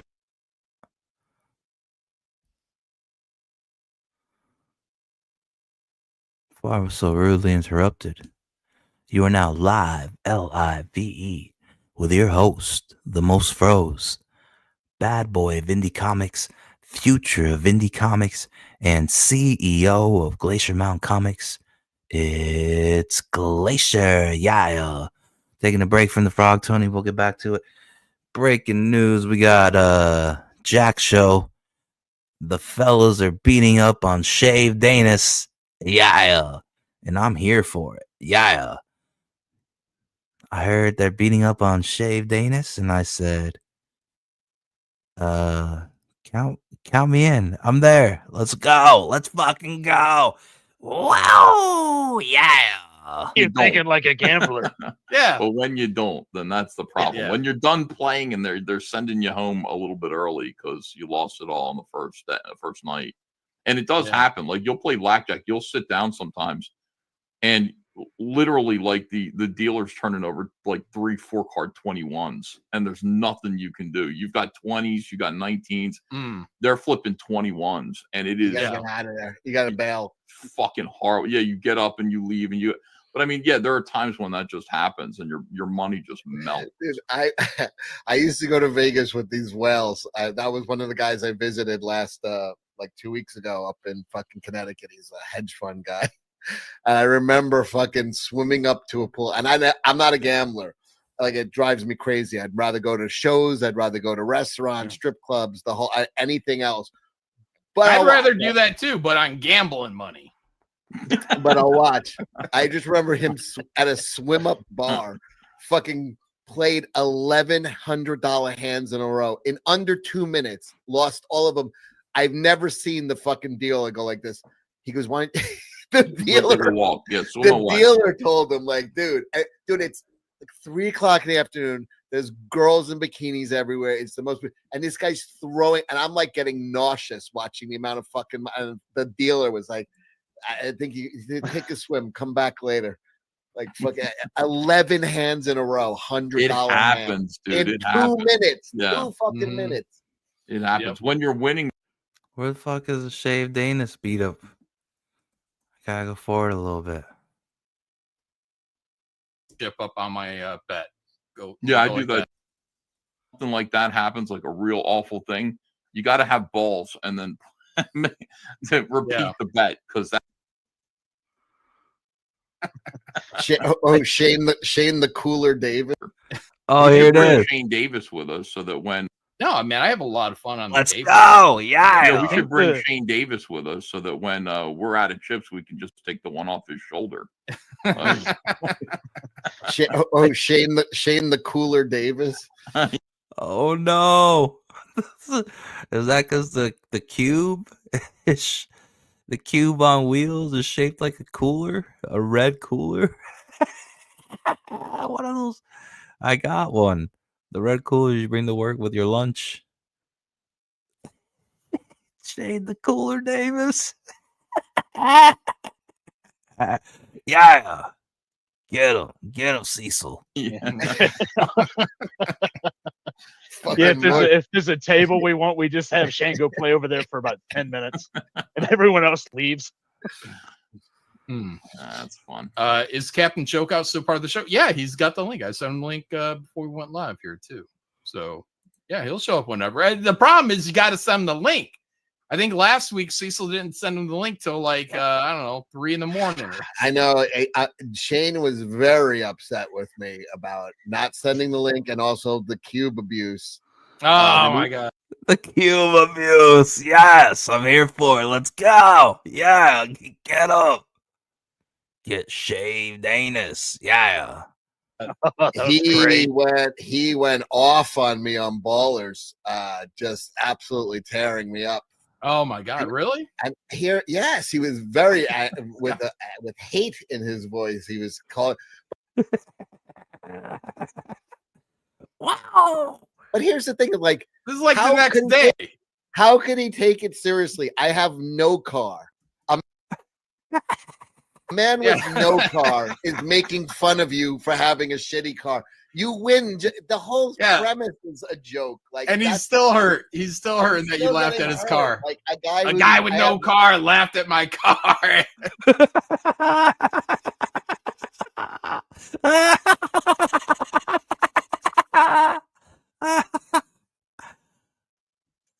How Yeah, could he you should even be get able to flip insulted? that around. Yeah. I think Ethan and I were worse about it than you were. Oh, Well, you guys, you guys oh, get the yeah. friend. Yeah, we get the friend pass. That's what we get. You got John got the pass. You got the everybody. But man, Why did he buy man. that car though? I still look at that and go, I can tell you why he bought it. Mr. Starlight Cats over here. It's that commercial. They got him. They got the sucker. They got him with that commercial. The hamsters or the gerbils or whatever, fucking riding around in the cube with fucking, and guess what? Oh my God, they definitely got him. I never even thought about this before. They got Shaved Anus so bad. The hamsters that are driving the fucking red cube in the car, jamming out the fucking techno music as they're driving by with the windows down. All those hamsters are wearing Adidas tracksuits, fucking pull up zipper suits, sweatsuits. I swear to God, go back and watch it. All the hamsters in that cube commercial are wearing sweatsuits like Shaved Anus wears. Oh my God. It all makes more sense now. Holy shit. It makes zero sense because I don't know, there's some bullshit to it. He says he got it from Yanzi, but Yanzi ain't picking it out because Yanzi straight up says, I don't drive. Why are you going to get a car why are you going to get a cube for Yanzi? So I think these Asian girls are into dudes with cubes. And I think Shane thought when he bought a cube, he was going to get more Asian poontang. See, some of that Tokyo drift, if you know what I'm saying. Only reason I think Yanzi picked out the cube is because Yanzi also picked out Shane.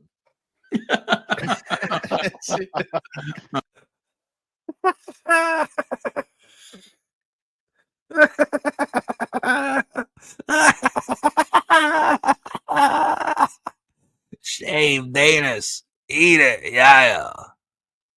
Shane is the cube of husbands. I mean, it looks like a death trap to me. Like if you get that thing, if you get into an You get accident, buried in it. like you're looking at your coffin, basically. Like, Do you think he financed it? Well, it's not very expensive, but we saw it was like $6,500 for a cube, and that's a reason to buy one. Like $6,500. Damn, you can't even get a Toyota Corolla for that much. For that little bit. What are these cubes made of? No, okay, cheap car. But it just seems dangerous and it looks silly. So I would, hope Shane gets a new car at some point. Oh yeah, he killed a deer with it. That's weird. Did it die laughing? I mean, like.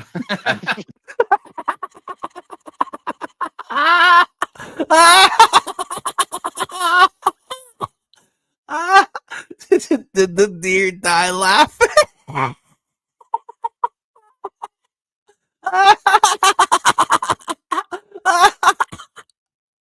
Shane. What's the deer giggling? His last breath. Shane, did the deer die laughing? Wow. Killed a deer with it. That's weird. Did it die laughing? I mean, like. Yeah. It died of embarrassment. Clean it up. Hey, Shane, hey, buddy. I've been listening, and I'm going to say my shit, here it goes. Jesus Christ. Drain it. Drain all the energy, Bish. I knew the cube conversation would drag him in. Summons him. No, it's boring as fuck. Let's talk about Shane's car, too. Let's fucking He's go. right. Cecil's He's at right. an all-time pathetic state with his thumb out, hitching for a ride. Let's make it a car. Oh, shit. Well, that's not funny. I mean, that's not funny at all. That's fucking hateful. So that was malice. Because I'm in a bad situation. It's not truth. Yeah, Cecil while he's down, Shane. He's kicking you while you're up. So here's the story of the cube. Everybody's got a story. You know what I'm saying? I'm like, Yanzi's got to learn to drive. She's like, well, I'm not going to drive it. Oh, you're hiding behind the Yanzi shield. The only thing she'll learn to drive in is a cube. Let me guess, right? No. I'm like, Yanzi's got to learn to drive. She's like, well, I'm not going to drive a big car. I'm going to drive a small car. And for the record, I own 2 cars. Notice she said car. She's not going to drive a big car. She'll drive a small car. She didn't say cooler. Oh, I own a 4Runner. So I was like, okay, I'll buy. She's like, I like this cube. I'm like, all right, you're going to learn to drive. Turns out she never learned to drive. And the only driving that cube gets is from me. Gay. That's a 4Runner is a Toyota. So yeah, so I have, Asian car. I'm not trying to put I'm not trying to put my whole life on the internet. But yeah, I own 2 cars. Wait, did you own the 4Runner before you got the cube? Yes. Well, no, after the cube. That's important. Oh my God, But she made you before waste then- money. But before then, I owned another car that got totaled by a tractor trailer. So I've owned other cars.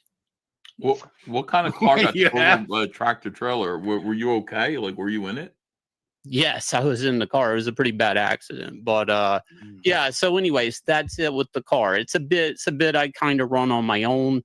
I know Cecil's desperately looking for cash for a car, so now he's yanking that Jesus, Shane. at it for himself. So Well, let's do I it decided not to spend it on the car. I'm going to Atlantic City with Ethan. I'm going to double the money. That's fucking hilarious. There's gonna be a second GoFundMe. On the car. I'm going to Atlantic City with Ethan. I'm going to double the money. Yeah, there you go. It's The just Malin smart method. business. Yeah, Let's triple go, the man. money. Yeah. It's And you'll a have brilliant profit. business decision. Absolutely. Let's go. But right now we're trying to get through the driver's ed manual, and then Yanzi will be driving. Hopefully.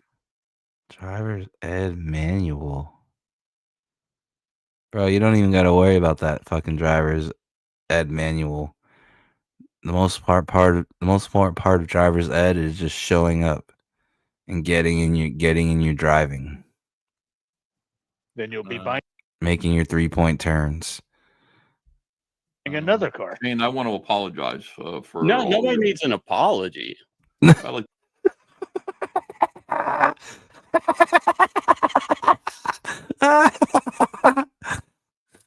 to issue an apology for our behavior. For what? Laughing, making Lay it light of- out.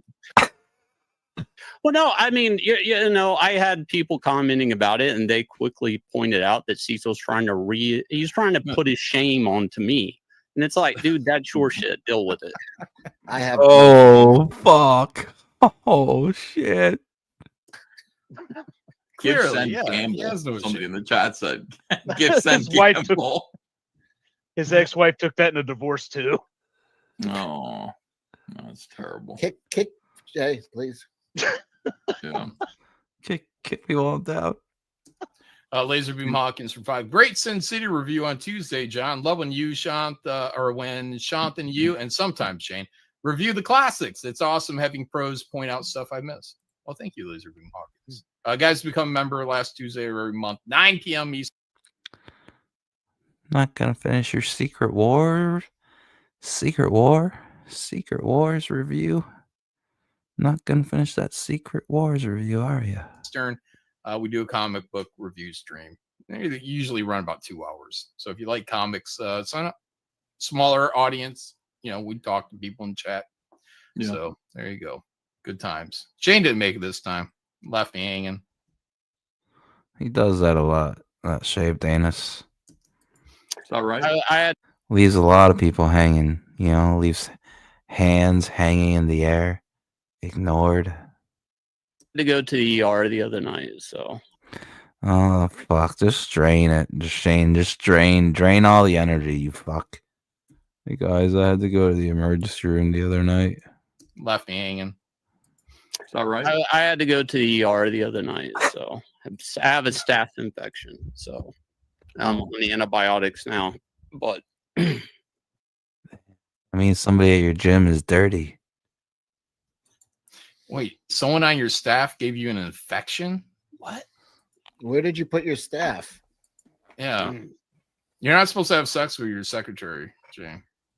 yeah, well, I hope you don't feel like I'm stepping out on you, John. No, really, where'd you get it from the gym? Yeah, that's where people usually get it. Oh yeah, from rolling around on those mats. Where do people usually not get it from? That MMA stuff. Yeah, I could get serious. Yeah, that's why I don't. It did get serious. You just said he went to the ER. Shane, why didn't you call us? Why didn't you let us know? A lot of people avoid that by taking showers.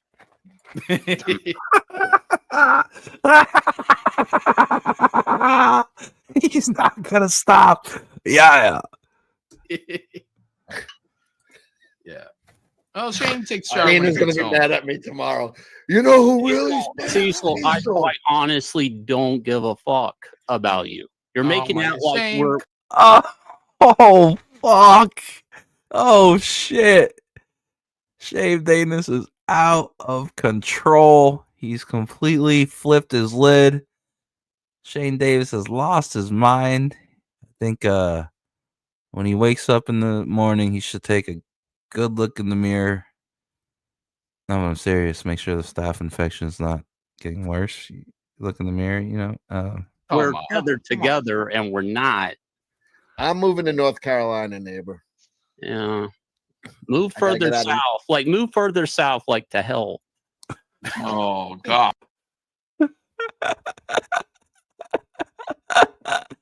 What? Damn. Where's the hatred from? Shane's mean. It's Yeah, not it seems hatred. so It's not unnecessary. It seems out of the blue. Resentment. Move like to hell, Shane, he said. yes, I am resentful of all the walking hours Cecil has under his belt right now.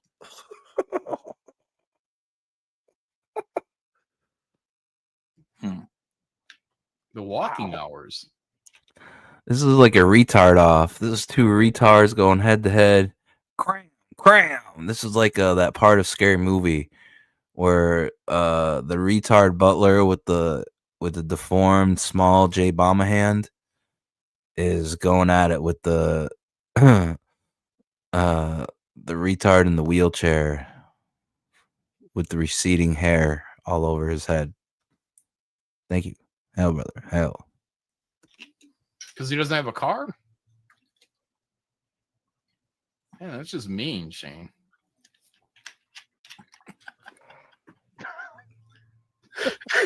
Oh, I gotta get drunk. I gotta get drunk to get through this now. Everybody's like, LOL! Thank God you sent Shane the link. Yeah. We'll just say it's the medication talking. It's the medication. No, it's not the medication. It's like, let's talk about Shane's vehicle. Let's talk about Shane's car. Oh, Shane had a trip to the ER. Let's talk about that.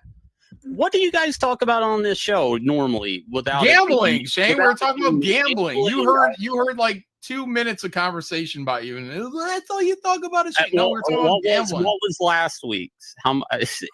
I don't know. Like, all right, let's talk Last about week gambling. was I don't know what the hell we talked about last week. At some point, your cube, but I bet it was less than 20% of the conversation. we can talk about Hulk Hogan again, Shane, if you'd like. Is he still dead? Still dead. It's a You work. bastard. It's that, He'll kick out. he's gonna come back and during SummerSlam. That would actually be awesome. If that actually fucking happened, he shows up. That would be fucking amazing. That would be the greatest work of all fucking time. What if the Undertaker wheels him out in a casket? Ooh. Paul Bearer. Hulk Hogan. What if they had like disrespect? What if they had somebody come up there dressed like Hogan, and then they just like made a mockery of his death? I don't know, and bend them over the ropes, act like they're having sex with, like what if they just did that? But not because they really hate Hulk Hogan, just because they know that it's going to get a lot of fucking. And this is how we can tell he voted for Hillary and Obama. Thank you. Hell, brother, hell. Eyeballs. Well, you had me until you said bend him over the ropes. Well, I don't know what these wrestlers are doing these days. Pat Patterson would. Oh. Oh. In a you gotta disrespect him somehow, right? No. Well, like in a respectful way, though. He did enough damage to himself, John. Is there any way to butt fuck his corpse in a way that won't upset his family? You got to ask the Undertaker. Hidden Handmaiden says wrestling's pretty gay. Why not? Yeah. Live on pay-per-view. John has homo tendencies. Shut up, Steph. I had a friend. He was like, "I got to be cremated. I can't be embalmed. I can't be buried." I was like, "Why?" He's like, "Because they're gonna fuck with me when I'm naked on the table. I know it. They're gonna mess with me. They're gonna take advantage of me." And I'm like, "They're probably just gonna do that before they burn you to ash, anyways. They're just gonna burn you." Your friend is stupid, Shane. Your friend is a retard. His friend sounds a lot like Kanye West. I think isn't Kanye West like suing his dentist right now? Didn't he say his dentist put his cock in his mouth when he was under the laughing gas? Hard. And I told him, They still I said, can do "They're that, still and gonna then fuck with you." they cremate you. Yeah, they're gonna do it. And thank you, John. I was trying to. Yeah. In Shane's friend's defense, when I talk to Shane, I want to be cremated too.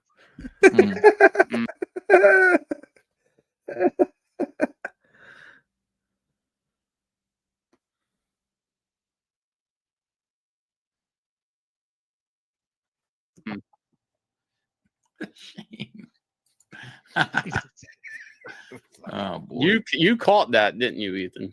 What? Yeah, I did. Yeah. Rob Liefeld draws lightsabers to be a stand-in for penises too. It's true. I just saw that on the Twitters today. Rob did a cover where he had Deadpool's hand over Silver Surfer's waist area, and there was originally a lightsaber in his hand, and editorial made him take the lightsaber out because it looked like a cock. So some fan had him draw the lightsaber back in on their cover when he signed it, and he did. Ooh. Did look like a glowing cosmic cock too. See, that's why it makes sense to use Shalabal, because then there's no questions about penises, Or Just it's a a chick woman. with a dick. Oh my God, they look so fucking faggotized. That whole three of them would. I saw an interview with them the other day. It was like they could not be any gayer. What, the Fantastic Four guys? Yeah, the three. It was. Yeah, you're gonna ruin the movie for me. I'm on a high from the Fantastic Four movie. All right, let's see where we go back to the Frog Tony. Has he beat the shit out of Dark Grift yet? Let's see. I'm all for beating up on Dark Grift as well. Let's see. Is Dark Griff getting taken to town? Taking to Pound Town? Yeah.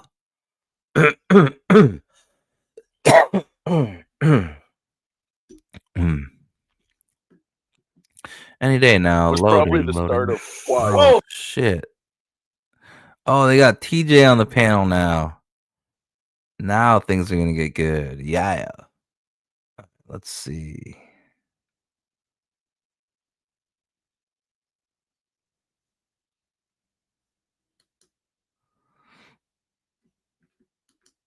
That you like to touch kids. I got Whoa. I got no proof. I got no proof either.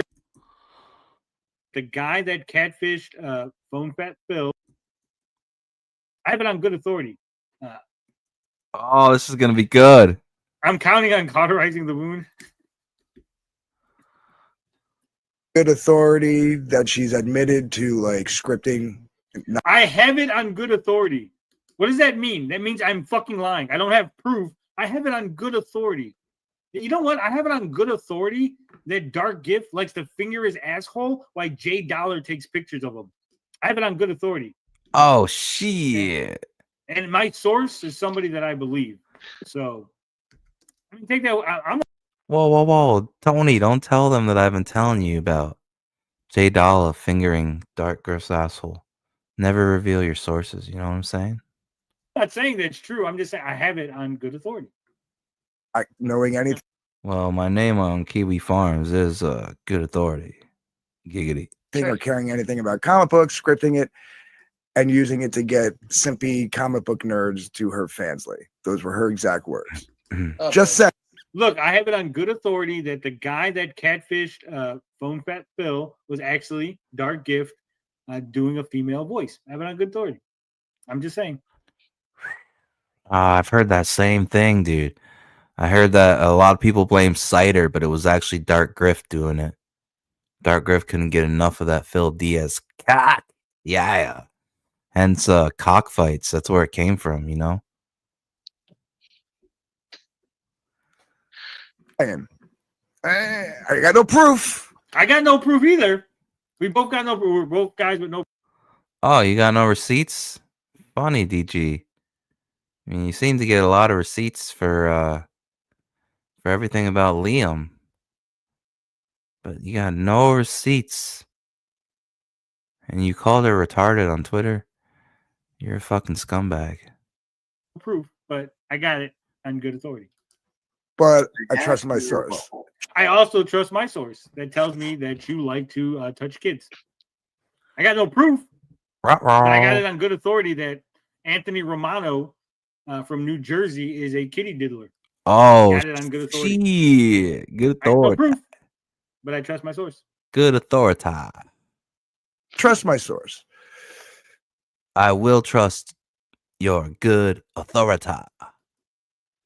And if you kind of look at her Twitter, it kind of makes sense. That's all I'm saying. And if you look at the people he used to hang That's all out I'm with, saying. That's all I'm saying. Look at this fucking weirdo. Looks like a turtle with a soul patch. Like a fucking sexual predator turtle. like Vic King, it kind of makes sense. Yeah. I'm going to get some. At this point, Autoy is now checked out. He's like, damn it, Tony. I told you. Don't be part of this. I can't stop thinking. I can't stop thinking that Good Authority would make a great name for a comic line. You know, it's like, coming soon from Good Authority Comics. It My mind's trust me, wandering. bro. I I can't know. Min can make $2,000 a month allowing people to play with her boobs. I mean, she makes $2,000 a month playing with her own boobs. Why does she need anyone else in there? Can you deep fry an arm without killing it? Someone? I think you could. The pain, I think, as long as you get them not to pass out from the pain, I think you could. Wait, why are No, we they would talking about pass out. deep fried arms? Like a third degree burn like that, you would pass out. Oh yeah, for sure. I have it on good authority, me, that Baby Beefy is not wanting to sleep. I blame Tony for not being the same level of boring we've come to expect. Gotta stop gooning, bud. Cosmic Vader. I'm Kraken and 7-Up. Arguing with today or all week? I know I can't keep track. So here we go. So I guess I should do we need to read the tweet? He says I'm lying. Where have you Oh, such a desperate grab for fucking attention. Fucking old slimy old geezer. seen Mint Salad comic book review clips if not from the Wheelers? Now, I don't understand why Mike Wheeler would have access to Mint's reviews. And he doesn't understand why Mike Wheeler would have access to publicly available content that's on YouTube for anybody to watch. So it's very, I know, it's very difficult to wrap your mind around why. I know, like, are you fucking retarded, Dark Griff? Well, don't answer that. We know already. Mike Wheeler Hell, brother. might be clipping Mint Salad's reviews and maybe put them on Twitter or other public places and going, "Hey guys, check this out." Clearly, it's so just far fetched, right? So fantastical It's a that you mystery. can't imagine these things, right? You know what? We're gonna ask. Oh, well, there you go. This must be Mike Wheeler. Mint's reviews are not a scam. She works hard on them and is honest. Her art is getting better, and I support Mint 100%. That's my opinion. Katy-Did around this time. Stamp in chat.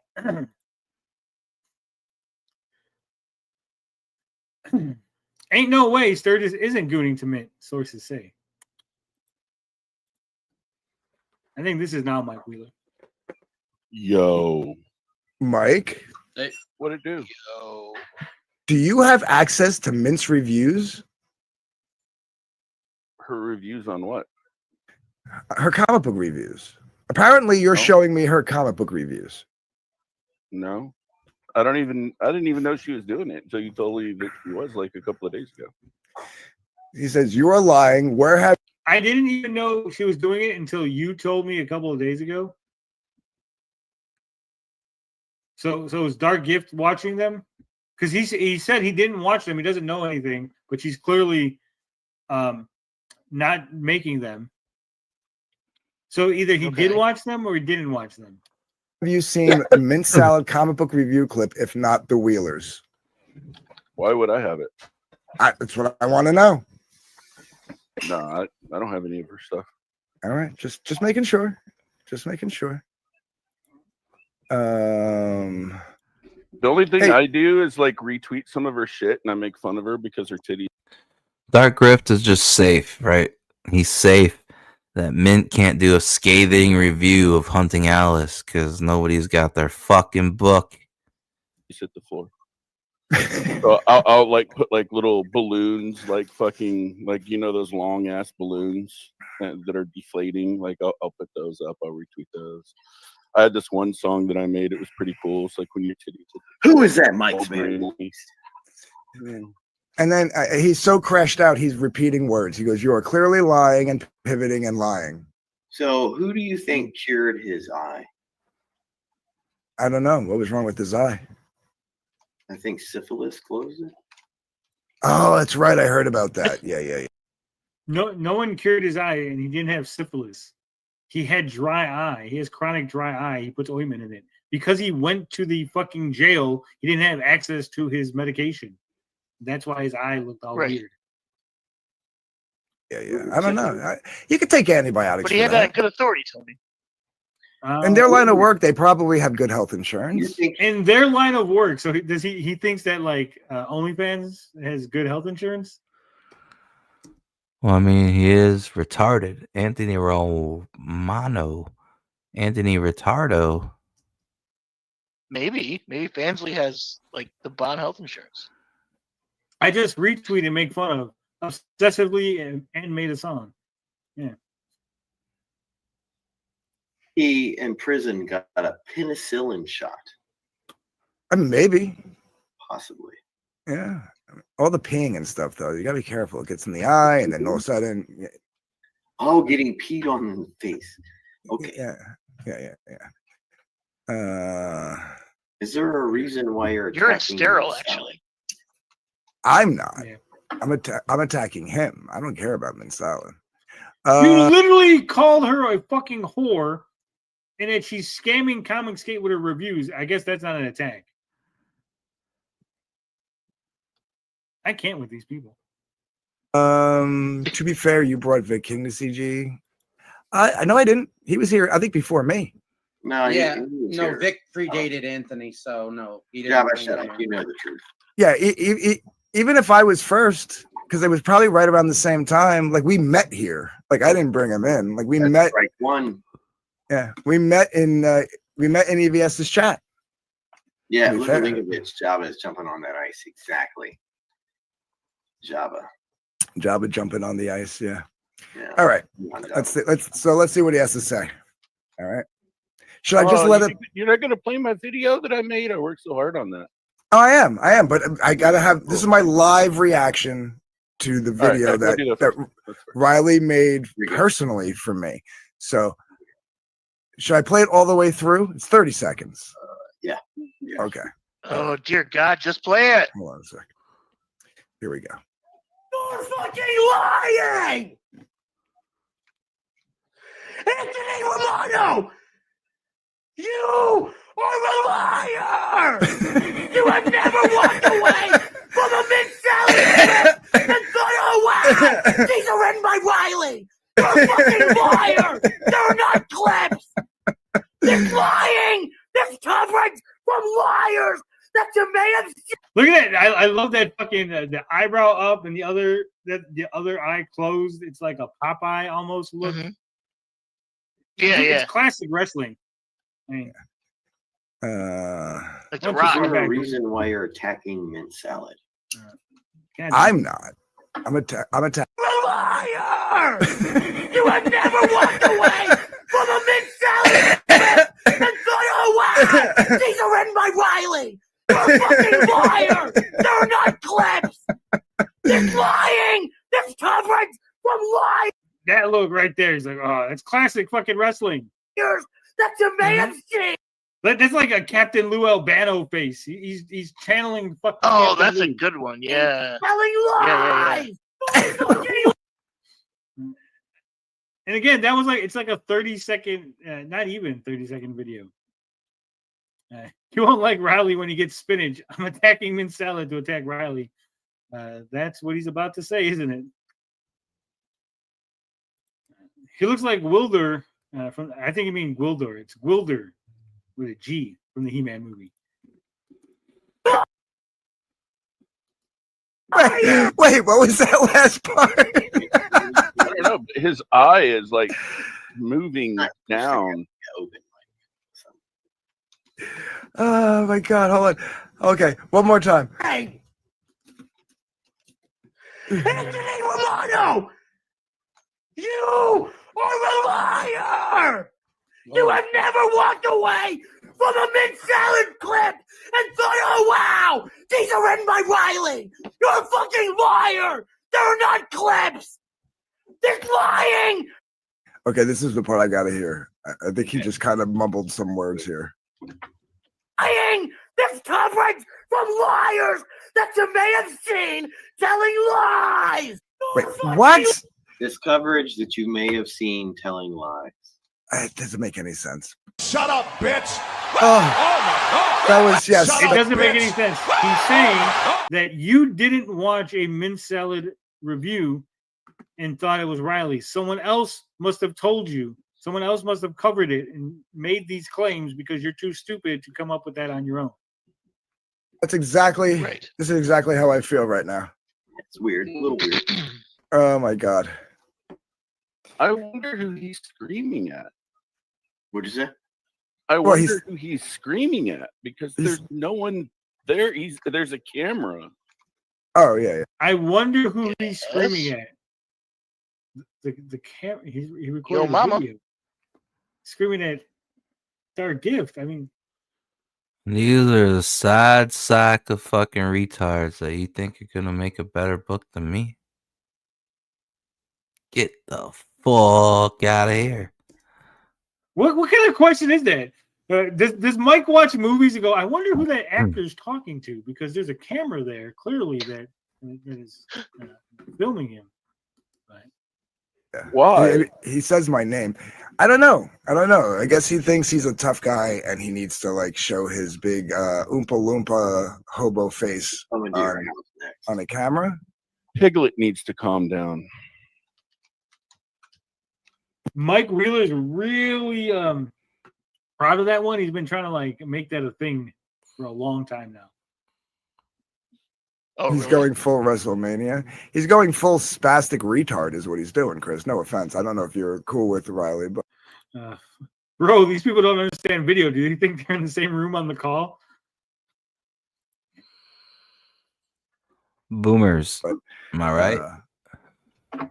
What is that STD that makes your brain? Was it chlamydia or syphilis? syphilis affects the brain if it goes untreated. Yeah. Yeah, it fucks your brain up, right?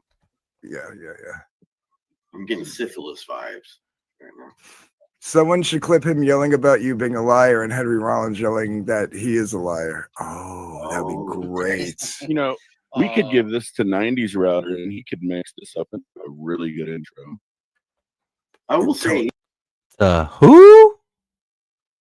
Give it to the who? Wheeler Boys. Yeah. he has nice teeth. His teeth are nice. This could be the we could retire sketch therapy and make this the new not so neutral ground theme song. Oh God, that was Sketch the Rapey. Oh, fair. I haven't heard his voice in so long, I forgot. Yeah, that was sketch therapy yelling at me. Nah, he wasn't that bad. Nah. He was calling no, he's making a play on the name therapy, the rapey. He was going around saying that me, Nasser, and Piper were the leaders of war campaign at one point, and then he was banning us in his chat. That's so that impossible. I want to point out Timothy Olsen is attacking Katie in the chat. no attacking people in the chat, people. No This attacking is- him. This is, even though we're not doing neutral ground, this is still a Switzerland type channel where everybody is welcome that I am cool with. So if I'm cool, You can call it Everybody's welcome Luxembourg. that I'm cool. It's a Switzerland type channel where everyone can say horrible shit about people. Just I guess not if they're in the chat. Yeah. You know, student of And God even- can be there. Yeah, spineless fence sitters want to think they're cool because they're neutral, but eventually, since they're so spineless and cowardly and they can't stand for anything, eventually the other sides get pissed. Learn your history. Neutral places get fucking taken over, get fucking nuked out of orbit, get fucking slaughtered.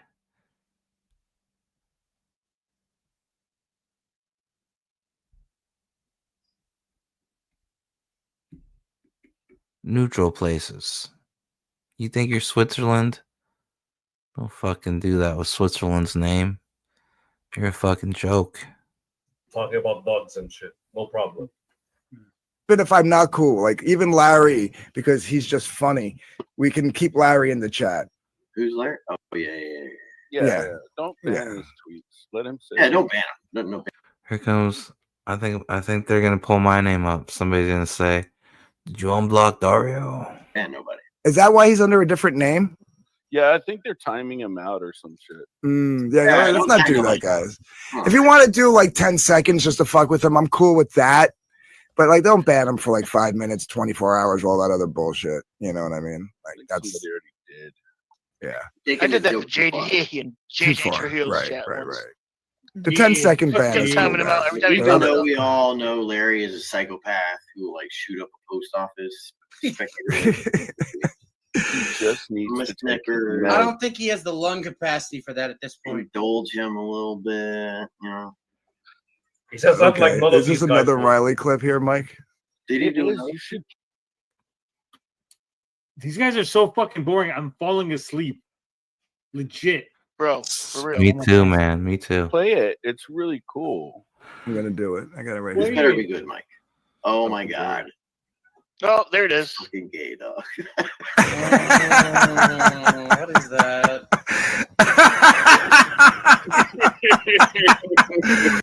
Wow, that's so funny, DG. Skittle Sean and Riley kissing. Ha ha ha.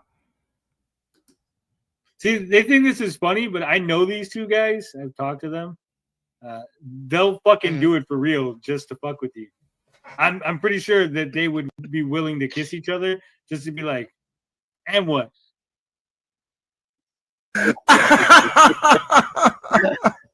Can I just say that I love my new laptop? He needed a new laptop to go to a website that automatically turns a picture into a video. Wow. And the first thing he decided to do was to make Sean and Riley kiss each other. Well, yeah, so he could goon to it. Kind of weird. Kind of weird. Also, it's here's what's really weird to me, right?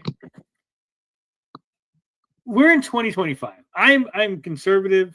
I like conservative values, but at the same time, I don't care if somebody's legitimately gay, right? I don't see it's not like an insult. You're like, you're gay. I'm like, okay, whatever. Like, it's not. This isn't like the 1940s where like you accuse somebody of being gay and they like fucking lynch you in the back of the fucking barn somewhere, right? Like that guy's gay, and you're like, yeah, okay. Like so's that guy down the street, and those people down there are gay too. Like, and then the guy who works at the fucking grocery store, like, who cares? There's gay people. You, by putting this, it's like you're the one who's being weird about it, right? I like that lady. She's funny. I like that guy. He's funny. That's it. It's not an endorsement. It's just, hey, that guy did a thing that was... And Ethan Champ. I think we went too far. 4 times at Garden State. And damn it. The 10-second ban is cool, guys. Damn it. Damn, we went way off base. Yeah. What the fuck is Jay Tyler doing? I think we went too far. 4 times at Garden State. And no, that's definitely not it. Damn it. See what happens. See what happens, Larry, when you fuck a stranger in the ass. There it is. There it He is. said, mint salad. And these are the people old man Ethan champions as his defenders. No, he really doesn't. Ethan has not championed anyone as a defender. He went, I like this guy. He's funny. I like that lady. She's funny. I like that guy. He's funny. That's it. It's not an endorsement. It's just, hey, that guy did a thing that was funny. what's up, Ben? What's up, Tim? Oh my God. Man. So yeah, that was kind of funny, I got to say. Let me come over here. Hold on a second. Well, actually, let me just. I do like how you caught his attention. I don't even know what did it, but then it was like, dude, it was so funny too because he caught a typo in my bio. I did hashtag Indie Hub, but I forgot to put the second I in Indie. Oh wow, this is the new Cope, huh? Yeah. Right, and this was so after this fucking video. boring. I'm about to so go, I wanted to man. see if he'd make another video. So I quickly changed it real quick, and I just quote you. I feel like we heard this already, and did we go too far Yeah, back? we did. I think that definitely sounds Shooting familiar. up a post office. Chris. Don't tell me you haven't looked at the nudes. Chris Graves. We'll survive it. She'll be fine. Just a little too far. Bro, her boot. Yeah, but it's all Joe. There's Jesus Christ. Shit. Katie's finding herself in a very awkward. I can turn Liam into Magic Mike. Liam is. Can you? This kid's trying to take your butt. That was probably. It's on the nose at first. I was not. So I want to see if he'd make. So I want to see if he'd make another video. So I quickly changed it real quick, and I just quote you. I feel like. I think that definitely sounds Shooting familiar. up a post office. He just needs to take I don't think he has the lung capacity for that at this point. Indulge him a little. It's on the nose at first. I was nice touch. Sweet. Nice touch. Yeah, that's pretty nice touch. That's disturbing. Accurate. Katie just stopped typing. W. Is that the bunny kid? Yeah, that's the bunny kid. That was probably Oh, there you go. Is that the bunny kid? the start of why, Mike. Do you see how they try to take the bunny from me, bro? You see that? They did. Edwin's trying to take the fence away. They took the bunny away. You guys are fucking retarded. This kid's trying to take your bunny suit away. No respect for the OGs, man. None. Yeah, it has nothing to do with you. You can wear a bunny suit all you want. Literally, the bunnies come from July calling Dick Masterson Buster Baxter. None. And besides, the bunny suit that Gay Dollar got, that bunny suit was a troll to him because that bunny suit where they were going that night makes him the centerpiece of the swingers orgy at the Masonic place. The Masonic women were swinging, and the pink bunny is always the centerpiece of the orgy. Great Cloudy wants to know where Liam is. Can you put Liam in there, like hugging them from behind? Oh, I can. No, that. Look at this. I can turn Liam into Magic Mike in like 2 seconds. Oh I my would do god! To do a little fat boy dance, like party time. How much, So, Mr. Mike, do you pay on these beautiful memes? How much, Mike? Oh shit! Katie's finding herself in a very awkward situation because Mm-hmm. she's here, but we're making fun of people Okay, that she likes. you know what the fuck we're saying after. How much, Mike? Riveting. Oh shit! God, man, I can't hurry up. I can't stand looking at this guy for too long. Katie's finding herself in a Oh, he's not gonna pull up. I thought you pulled up the screen. I missed it. very awkward situation because she's Or the here, comment. but we're making fun of people Okay, that she likes. you know what the fuck we're saying after. It's funny. You can have a sense of humor. You know what we're saying? We're just saying horrible things about people. It's funny. You can have a sense of humor. Yeah, about that's us. all jokes. Yeah. It's all jokes here. Yeah. Why are you mad? It's okay. We're always fantasizing about Liam, but it's all jokes. There's Jesus Christ. You mad, bro? Welcome to my world is all I got to say. Yeah. She has If I made them undress and like ass rape each other, that's one thing. that might be a level too far, just a little too far. Bro, her booty hole's out on the internet. I've looked at it. I would lick it, no problem. But like, she will survive the gambit. Just kicking him even for like putting that thought in my head. He's got to go. She will survive the gambit. She'll be fine. Oh God. What the hell's going on with their stream yard? Oh man. All Hey, right. Chris is a Phil Russ. What's going on with their what? What the hell's going on with their format? Look like that. Well, that's Fucking glitching. It's blinking. what they chose. They like that. Fan. Thank you, Chris. Don't tell me you haven't looked at the nudes. Chris Graves is a Phil Russell fan. Yeah. I think they're not on StreamYards. Yeah, we put out a whole bunch of videos on Phil Russert, just like going crazy. Chris is an awesome dude.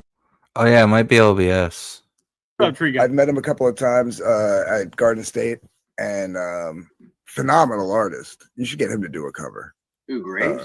Yeah. Sweet. Gatekeep Comicsgate. And he's like, we decide. And I'm like, oh, fuck. So then I got to quote tweet him and say, hey, Dippy, go do your thing over there.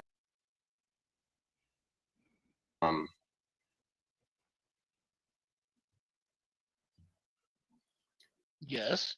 This is a very interesting survival technique that's going on right now in the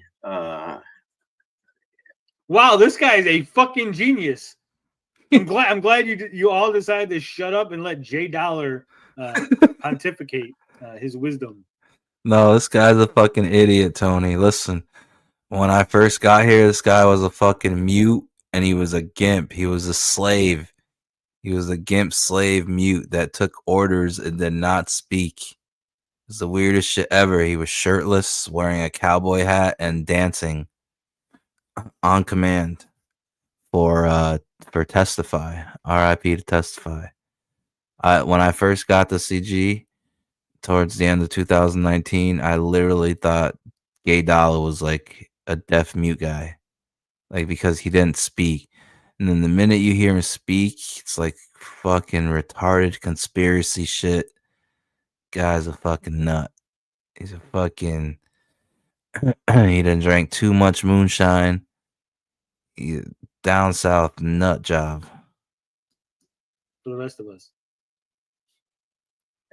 Because you remember, like, so the last couple times there's like been hype around a character, and there's like YouTube hype, but now this time it kind of feels like there's that same type of attitude, but there's like no glamorous, like, you know, Lord Raptor Jesus, surprisingly 120, 130, 140 people on his live streams. Like, it feels All like of you this guys, time. yes, we're all 140. Yes. Good job. Yeah, but Katie gets like 200. Like, he's like, there's nobody who's like Lord Raptor Jesus 120. Like, Katie gets regularly over 120 people watching. The slums were dead, and then he said, "I'm going to revive the slums," and then they all showed up in his chats. Easy. That's all they need to do. It's almost But like it's a again, drift. Katie gets way more than that. So why is he the example of what's going good? Like, Katie's a grifter, so her audience doesn't count. I'm a grifter, so my audience doesn't count. Like, the fuck is this guy talking about? Is a function of what's left of what's been destructed. You know what I mean? Like, Anthony, you survived, and you know, Mike Bancroft, he survived, and he's able to continue. Like, right. There's what is it next time? There's going to be one person fucking left.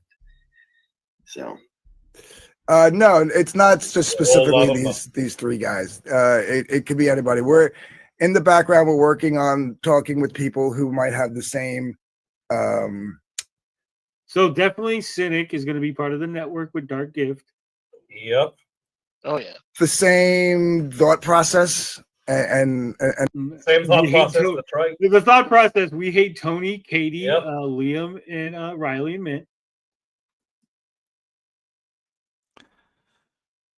You don't get to Voldemort me on my own channel. And Dario. Don't forget. And Dario. and stuff, and kind of like what we started to do with the slums back in the day. The new slums. We're That's gonna right. have Here a we go. network of Which are DED. Nobody gives a fuck about you anymore, you fucking faggot. channels that all kind of have like the same model, but it's up to those channels to deal with their own vetting process for how they want to do it for their channels. But like, if they bring on a creator and then they come over here and hang out here and they want to promote that creator's project, I'm gonna need to sign off on it too, and vice versa. If I bring on a creator and then I go, I'm gonna need to sign off. So if I go, hey, I want to promote this thing. Hold up, I didn't sign off on that. You didn't submit 3 forms of identification and that's straight. Two letters from their clergyman local to let me know that It's a they're recipe for disaster. All dead. I don't say this because Pie Man and the Kings, they all say promote. Everybody needs to be promoting each other. But Dark Grift is all gonna be like, I'm only promoting the people I want to promote. Ooh.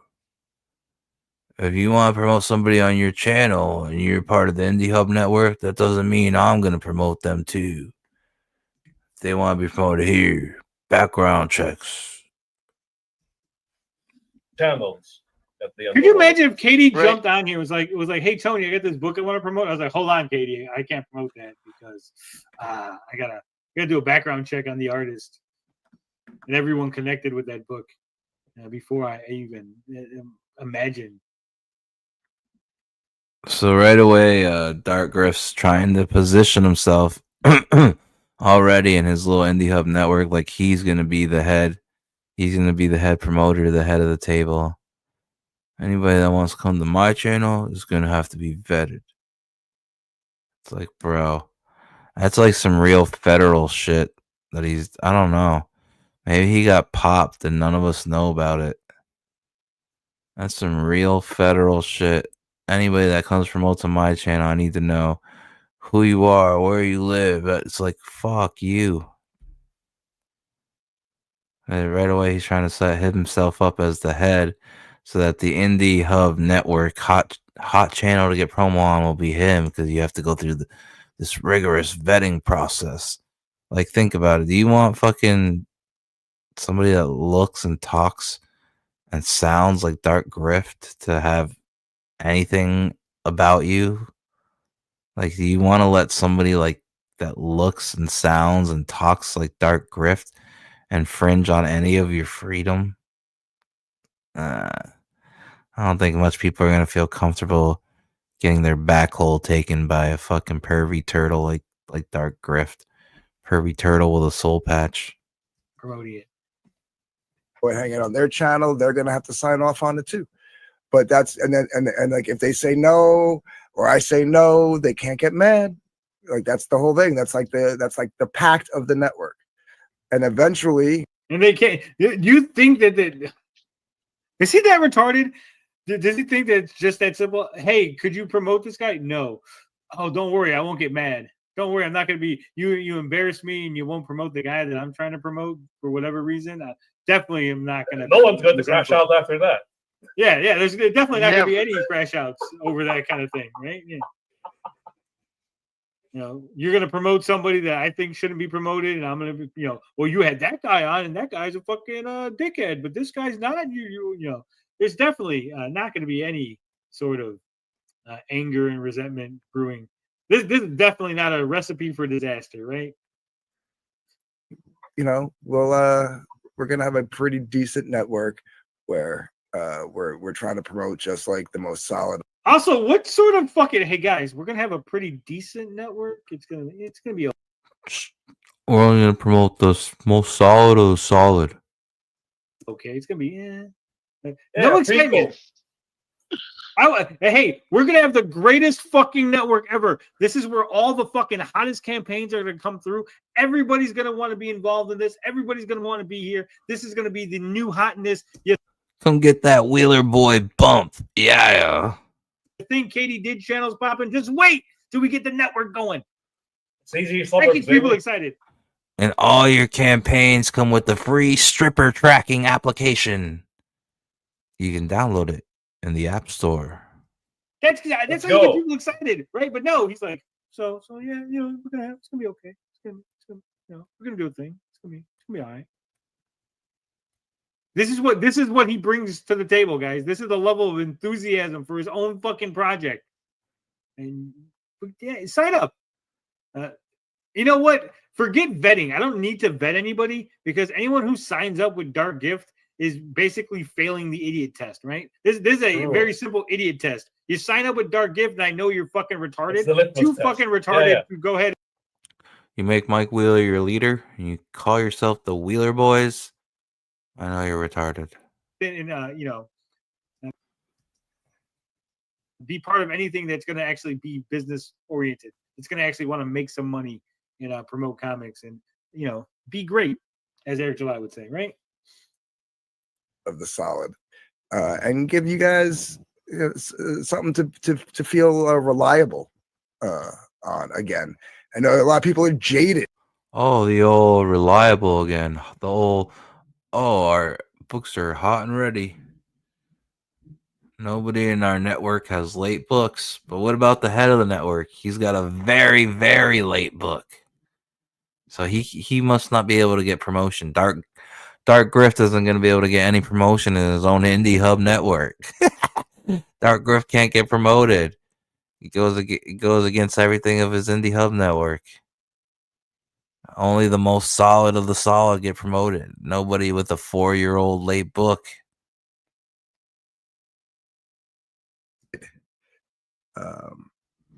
That's a big approach. Think about it. It is a big approach. It's a lot of commitment. It is. But someone's got to do it. And no one's doing it. Somebody's got to do it. Katy-Did's promoting shit constantly. I literally just started a stream that we had twice already where there's literally been no drama, not a fucking ounce of drama on 2 streams that were over what? Look how much of a pathetic fucking loser this guy is. You kidding me with that soul patch too? What the fuck is this, dude? Pathetic, desperate grab for fucking any string of attention. Down bad, brother man. You down bad. 2 hours long each that had a steady at least 70 people in the chat the entire time, where we just talked about comic books. We talked about the news that was going on about comics, and we promoted a bunch of campaigns. But nobody's doing anything. No, I guess it's not. I didn't fucking bet Ben Soto. I didn't look into his past. No, they would be able to do that if you disappear. See? Oh, okay. That's how it works.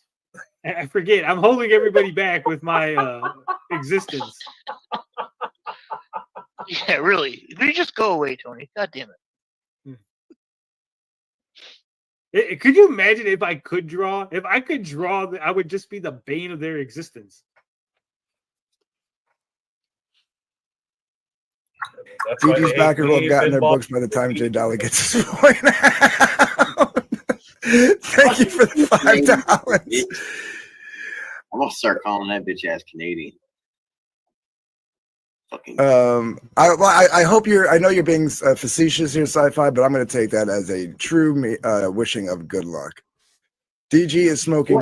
You're a fucking retard then. Crack. Maybe. Anthony is one of the Hella crack. Look at him. Smoking hella crack. the only individuals Hella cracks. who's able to survive the ebb and flows of this gambit that we're dealing with, like this fucking gay bullshit that we're dealing with, and he hasn't been homosexual about it, and he hasn't disappeared.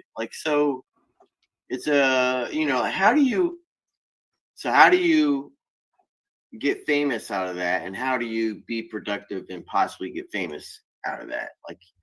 What the fuck? Get famous out of that. Yeah, you've been here for 4 years. How did you not get famous out of any of the things that you did? Again, could you imagine you're the guy who saved the Comicsgate trademark, and you have one of the smallest fucking channels in Comicsgate? Everyone just pats you on the head and go, yeah, that's a great thing you did. Now go fuck off because no one actually likes you.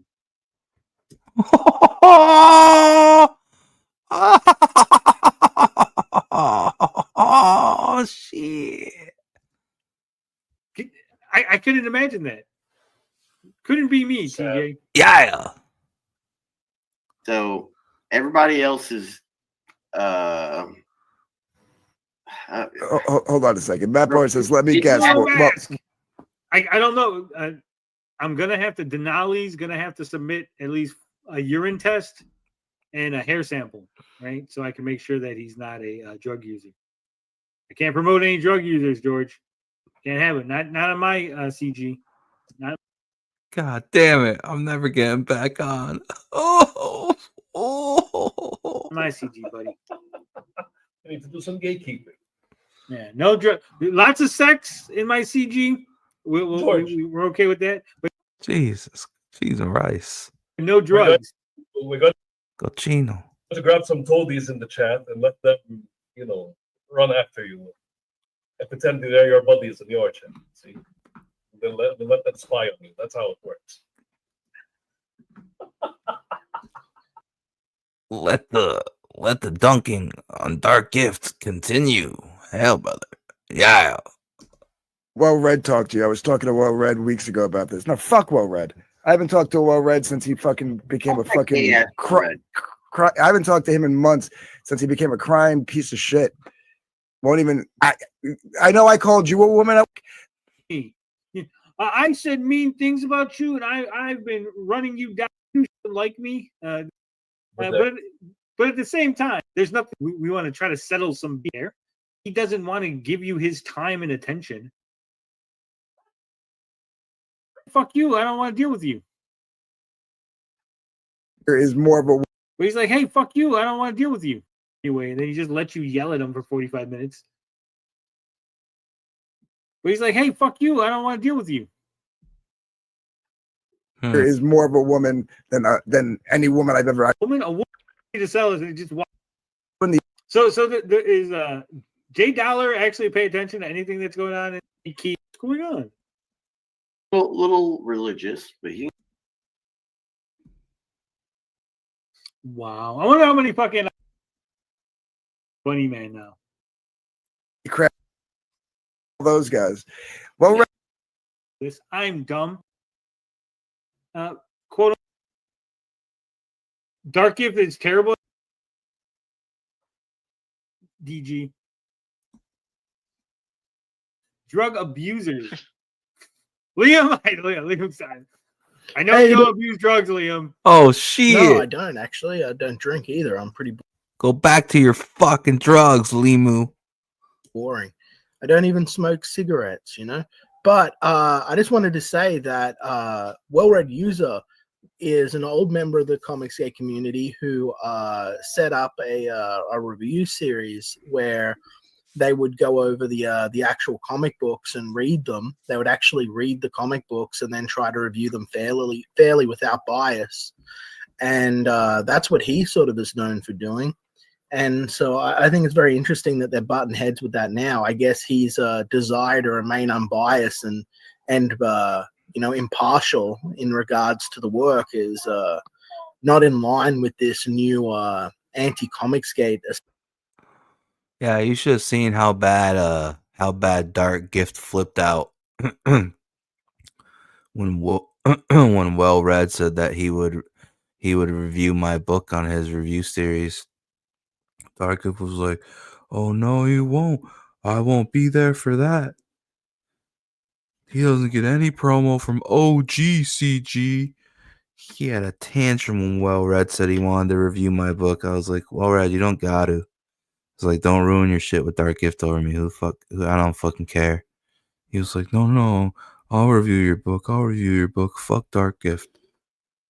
Oh man, he was chimping out like crazy, Dark Gift. Assembly that they're doing, you know. I don't know, but just figured I should let you guys know that since you don't know who he is really. I don't know if he's still doing reviews. He used to do these reviews with Wilberforce Wooster and a bunch of other guys that from around this space that basically they were we used to have to deal with that in a pretty long while, you know. What's their fucking excuse? They got no fucking awareness, no self-awareness. It's like, look, we used to have to deal with men Skyber, you know. It's ridiculous. I'm gonna rebel against the rebelling. How's that sound? Men's gonna rebel against comics with what they're doing, with what they talk about, you know, which is nice. It's much more refreshing than sitting there bitching people out and saying we're gonna rebel against Comicsgate for the 13,000th fucking time because we don't like Ethan Van Skyber, you know. It's ridiculous. I'm gonna rebel against the rebelling. How's that sound? Yeah, exactly. Yeah, it's Rebelception.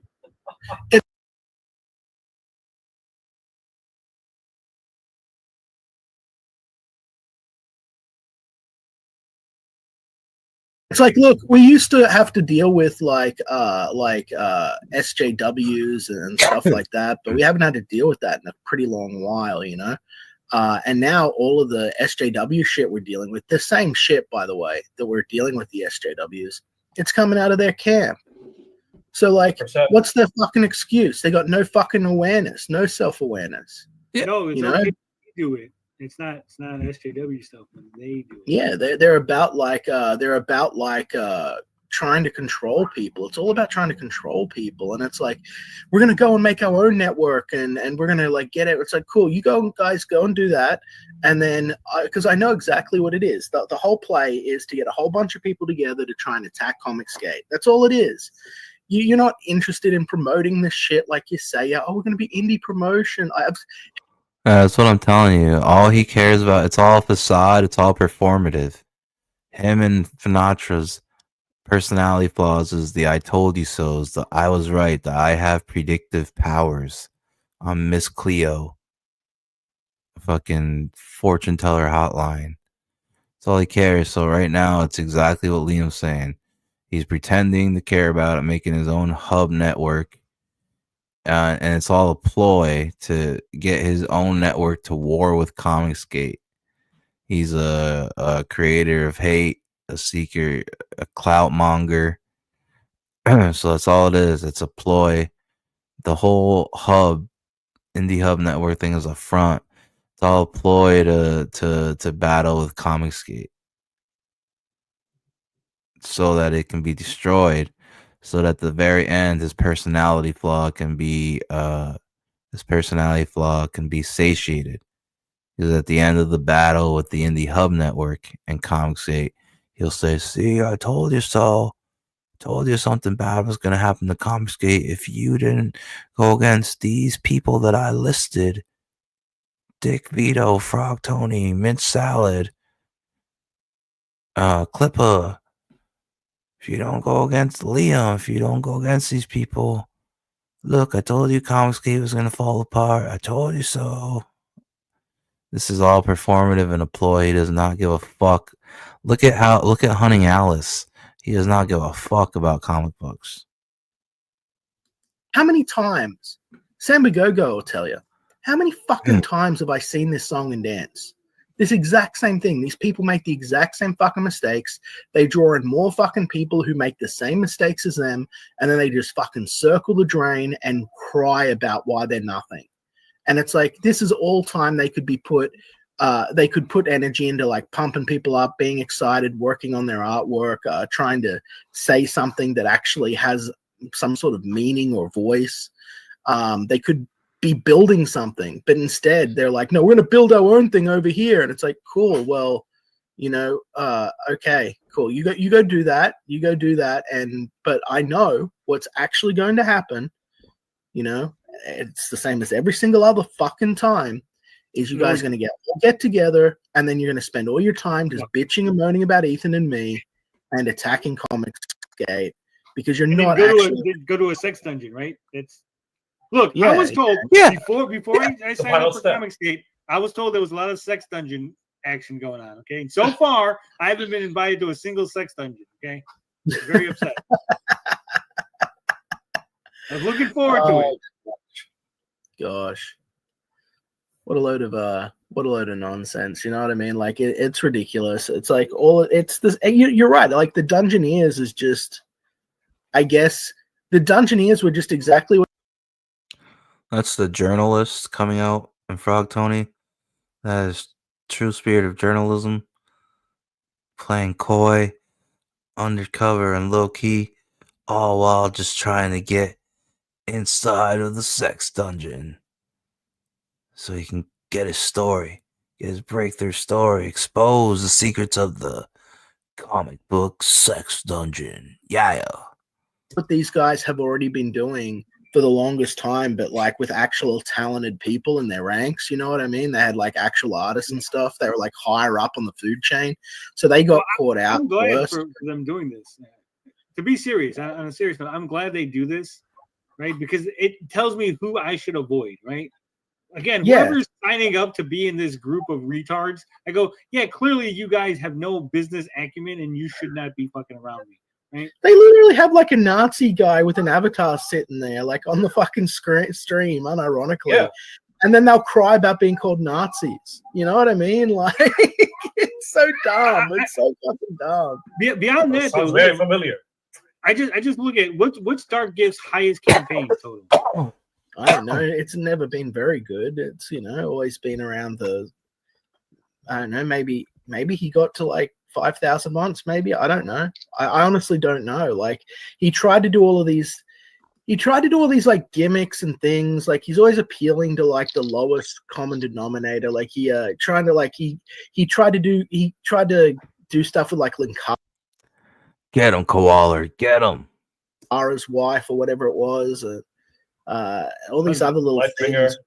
Yep. Yeah, like it's all just not really all that interesting. It's not really all that good. No, but here's the thing. I'm gonna keep it real, right? Because that's stupid choices, even though it was desperate reaches for clout, but creatively bankrupt.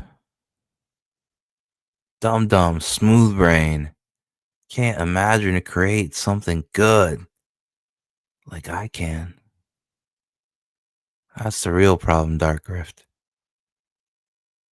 Real talent stands in front of you and it draws the poison out of you. All the vile comes out of you. The envy shows up. Jealousy hanging in the air. when Glacier appears. Yeah. But the jealousy gets frozen in its place. The envy gets frozen. Frozen droplets of morning dew. Frozen drops, frozen in place when the glacier comes through. What I do. Keep things. Yeah, yeah. Lightbringer is a stupid fucking comic. Okay? Thank you. Hell, brother, hell. Linkara made it. It was stupid. However, it does have meme appeal, right? People know of it. It's like if I got a hold of Chris Chan and said, "Hey, I'm gonna redo fucking Sonichu," right? There would be people interested just because it's Chris Chan related shit. Yeah, but Sonic Chew is like 10 times bigger than the whatever, Linkara or whatever. Nobody I knew what that shit was. Only like Dark Gift. I thought it was like super niche. But apparently Tony knows what it is too, but no. Nobody else in Comicsgate that I was talking to knew what it was. Right? So yeah, you had something that at Like the when they very made the least, Bubsy remake, you know, the video game.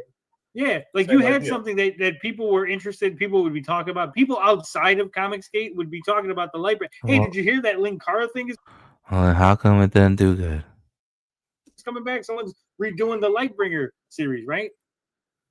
And so Yeah, you would but think it's all about this how should be you a slam handle it. dunk. It's about how you handle it, man. He didn't handle it right. No, Like, forget that. That's what I'm saying. Like he apparently Yeah. he couldn't market it. He couldn't do any of this shit because he only raised $6,700, almost $6,800 on this. That's so it. 6,800, yeah. Okay. That's it. How did you fumble this fucking bag? We talk about like a layup. Yellow Flash fumbling the bag and shit. You had something that had mainstream appeal. Linkara's name is connected to this. Channel Awesome. All that stuff goes along with it. You got Iron Liz writing the story. She has connections to a bunch of people. This should have been on fucking YouTube channels. This should have been on people talking. You probably could have convinced Linkara's dumbass to fucking get involved with this, right? To promote it. I don't know, man. Like, it just seems like fucking cheap crap to me, you know, if I'm going to be honest. Like, I'm not saying it's not, but I'm just saying like you had a cheap crap that at the very least should had have some sort of it should have performed. It appeal. should have performed. It should have performed more than it did for Yeah. sure. But you know, and this is what it was. And you know, a big part of it to me really feels like it's just sort of Anthony's sort of closed mentality when it comes to the sort of what is and isn't the group. You know, like when he's working on this stuff, it's to appeal to a very small number of people. It's very important to him that everyone understands that he has control who is and isn't allowed to be on his show. And he says everyone can be in the chat, but he's very sort of secular with sort of, you know, secular, I should say, with sort of who's involved in what he's doing. And he's got sort of that same pie mentality that Miller has. You know, he hangs out with Miller and Edwin, and you know, this idea that like there's only so much money to go around, and focus on appealing and appeasing people that really can't be appeased in the first place, rather than growing and reaching out to a broader market with your idea. You know, you see it earlier in this very stream where he's like, "Oh, Wait, is he still alive? Damn. So I'm like sniping. Hold on, I'll go somewhere else. Let me, damn, he is still alive. Shit. Okay.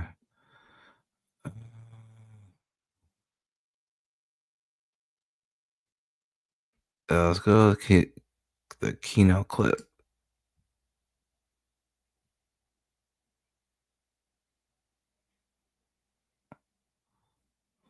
Free meals are now available for kids and teens. Learn more at summermealsny.org.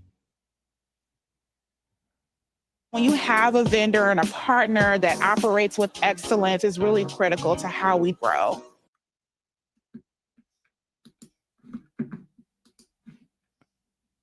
Mersh versus Melton. Yeah. All right, this is Kino. So this is by Doom on YouTube. He has picked up the torch of underscore Mersh and Crystal Crocodile and all of the legendary Mersh clippers that came before. and he has decided to take on the thankless, arduous task of clipping Mersh on a regular basis. You know what? Actually, now that you bring that up, it actually makes it's weird. Mersh is the only person who has dedicated clippers who quit.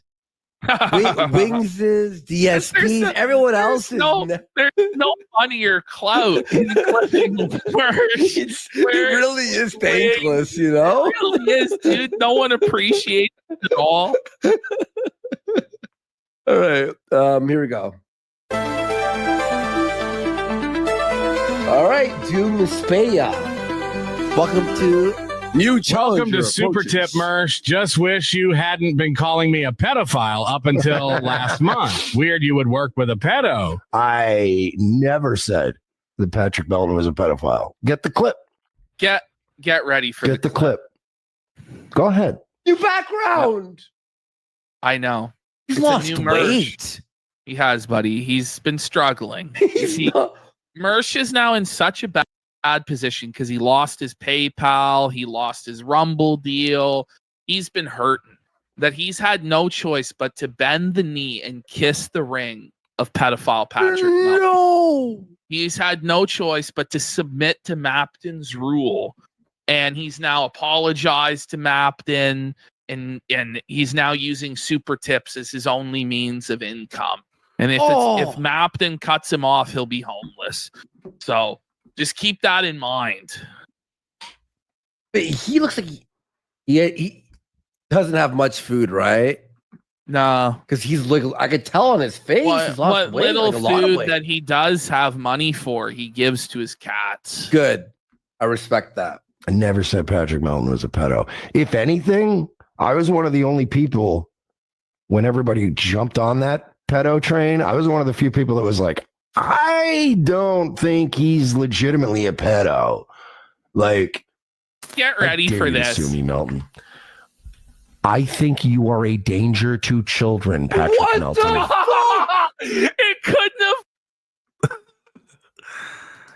have. Folks, speaking of other people that are also not pedos, speaking of people that are not danger to children, over here on funmycomic.com, you can now go on back. Cash Grab 2. Any second now it's gonna load. Currently on funmycomic.com, Cash Grab 2, now funding by Cecil Jones, the Carlos Cecil Jones. Get yourself the Dan Lawless Trump cover. All the girls on the cover have Trump's face. They all have the same kind of face. Why is this taking forever to load? Fuck. Cecil's campaign page doesn't have a car either. So orange is the new fat, and let's go ahead and watch the trailer. Yeah. There's a beautiful Dan Lawless cover. All the faces are the same. I'm playing. All right, Cash Grab Comics presents. Oh God, this is by Shanth Pajit and Jetty. Allahu Matbar. Okay, let's go.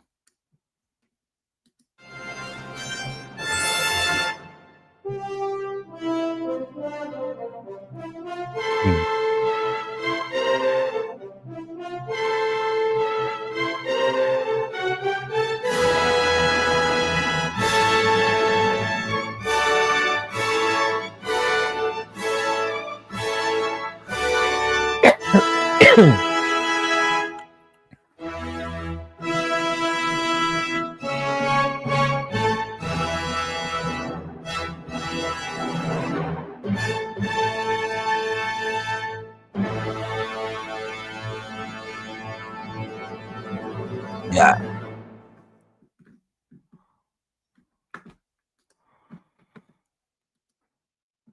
Back at today at funmycomic.com. Yeah. $25 for the Dan the Closet Lawless Trump cover. Handmade in America.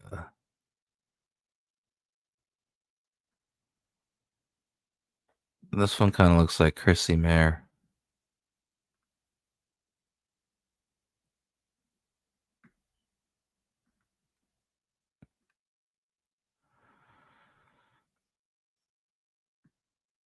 The Kaiju Love Dump cover. Dale Keown cover.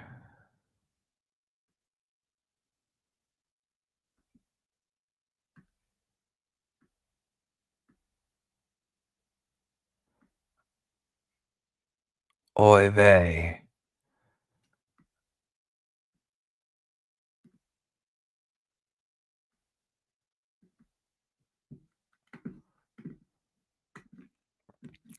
Right now on funmycomic.com.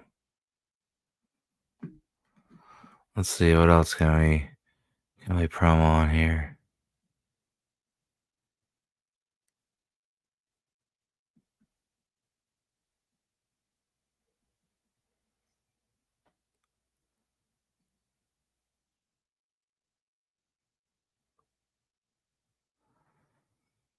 Man, I think I really got a chance at coming to crush everything I'm seeing on here. Oh, we play Apex. Go over there and back. Fembat Volume 1 today. You get a Dan Lawless trading card.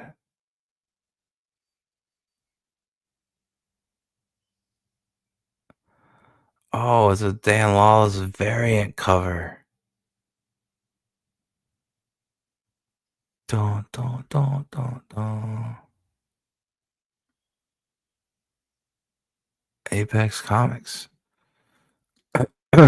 He really is in his 60s. Yeah.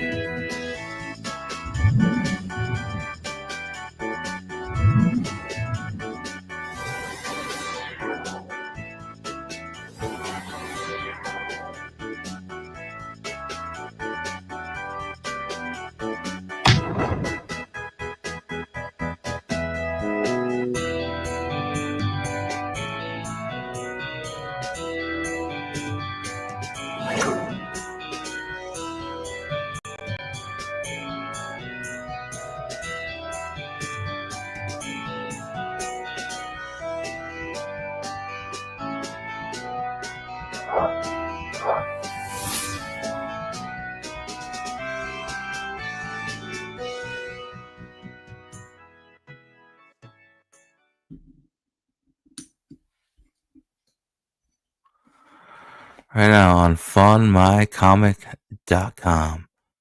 Go get yourself a copy of Fembat from Apex Comics. Yeah.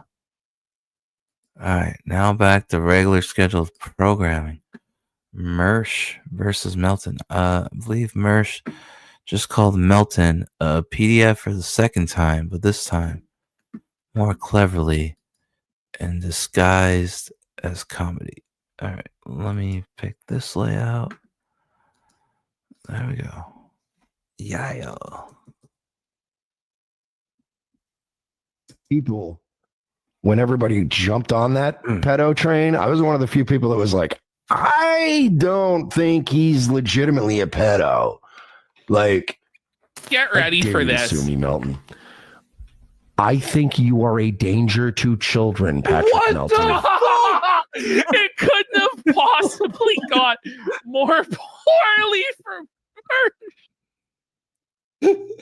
It gets even worse.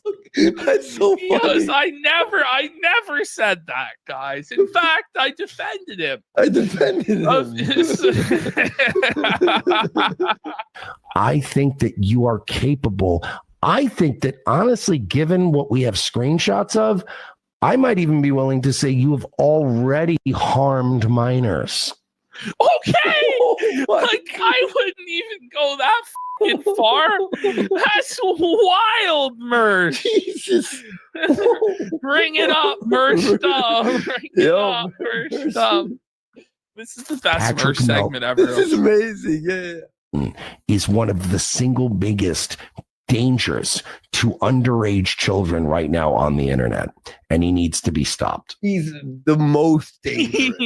He's the biggest pedophile. He's not just a regular pedophile. In terms of size, like literal physical size, he might be. Isn't that one of Vito's friends? But EDP might have him beat on that, to be fair. So not even that might be accurate. Clip it. Vito.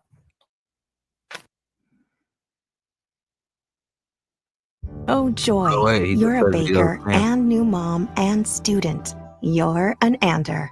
National.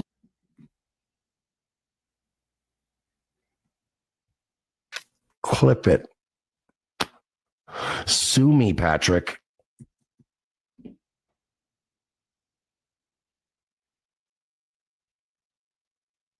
Size, he might be, but EDP might have him beat on that, to be fair. So not even that might be accurate. Clip it. Vito. Clip it. Sue me, Patrick. And I will countersue you because from Okay, can we stop with this? Mersh doesn't have lawsuits? money for a fucking lawyer. He's indigent. He's indigent. These poor people lawsuits. what I've You heard in of, what bank account, Mersh? apparently I'm one of the AI voices on your paywalled Streamlabs thing, which by the way, that's going to set a new legal precedent. And now he somebody has mentioned that he's crawling on his knees to the processor that he shat on. my name is in your database and that it's rarely used because nobody knows me in the Dabbleverse, but that the Mersh voice is part of your supertips.gg. As we went so long without hearing the words Dabbleverse. I know. I forgot that existed. I swear. Platform, you're paid. So you're monetizing my voice. Oh, copyright. Shut the fuck. This is so stupid. I've already thought about perhaps discussing that with a lawyer. So if you want to sue me over saying that Patrick Melton is a clear and by the way, the voice thing is parody. Parody. You could do that. present danger to children currently, both on the internet and in his immediate area.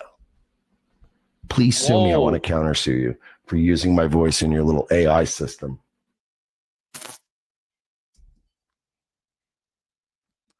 Jeez, Mersh is raging. But yeah, So no, we I rolled never the got clip. behind the pedo shit. I did say, okay, fine. He said some shit. Maybe that would have gotten him, some people punched in the face back in the day about Aaron and his kids and shit. But again, Aaron parades his kids out in public. But again, that was my only thing with Melon was I was like, when he started doing the AI thing, I don't know why that's it. I was like, oh. But then again, maybe he doesn't understand that the AI shit is basically pulling from real sources. So there would be no way for it, What? Are you What is he what are you talking about? What is he talking? Is he drunk? Well, yes. Okay. I mean, you see the beer in his hand. That's like I was like, wait, what is he saying? Did anyone in chat get this? Yeah. Yeah, he's basically drunk and he's complaining that somebody has obviously fed a Mersh or maybe a few Mersh live streams to the AI so that it could process it and learn to speak like Mersh in Mersh's cadence. Thank you. Hell, brother. Hell. I think he's talking about AI generating CP or something. Oh yeah, so when Melton was defending AI CP or some shit, and I guess that's what he's talking. I don't know. I honestly don't even know. I didn't jump on that train, buddy. Here's the thing. I know how to be clever, and I know how to go after people in ways that bug them. Yeah. Right? Yeah. Like with Aaron, like I've always been very specific about what I say because I want to be covered legally. You won't see me throwing the P word around unless I can. Come on. Unless you can show me court Another win for the toe. Giggity. listings of you getting charged with pedo shit. Mersh. Aside from that, like, look at Aaron. I say he is a revenge pornographer and a serial harasser of women who's scared of Patrick Melton. See, those are three things I can say. I feel comfortable saying those things because they are a matter of public record. All right. The courts I would think back that's me it up. for Okay, Mersh. but I just say this whole thing. Yeah. Don't like going after people. It's like to say you're a problem. You know, you did this, and it's not in a funny way or a way to make money or be interesting. It goes nowhere. No one's gonna be like, wait, what? Aaron's a You have revenge to. pornographer. We're gonna kill him now. No, it's not gonna We happen. gotta do something. No one gives a shit. Make it funny at least. Make it fucking He's the most funny. boring fucking guy on the face of the earth. Okay. That was the Mersh segment. I just couldn't believe how badly the clip being pulled went for him, man. Yeah. Like it was actually the most over the top pedo jacketing I've ever seen. Like, oh yeah. All right. I think I got another Kino clip, but it's a Ricada one. Ricada admitted to being wrong. And with Steel Toes writing a book, kind of like Nerdrotic. What the fuck? All right, let's see. Steel Toe writing a fucking book.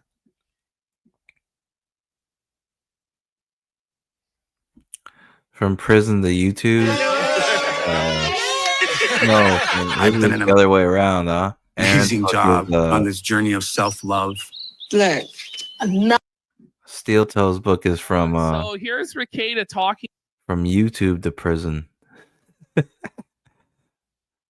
So here's Ricada talking to us about the Chris Chan medallion and if he has any regrets putting it on.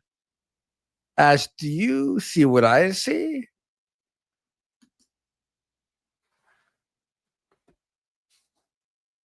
Why What's does he that? have the hair of a 13-year-old boy?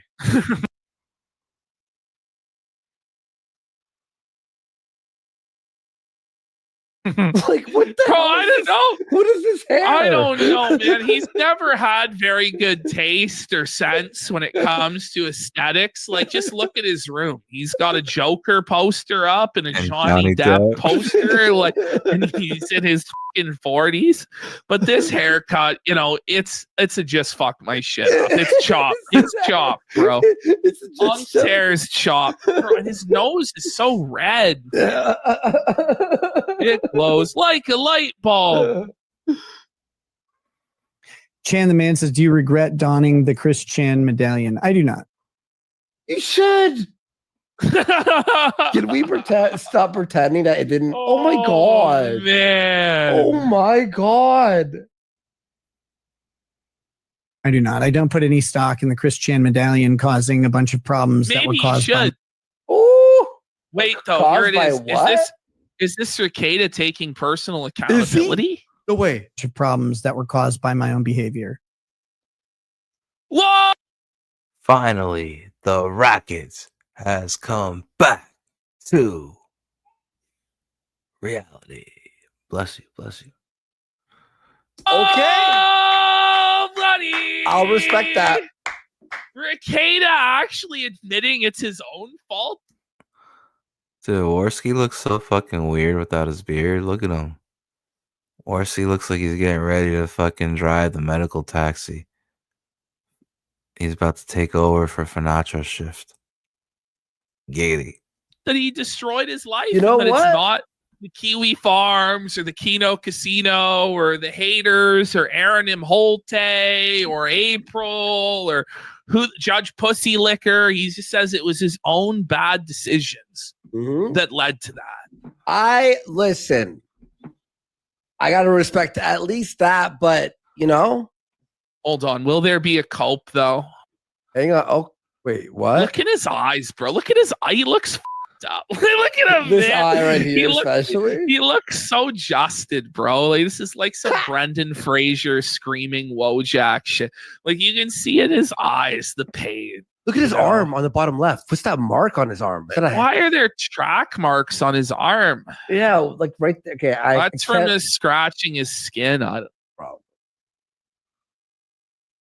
I have a bunch of explanations for my own behavior. I'm not gonna sit here and drag down a live stream with him. Like I have a bunch. He's like, look, I have copes, but I'm not gonna tell you the copes. He's like, look, I've already coped enough. Like I could bust out infinite more copes, but for right now, we're gonna save those for a later time. Of explanations, they're not excuses. Like I know why I acted the way I did in several ways, and I know Because why you I wanted let to get myself high. Drugs, sex, Like generosity. it's pretty self-explanatory. You cared more about sex and drugs than you did about your kids, and you burned down your entire life chasing a high because you had a midlife crisis. Okay, yeah, that's what happened. Base? Just admit it. Just admit it, man. I'd respect that a lot more. He's getting closer. Like at least he admits that he made bad decisions this time. But it kind of feels like with him, it's like he'll say anything. You know, Yeah. does he truly believe that it was his own bad decision? At least at this point, though, he's at least trying to say the right thing now. Yeah. Whereas before, he would say all sorts of shit where he's like, I don't have to say anything. I didn't do anything wrong. Da, da, da, da. I don't know. control. And it's not because of a fucking medallion. Believe me, I have plenty of reasons for driving this ship right into the fucking shoreline. I Oh fuck! Oh, give wow. him, you like listen. It's like Cicada has unlocked the power of self-awareness. Could it be that he realized he crashed the ship with no survivors? I can't even be like negative on that. It's funny, but I can't be even be negative on he's that. Coming back to reality, he's getting W's left and right. Yes. Judge Pussy Lickers felt it. Steel Toe was given the electric chair the other day. Another one for the toe, am I right? Body cam didn't come out. So maybe he's starting to figure it out. Hey, look, I was in a dark place, not this bad. But, it took some time for me to like realize and all that stuff. But, gotta respect, W is a W, right? There he goes. But unfortunately, every Ricada W is followed by an equal or greater L. Ricada says that he wants a tank top in ladies small for his next femboy stream. Now, I was unaware. The W, I take back everything I said in the last minute. It's been rescinded, Jesus buddy. Christ. What are you talking about? Your next femboy stream, buddy? Where was the first femboy stream? I guess the one where he was wearing the striped socks and his kid walked in asking for their stuffed animal that he had absconded with. Buddy, I can't. What the That was the quickest W that turned into an L. Like, is this the Speaking of quick W's that turn into L's, folks, we're going to go ahead and play a special song. And I want to shout out the creator of this song. Shout out the Cogs. I think you can follow them over here on the Tubes of You. I believe it's a Cogs World. And this song is dedicated to the Kino Casino Boys. And it's a good song. It's only like a minute or so long. Here we go.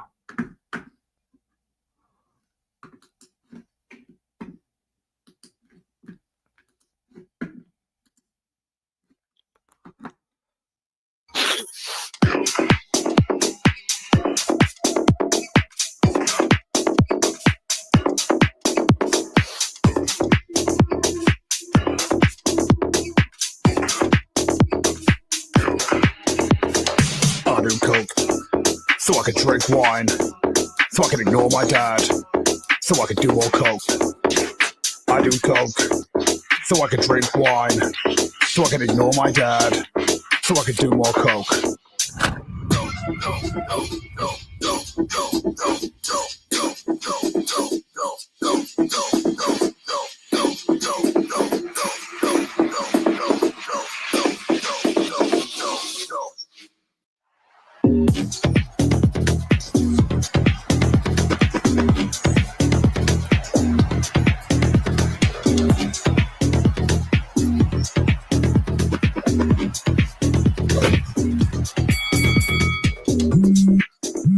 Huh? Hello? Andy, it's your dad. Stop screwing around. You're always screwing around so much. I'll stop stuttering too. You're always stuttering around. Now get your ass to those TAA meetings or I'll stop paying your rent. Okay. I'll talk to you later, Dad. Bye. And that's how I ended up here. All right. Oh shit. Hendrix Gin. I can't believe this. Holy shit. Breaking news, folks. It looks like we got another Kino Casino.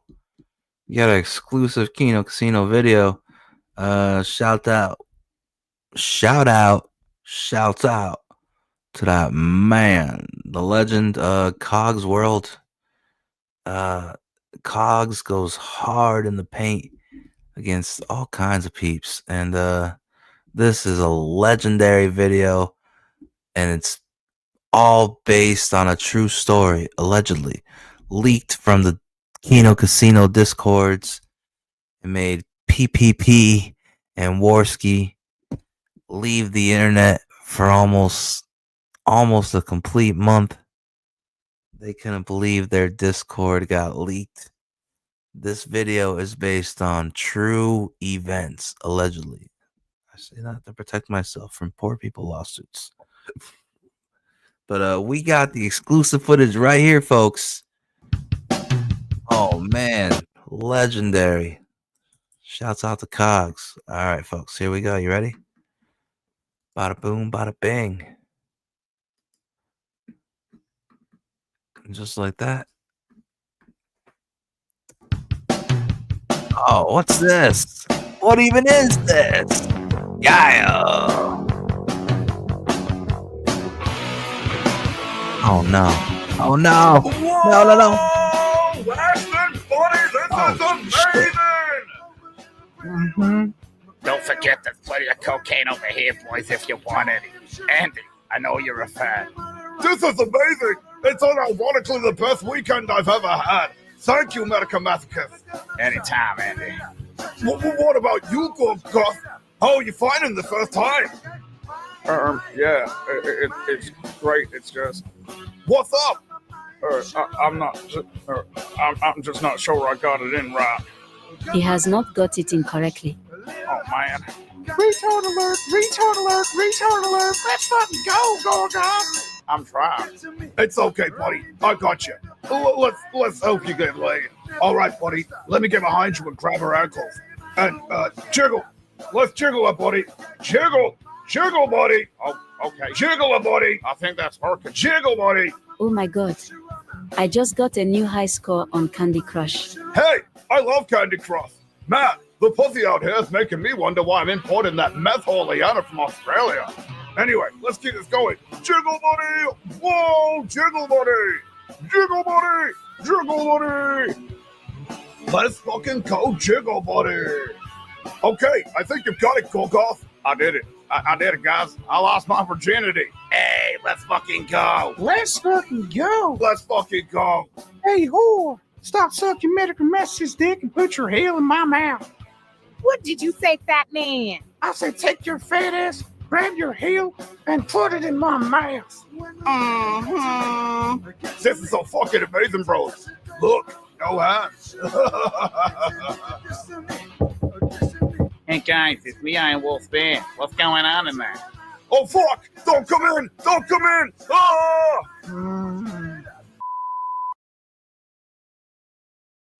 All right, well, there you have it. Exclusive footage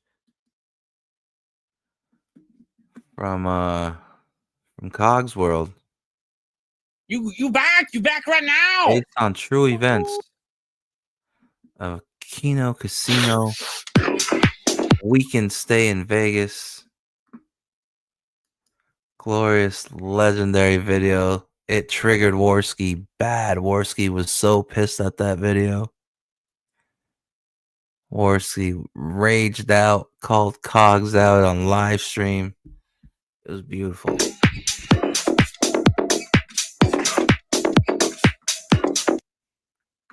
All right, where am I going?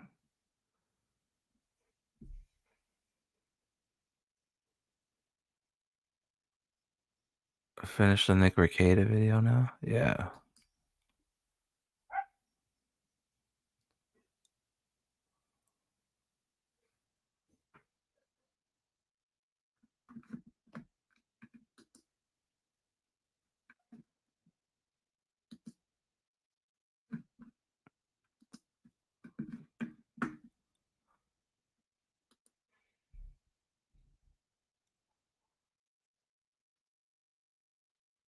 Is this the Rekieta redemption arc?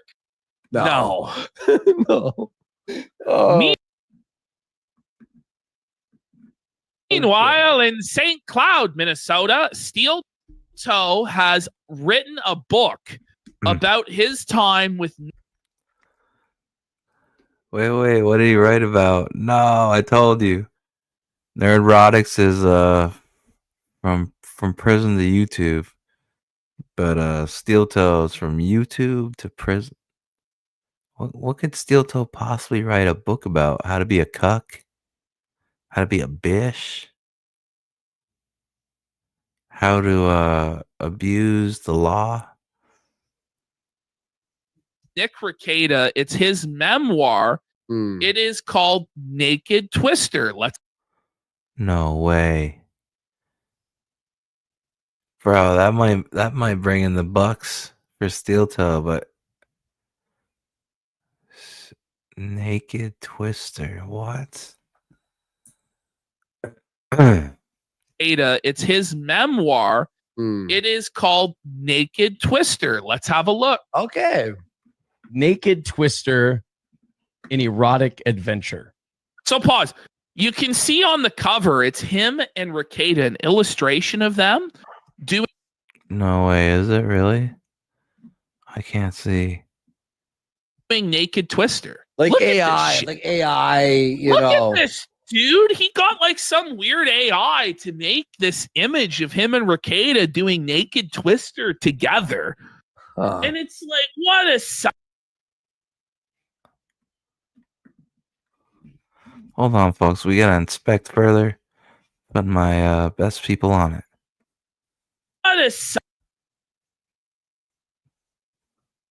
Look at this, dude. He got like some weird AI to make this image of him and Rekieta doing Naked Twister together. And it's like, what a self-felt, buddy. Like, I mean, adventure. And I mean, like, I would have called it Breaking Baldo, but maybe he would have got sued by Vince Gilligan. That better not be real. That's real. It's a real book. Look at the way he's looking at it. Like, he feels ashamed. No, he's the reminiscing. shame in his eyes. You think he's reminiscing on their gay romance together? Yes, look at him. Thinking about Rekieta's ball sack swinging above his forehead, touching down upon his chin. Cock life. The pubes glistening Cock life. with sweat as he tried to reach out and put his left arm on red. I don't know. I don't know what he was thinking. He's just trying to profit off of the situation. But if you're playing two-person Twister, at a certain point, like who's gonna keep spinning the wheel? It's crazy, isn't it?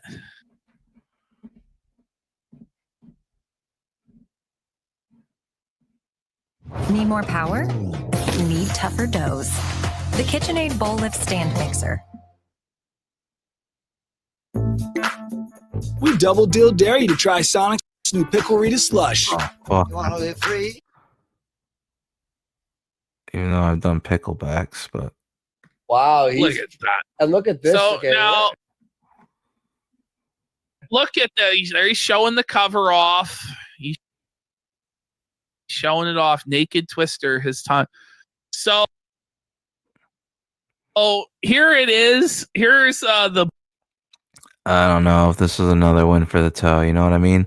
This is like probably the only book that makes me like Gary Neurotic's book better. His title from prison to YouTube is much better than Naked Twister, the memoir of a cook. Book, the most exciting positions are often discovered by chance. When Jade receives a cryptic party invitation from her her friend Madison. So he's had to change the names, obviously, to where this is actually Kayla and April. When Jade receives a cryptic party invitation from her friend Madison. Did the cryptic party invitation come with a pineapple emoji?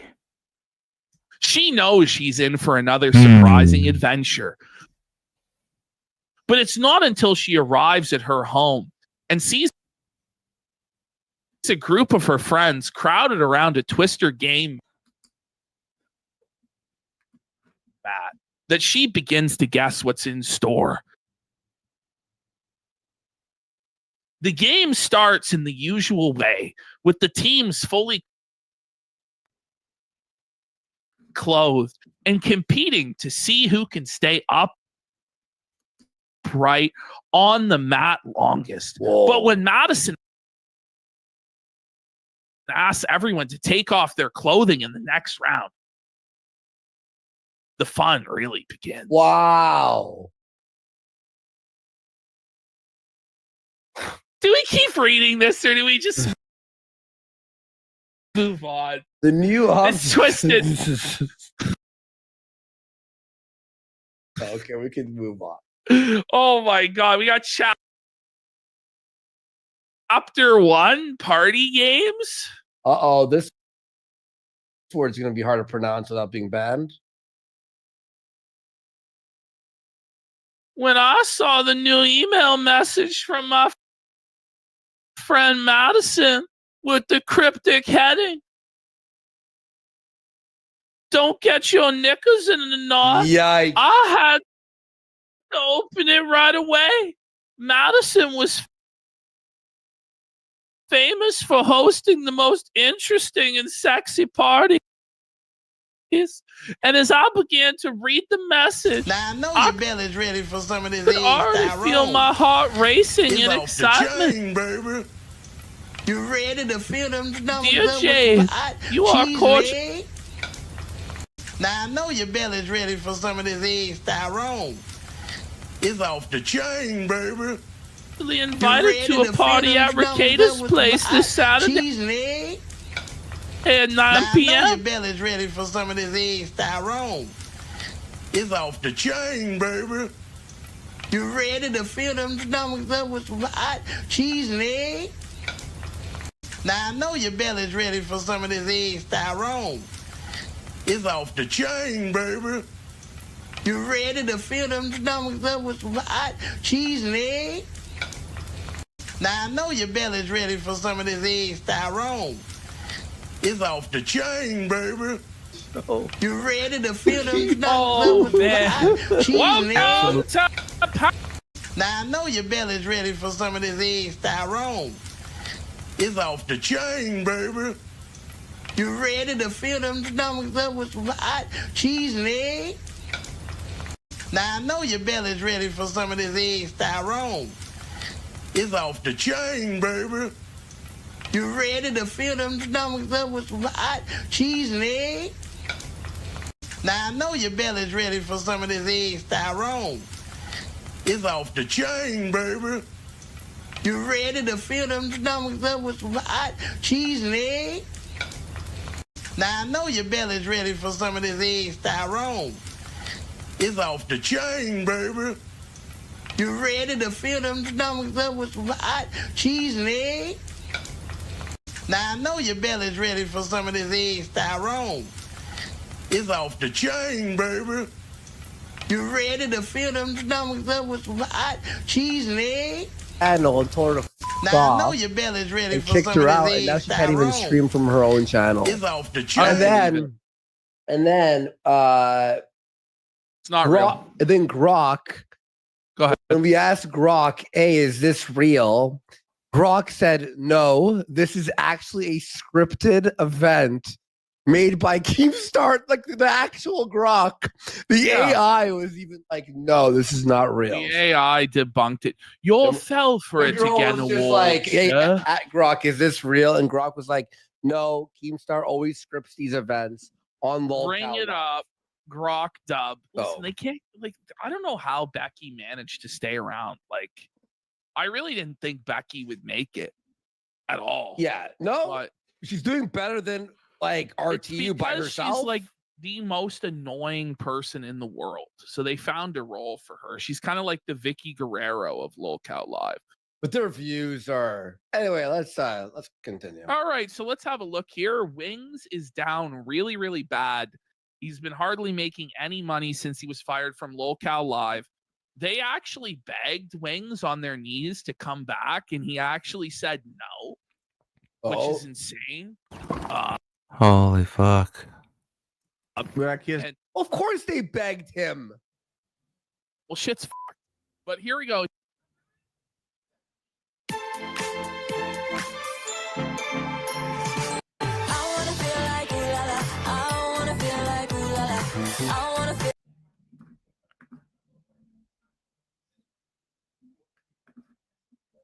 So he's destitute now, and so he's willing to entertain just about anything for money. Let's have a look.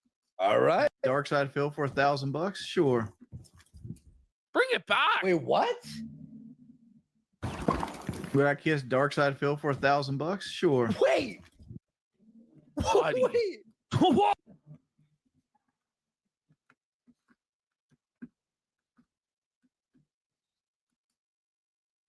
Whoa! All around me are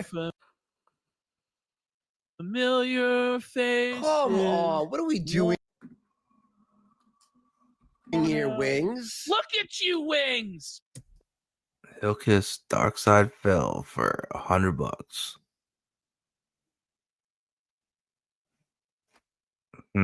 What are you doing, buddy? You're gonna go gay for Phil? I mean, for a mere $1,000 bill? That's all it takes? How much to suck his cock? 2,000. Better be on a $2,000 bill, pimp. Okay, Wings.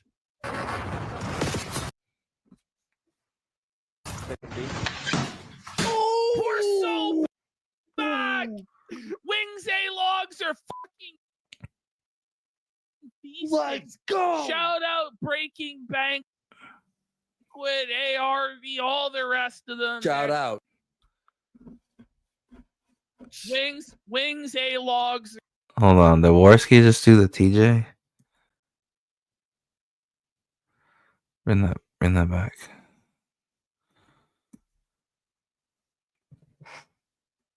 A-Logs are fucking beasting. Let's go. Shout out Breaking Banquet, ARV, all the rest of them. Shout out.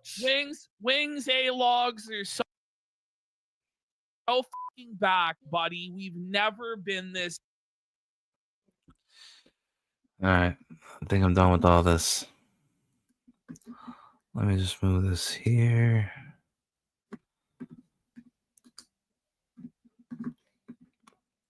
Wait, should I hear a little bit more Duncan on Dark Gift before I end the show? I think so. Where was that stream? Right here? Alright. 6 hours Duncan on Dark Grift. Holy shit.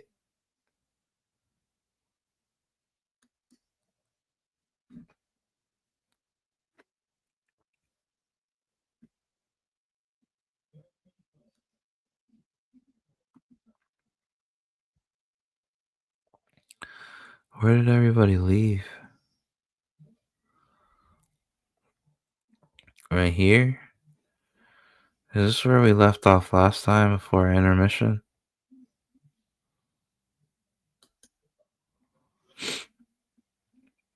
A lot of people here in Comicsgate. It's I'm just very thankful for y'all. So thank you so much for supporting us, supporting these campaigns, and I look forward to when Mint and I do our show because we're gonna have fun, we're gonna promote, have a great time, and you know it's really good to hear Ethan say that we're doing a lot for the community because ready to leave. I'll wait for Mint and Clippa to come back. We shall see. Do this to yourself. Now you have to step outside the car and you're barely with the snowman guy at the very bottom. And they take out their shotgun. Jack's like, nah, I'm good. I like how Riley put that in the script, the noise. Yeah. On and on and on about the violence anymore. A bunch of guys in the bar be like, let's get them, boys. And they take out their shotgun. Jack's like, nah, I'm good. I'm going to... I like how Riley put that in the script, the noise. Stay here. All of those boys, they be going outside and they confront the snow beast. But one by one, the snow beast just gets them. I like how the snow beast can turn his hands into an icicle and go. I call him a snow beast. We learned that the snow beast. Because they call him a snow beast in the comic. There's like this newspaper thing that says 7 killed by snow beast, and that's why I call him snow beast. It's fast. It's been killing people for a week, and no blood whatsoever. Nothing can injure the snow beast. It doesn't draw blood. However, the snow beast kills, there's a lot of blood. It's just never the snow beast. It does draw blood. It And doesn't then have blood drawn. See, I wouldn't write badly. If you go through Mint's reviews, the only thing wrong with it is the syntax. She's literally incorrect sometimes when she talks, right?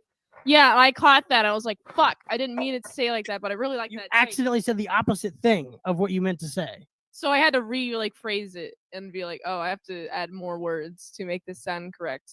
Because that's the way in which I speak. Yeah, Eric does it too. And Vito does it. Everybody who's an idiot kind of humble jumbles their way through a point. Yeah. Gibbity gibbity. Perfect starting point. Look at that. Absolute cinema. Mince in the meme. We got Johnny Rocket here says Snow Beast is a slur for white people, Mint. Oh, I didn't know that. That's true. She would have used it more or less if she had known. I would have used it more because I'm white.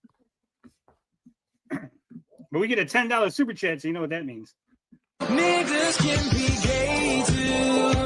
Whether you like it or you love it. Whether you're kissing or you're touching. The right or lust, I know you love it. Niggas can be gay too. There ain't nothing you need to hide. Video games won't really survive. Tomorrow you might not be alive. Niggas can be gay too. Oh. Niggas can be gay too.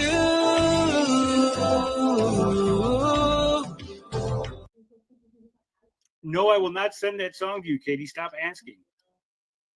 I didn't ask for that song. That's your song. I just like the what was it was your old intro. It was a joke, Katie. It was a joke. But No. it's $10, so that's a shot. So I'm gonna go ahead and do that. Thank you, Johnny Rocket. I could have used this earlier when they were talking about me and saying all that stupid shit. But take it now. remember you were doing you were reading heroic tales on your live stream, and I Yeah. popped in and I was like, girl, how are you not falling asleep? Like, cause you titled it like try not to fall asleep. It was I so did fall funny. asleep. I fell Oh, asleep it's so reading that boring. book. Yeah. I thought it was great. But let Clippa know to come back because I'm about to leave and I want to say something to you both before I hop off here. So Oh, Katie's gonna yell at you. I'm I've heard not that gonna tone fuck before. off, Tony. I'm not, That's what you told me. You're like, I'm that's not my gonna yell at you, girl. Tony. Then you yelled at me. That's my girl. Hush. I don't want to hear that. We'll go ahead and play the review. Man, so bossy. This is why we don't let ladies on the streams. Oh, shut Designed up, in a Tony. different way than the other people, but he's not like too much of a different design than the other bar goers. He just has a hat that says Outback, and he's not frozen. Why is this woman in no clothing? That's enough about the story, though. Now I gotta rewind the video. I got distracted by Riley's sexy ass. I know. Distraction. Jerk off to that in Discord. I am. I'm gonna clip that. Before I leave, I want to say, Mint and Riley, keep doing great work. You know, I know Comicsgate appreciates you because you guys back almost every campaign. You do these reviews, you show support, you support people's channels. And I will say, no matter what people say, I'm always thankful that you guys are here. And just keep up the good work, and I'm always here to back y'all and defend y'all. And you know, anybody's got some shit to say about my girl, man, Mama Bear's gonna come in and fuck you up. But Mint, I love you. Keep being strong. You're doing great. Don't listen to what these jackasses have to say. Keep doing you. Keep doing these reviews. It's fun to do it on my show, and to see the support. And you guys are really great. And thank you so much for blessing a lot of people here in Comicsgate. It's I'm just very thankful for y'all. So thank you so much for supporting us, supporting these campaigns. And I look forward to when Mint and I do our show, because we're going to have fun. We're going to promote, have a great time. And, you know, it's really good to hear Ethan say that we're doing a lot for the community, because we are. You know, we promote, we back, review. You know, it's just great. And I'm very thankful and blessed to stand with Mint and Riley. And for those that think that she's scripting shit, you guys are fucking retarded. And maybe if you beat off a little bit, you might feel better about yourself. And Mike Partika, grow a pair, okay? I'm so sorry that a woman is doing better in reviews than you. Maybe step up your game, stop being a fucking negative Nancy, and get the stick out of your ass that's so far up your ass it's coming out your dick hole. Get over it. No, that shit pissed me off. Show that ass.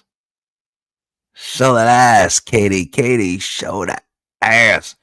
Why is she's viciously tearing apart Mike Partika.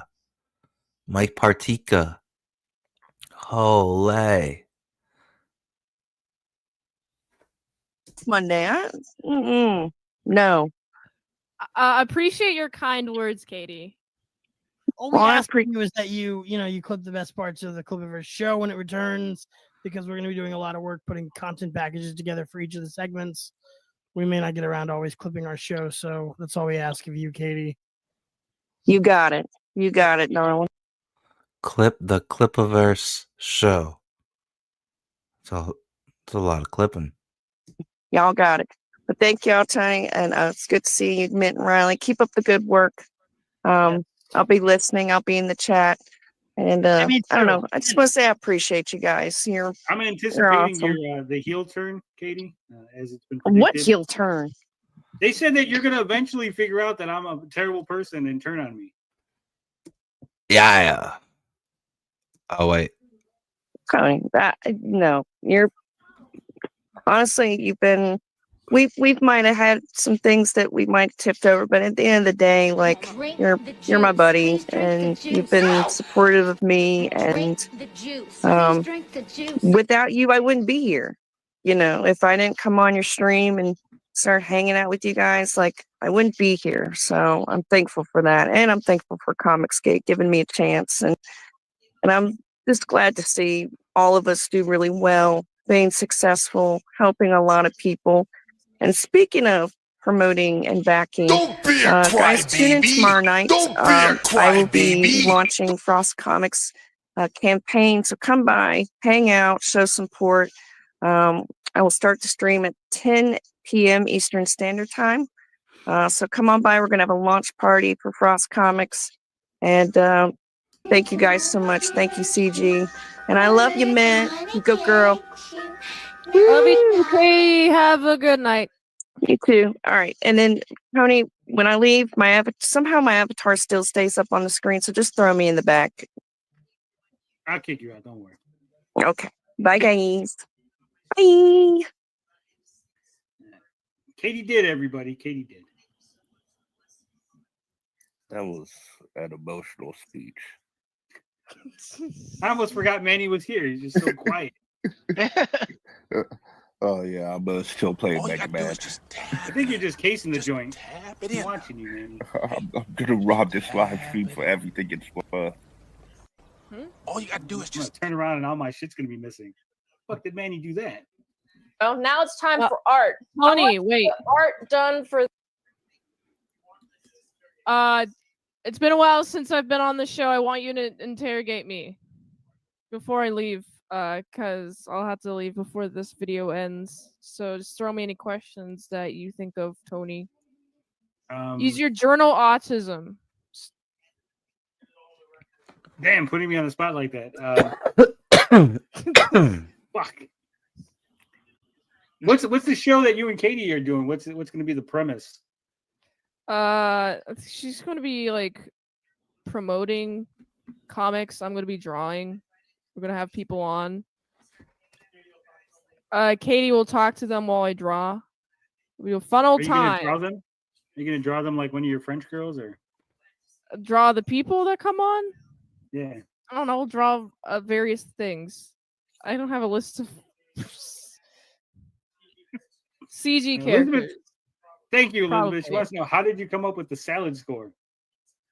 How did I come up with the salad score? Well, first of all, Riley said earlier, if you were paying attention, that he created the salad score. I knew sorry, that, not but... to be rude, not to be rude or anything, but he did say that earlier. In a more polite way, Riley was like, "Hey, this makes sense here." I don't know how to describe it. Well, did he start with the salad first and then put the stuff to it, or did he start with the? We got to talk about story and art. And he goes, "Wait a minute, that spells salad."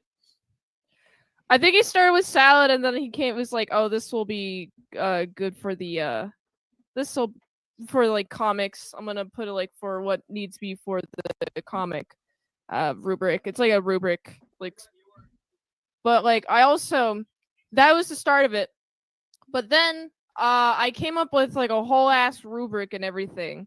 So I was like, the rubric, it's hanging on the hanging on the wall. I was like, okay, so I need the worst to be like very specific, like, oh, this sucks. This is Happy birthday! Here's what I'm actually looking for. So it's better to explain. So this is for your comic, Tony. So like, for example, a story, a 1 would be a total mess, no direction or spark. A 5 is epic, twists and turns, a masterpiece. And I wrote this. And then anything in between is 1, 2, 3, 4, and 5. And then for art is ugly, amateurish, and off-putting. 5 is gorgeous, a feast for the eyes. Letters, a 1 is jumbled, unreadable, intrusive. A 5 is perfectly crafted, subtle star. Subtlety. Subtlety is simplicity too. Simple does not always mean easy. If you can do simple, like deceptively simple, is also what I look for. Well, that's what they call Otway down at the club, right? He's deceptively simple. Yeah. Well, I thought they called him a Decepticon. Yeah. Action, 1 would be lifeless, boring, and incoherent. A 5 would be explosive, flawlessly executed. And then the drama, a 1 would be dull, fake, completely absent, and a 5 would be heart-wrenching, unforgettable. And then I have like 2, 3, and 4, but that's just like just in between. Riley did the letters, and then I did this rubric based on the letters. He told me to figure out a good way to give all the gradings. And when I did the clip of her show with the mint salad sauce, I with the 10 scale, I didn't use like a rubric like this. I was just like bullshitting off the top of my brain. But then I was like, I want like a more concrete way to rank people, like, and I want it to be consistent. Like the way in which I rank people, I want it to be consistent, and I don't want it to be like, oh well, this book sucks ass.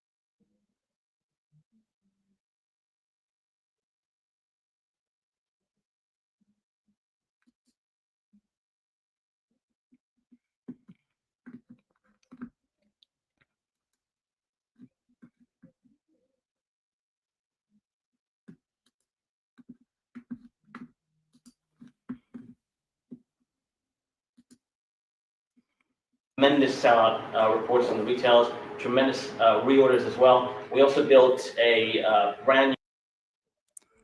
I still watch this as motivation. Before shit got taken over and fucked over again. Motivational as fuck. Incredible creative team, covers by Luis LaRosa and Kenneth Walker Ford, Miko Stoyan, a bunch of great covers on this book. We've had a tremendous response. Thank you everyone who came out and supported this book, all the fans, all the retailers. We've heard tremendous sellout reports on the retails, tremendous reorders as well. We also built a brand new program, the pre-order edition, which is an edition that fans had to pre-order the first arc, first 3 issues up front with issue 1. They got 8 pages of new content in each of the issues behind the material. So what happened is the official number that was released on the monthly ranking system was 60,000. It did not include the pre-order edition, all the reorders, etc. We've had such strong sell-through that the reorders came very, very strong. And our official number now, to date, as of today, is over 90,000 copies. So the highest selling single issue from an independent publisher in 2017, which is Yes. is a pretty good company to keep. And a big milestone for the company, I might add too. So Yeah. big congratulations to Matt and Tomas for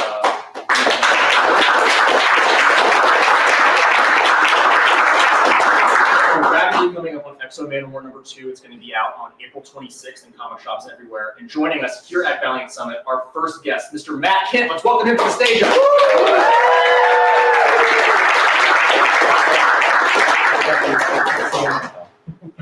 So Exo Man War, obviously one of the signature characters of the Valiant universe, leading off the Icons lineup for us.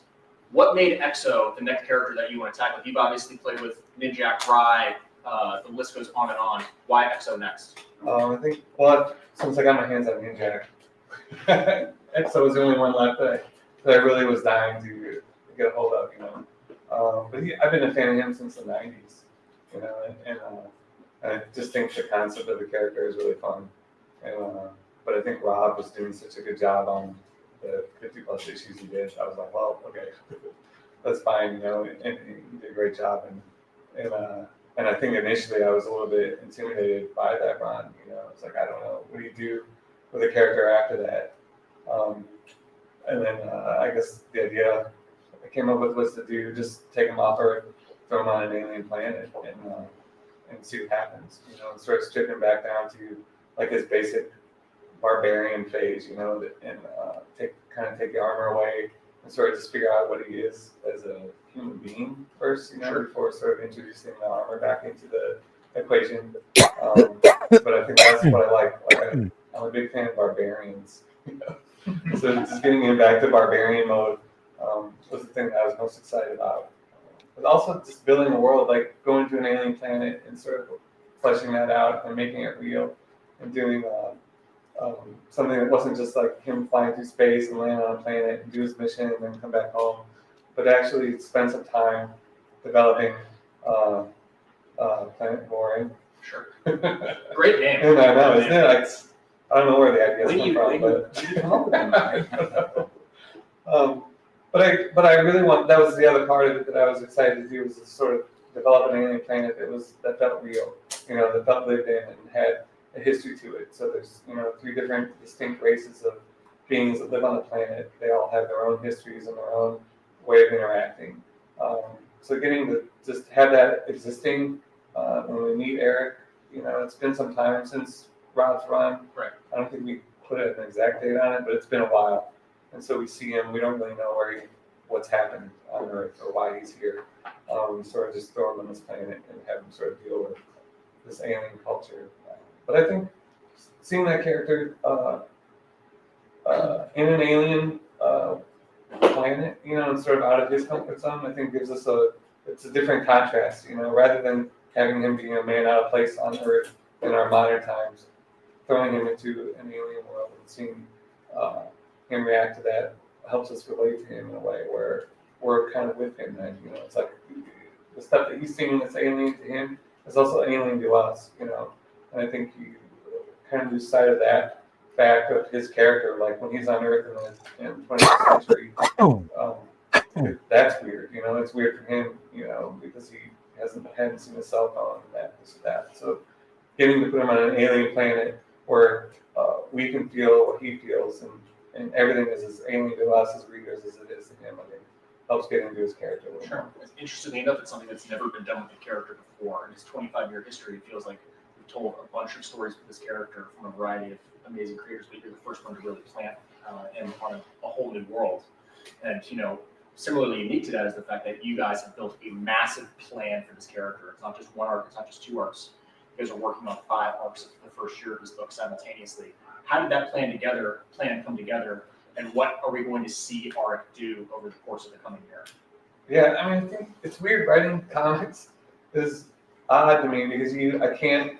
You do it well. Right, I can't. But it's a weird process because it can be unending. Like, what's the last issue? We don't know what it is, you know. So it's odd as a writer to approach a book like this and sort of have unlimited space to tell it, you know. So part of that's a challenge, but it's also the fun of it. So I think when we came up with the idea, it was just like, oh, let's throw them on an alien planet, have all these cultures, do this thing, and but then we have all this space that we have room to build, you know. And so I think what I was excited about doing was then showing progress. You know, the beauty of comics and that big canvas is that you can show a character, start here, and then grow. You know, I think that's kind of what we're doing is having him throwing me on the planet. He's just a farmer when we see him. You know, and he gets looped back into this war. He doesn't want to fight him, but he's recruited. So he's a foot soldier for the first arc. And then every arc is sort of structured in a way we're going to see him progress, you know, because he's a born fighter. So he's not going to be a foot soldier forever. So he does that, proves himself, you know, kind of gets upgraded to captain. And then without spoiling too much, but I think the titles spoil it in a way where it's captain and general, and then we're going to get to emperor maybe. But then sort of see how does a person progress from a guy on a farm to emperor, you know, and then what does he have to do to get there? How does it change him? What does he have by doing the stuff that it takes to get to emperor?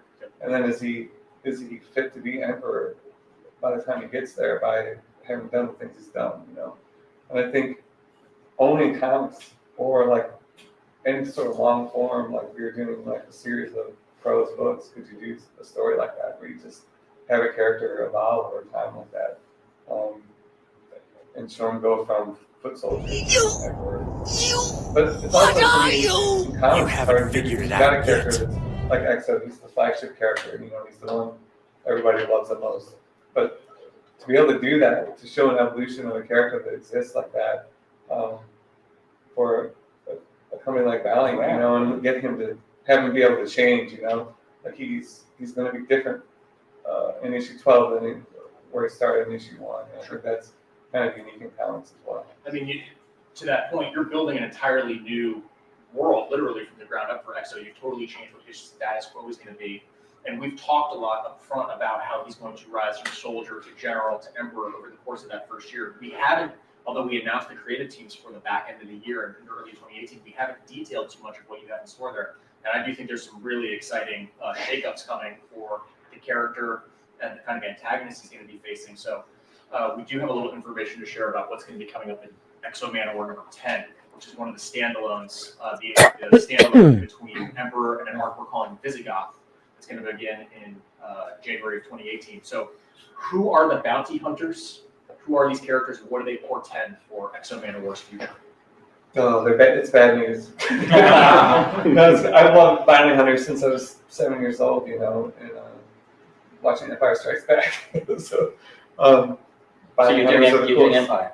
What you're saying is the bar is Empire Strikes Back. I'm trying to be the Empire. I'm trying to be the. I'm spending the rest of my life trying to be it.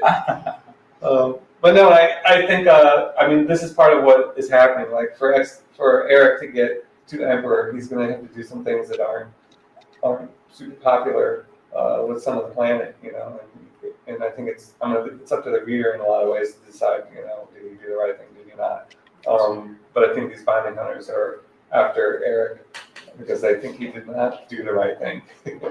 I'm super excited. I can't wait for you to see to inhabit these designs that Kenneth Rockford has built, because these are some of the coolest looking bounty hunters I've ever seen. Yeah, no, it's Kenneth Roquefort designs. I'm super excited. I can't wait for you to see to inhabit these designs that Kenneth Rockford has built, because these are some of the coolest looking bounty hunters I've ever seen. Yeah, no, it's great. And yeah, one of the amazing things about the course of the 15, 20 issues that we have set up right now is that we open with Tomas Giorello, and the art there has just been absolutely amazing. Matt gave him just an incredible gauntlet to draw in the first issue, where we're literally doing, I think as you described it, the invasion of Normandy, but vertically. And then after that, Dougie Braithwaite's coming on board for the general arc, and his stuff has just been fantastic. Yeah, we just saw some pages. Yeah, the pages are amazing. And then after that, Clayton Crane, probably one of the best digital painters in the industry, is coming on board for the third arc, so we've just got tons and tons of firepower. And then to top it all off, we have, you know, Miko Sonia comes on board. We've got covers, we've got these amazing designs by Kenneth Roquefort, and then Ryan Bodenheim's going to be here. So we have just this massive year of incredible artists, really, and having this, you know, amazing drill-on stories built now. No, it's great. I mean, you guys pick the best, give me the best artists. The books are going to be good. So. And just one more thing I'll note about the bounty hunters: if you take a look at these designs, these guys don't really seem to match some of the other races that we know might be inhabiting the planet Gorin. So we know that you're already building that world from the ground up in Exo Manowar. You've dabbled in the cosmic side of the Valiant universe a little bit with Divinity. Is that something that you will explore more over the coming year for Valiant? Yeah, I mean, there's in the first issue, there's something in there. There's like a little Easter egg that The cosmic side of Valiant. Cosmic. I'm a cosmic being. this is going to be a big deal later, like in a year, I guess. But I think we put seeds in there. They're going to go into a bigger idea that we had from the beginning. And these sort of tie into that. But it's background now. And then, again, that's what I love about comics. And being able to plan like a year and a half out, is that you can put things in issue number 1 that like you did. Yeah. and like 16 issues later, you can go back and look at it and be like, oh my God, that thing was in there. What was in there? Well, you just give me the look thing. Like I've said too much. Did I? Am I saying too much? No, I think I said too much. No, but it's perfect amount. But what I love about that as a writer, I love that then it's proof that we knew what we were doing from the beginning. Yeah. You know, it's like we didn't just make it up as we went along. There was something in the first issue that proves that we at least think we know what we're doing. I don't know. What do you guys think? You want to see some more cosmic books from Matt Kent? Valiant? What do you think? Oh, yeah. So all the way from an alien world back to ancient Rome, I think a great indication of the kind of stories that Valiant can tell is Britannia. And this book was a huge hit for us last year. We're coming back with a sequel. All right. Let's get out of here. Yeah. And top player hater from Korea. You bitches better recognize. And top player hater from Korea. You bitches better recognize. And top player hater from Korea. You bitches better recognize. And top player hater from Korea. You bitches better recognize. And top player hater from Korea. You bitches better recognize. And top player hater from Korea. You bitches better recognize. Free meals are now available for kids. And top player hater from Korea. You bitches better recognize. And top player hater from Korea. You bitches better recognize. And top player hater from Korea. You bitches better recognize. And top player hater from Korea. You bitches better recognize. And top player hater from Korea. You bitches better recognize. And top player hater from Korea. You bitches better recognize. And top player.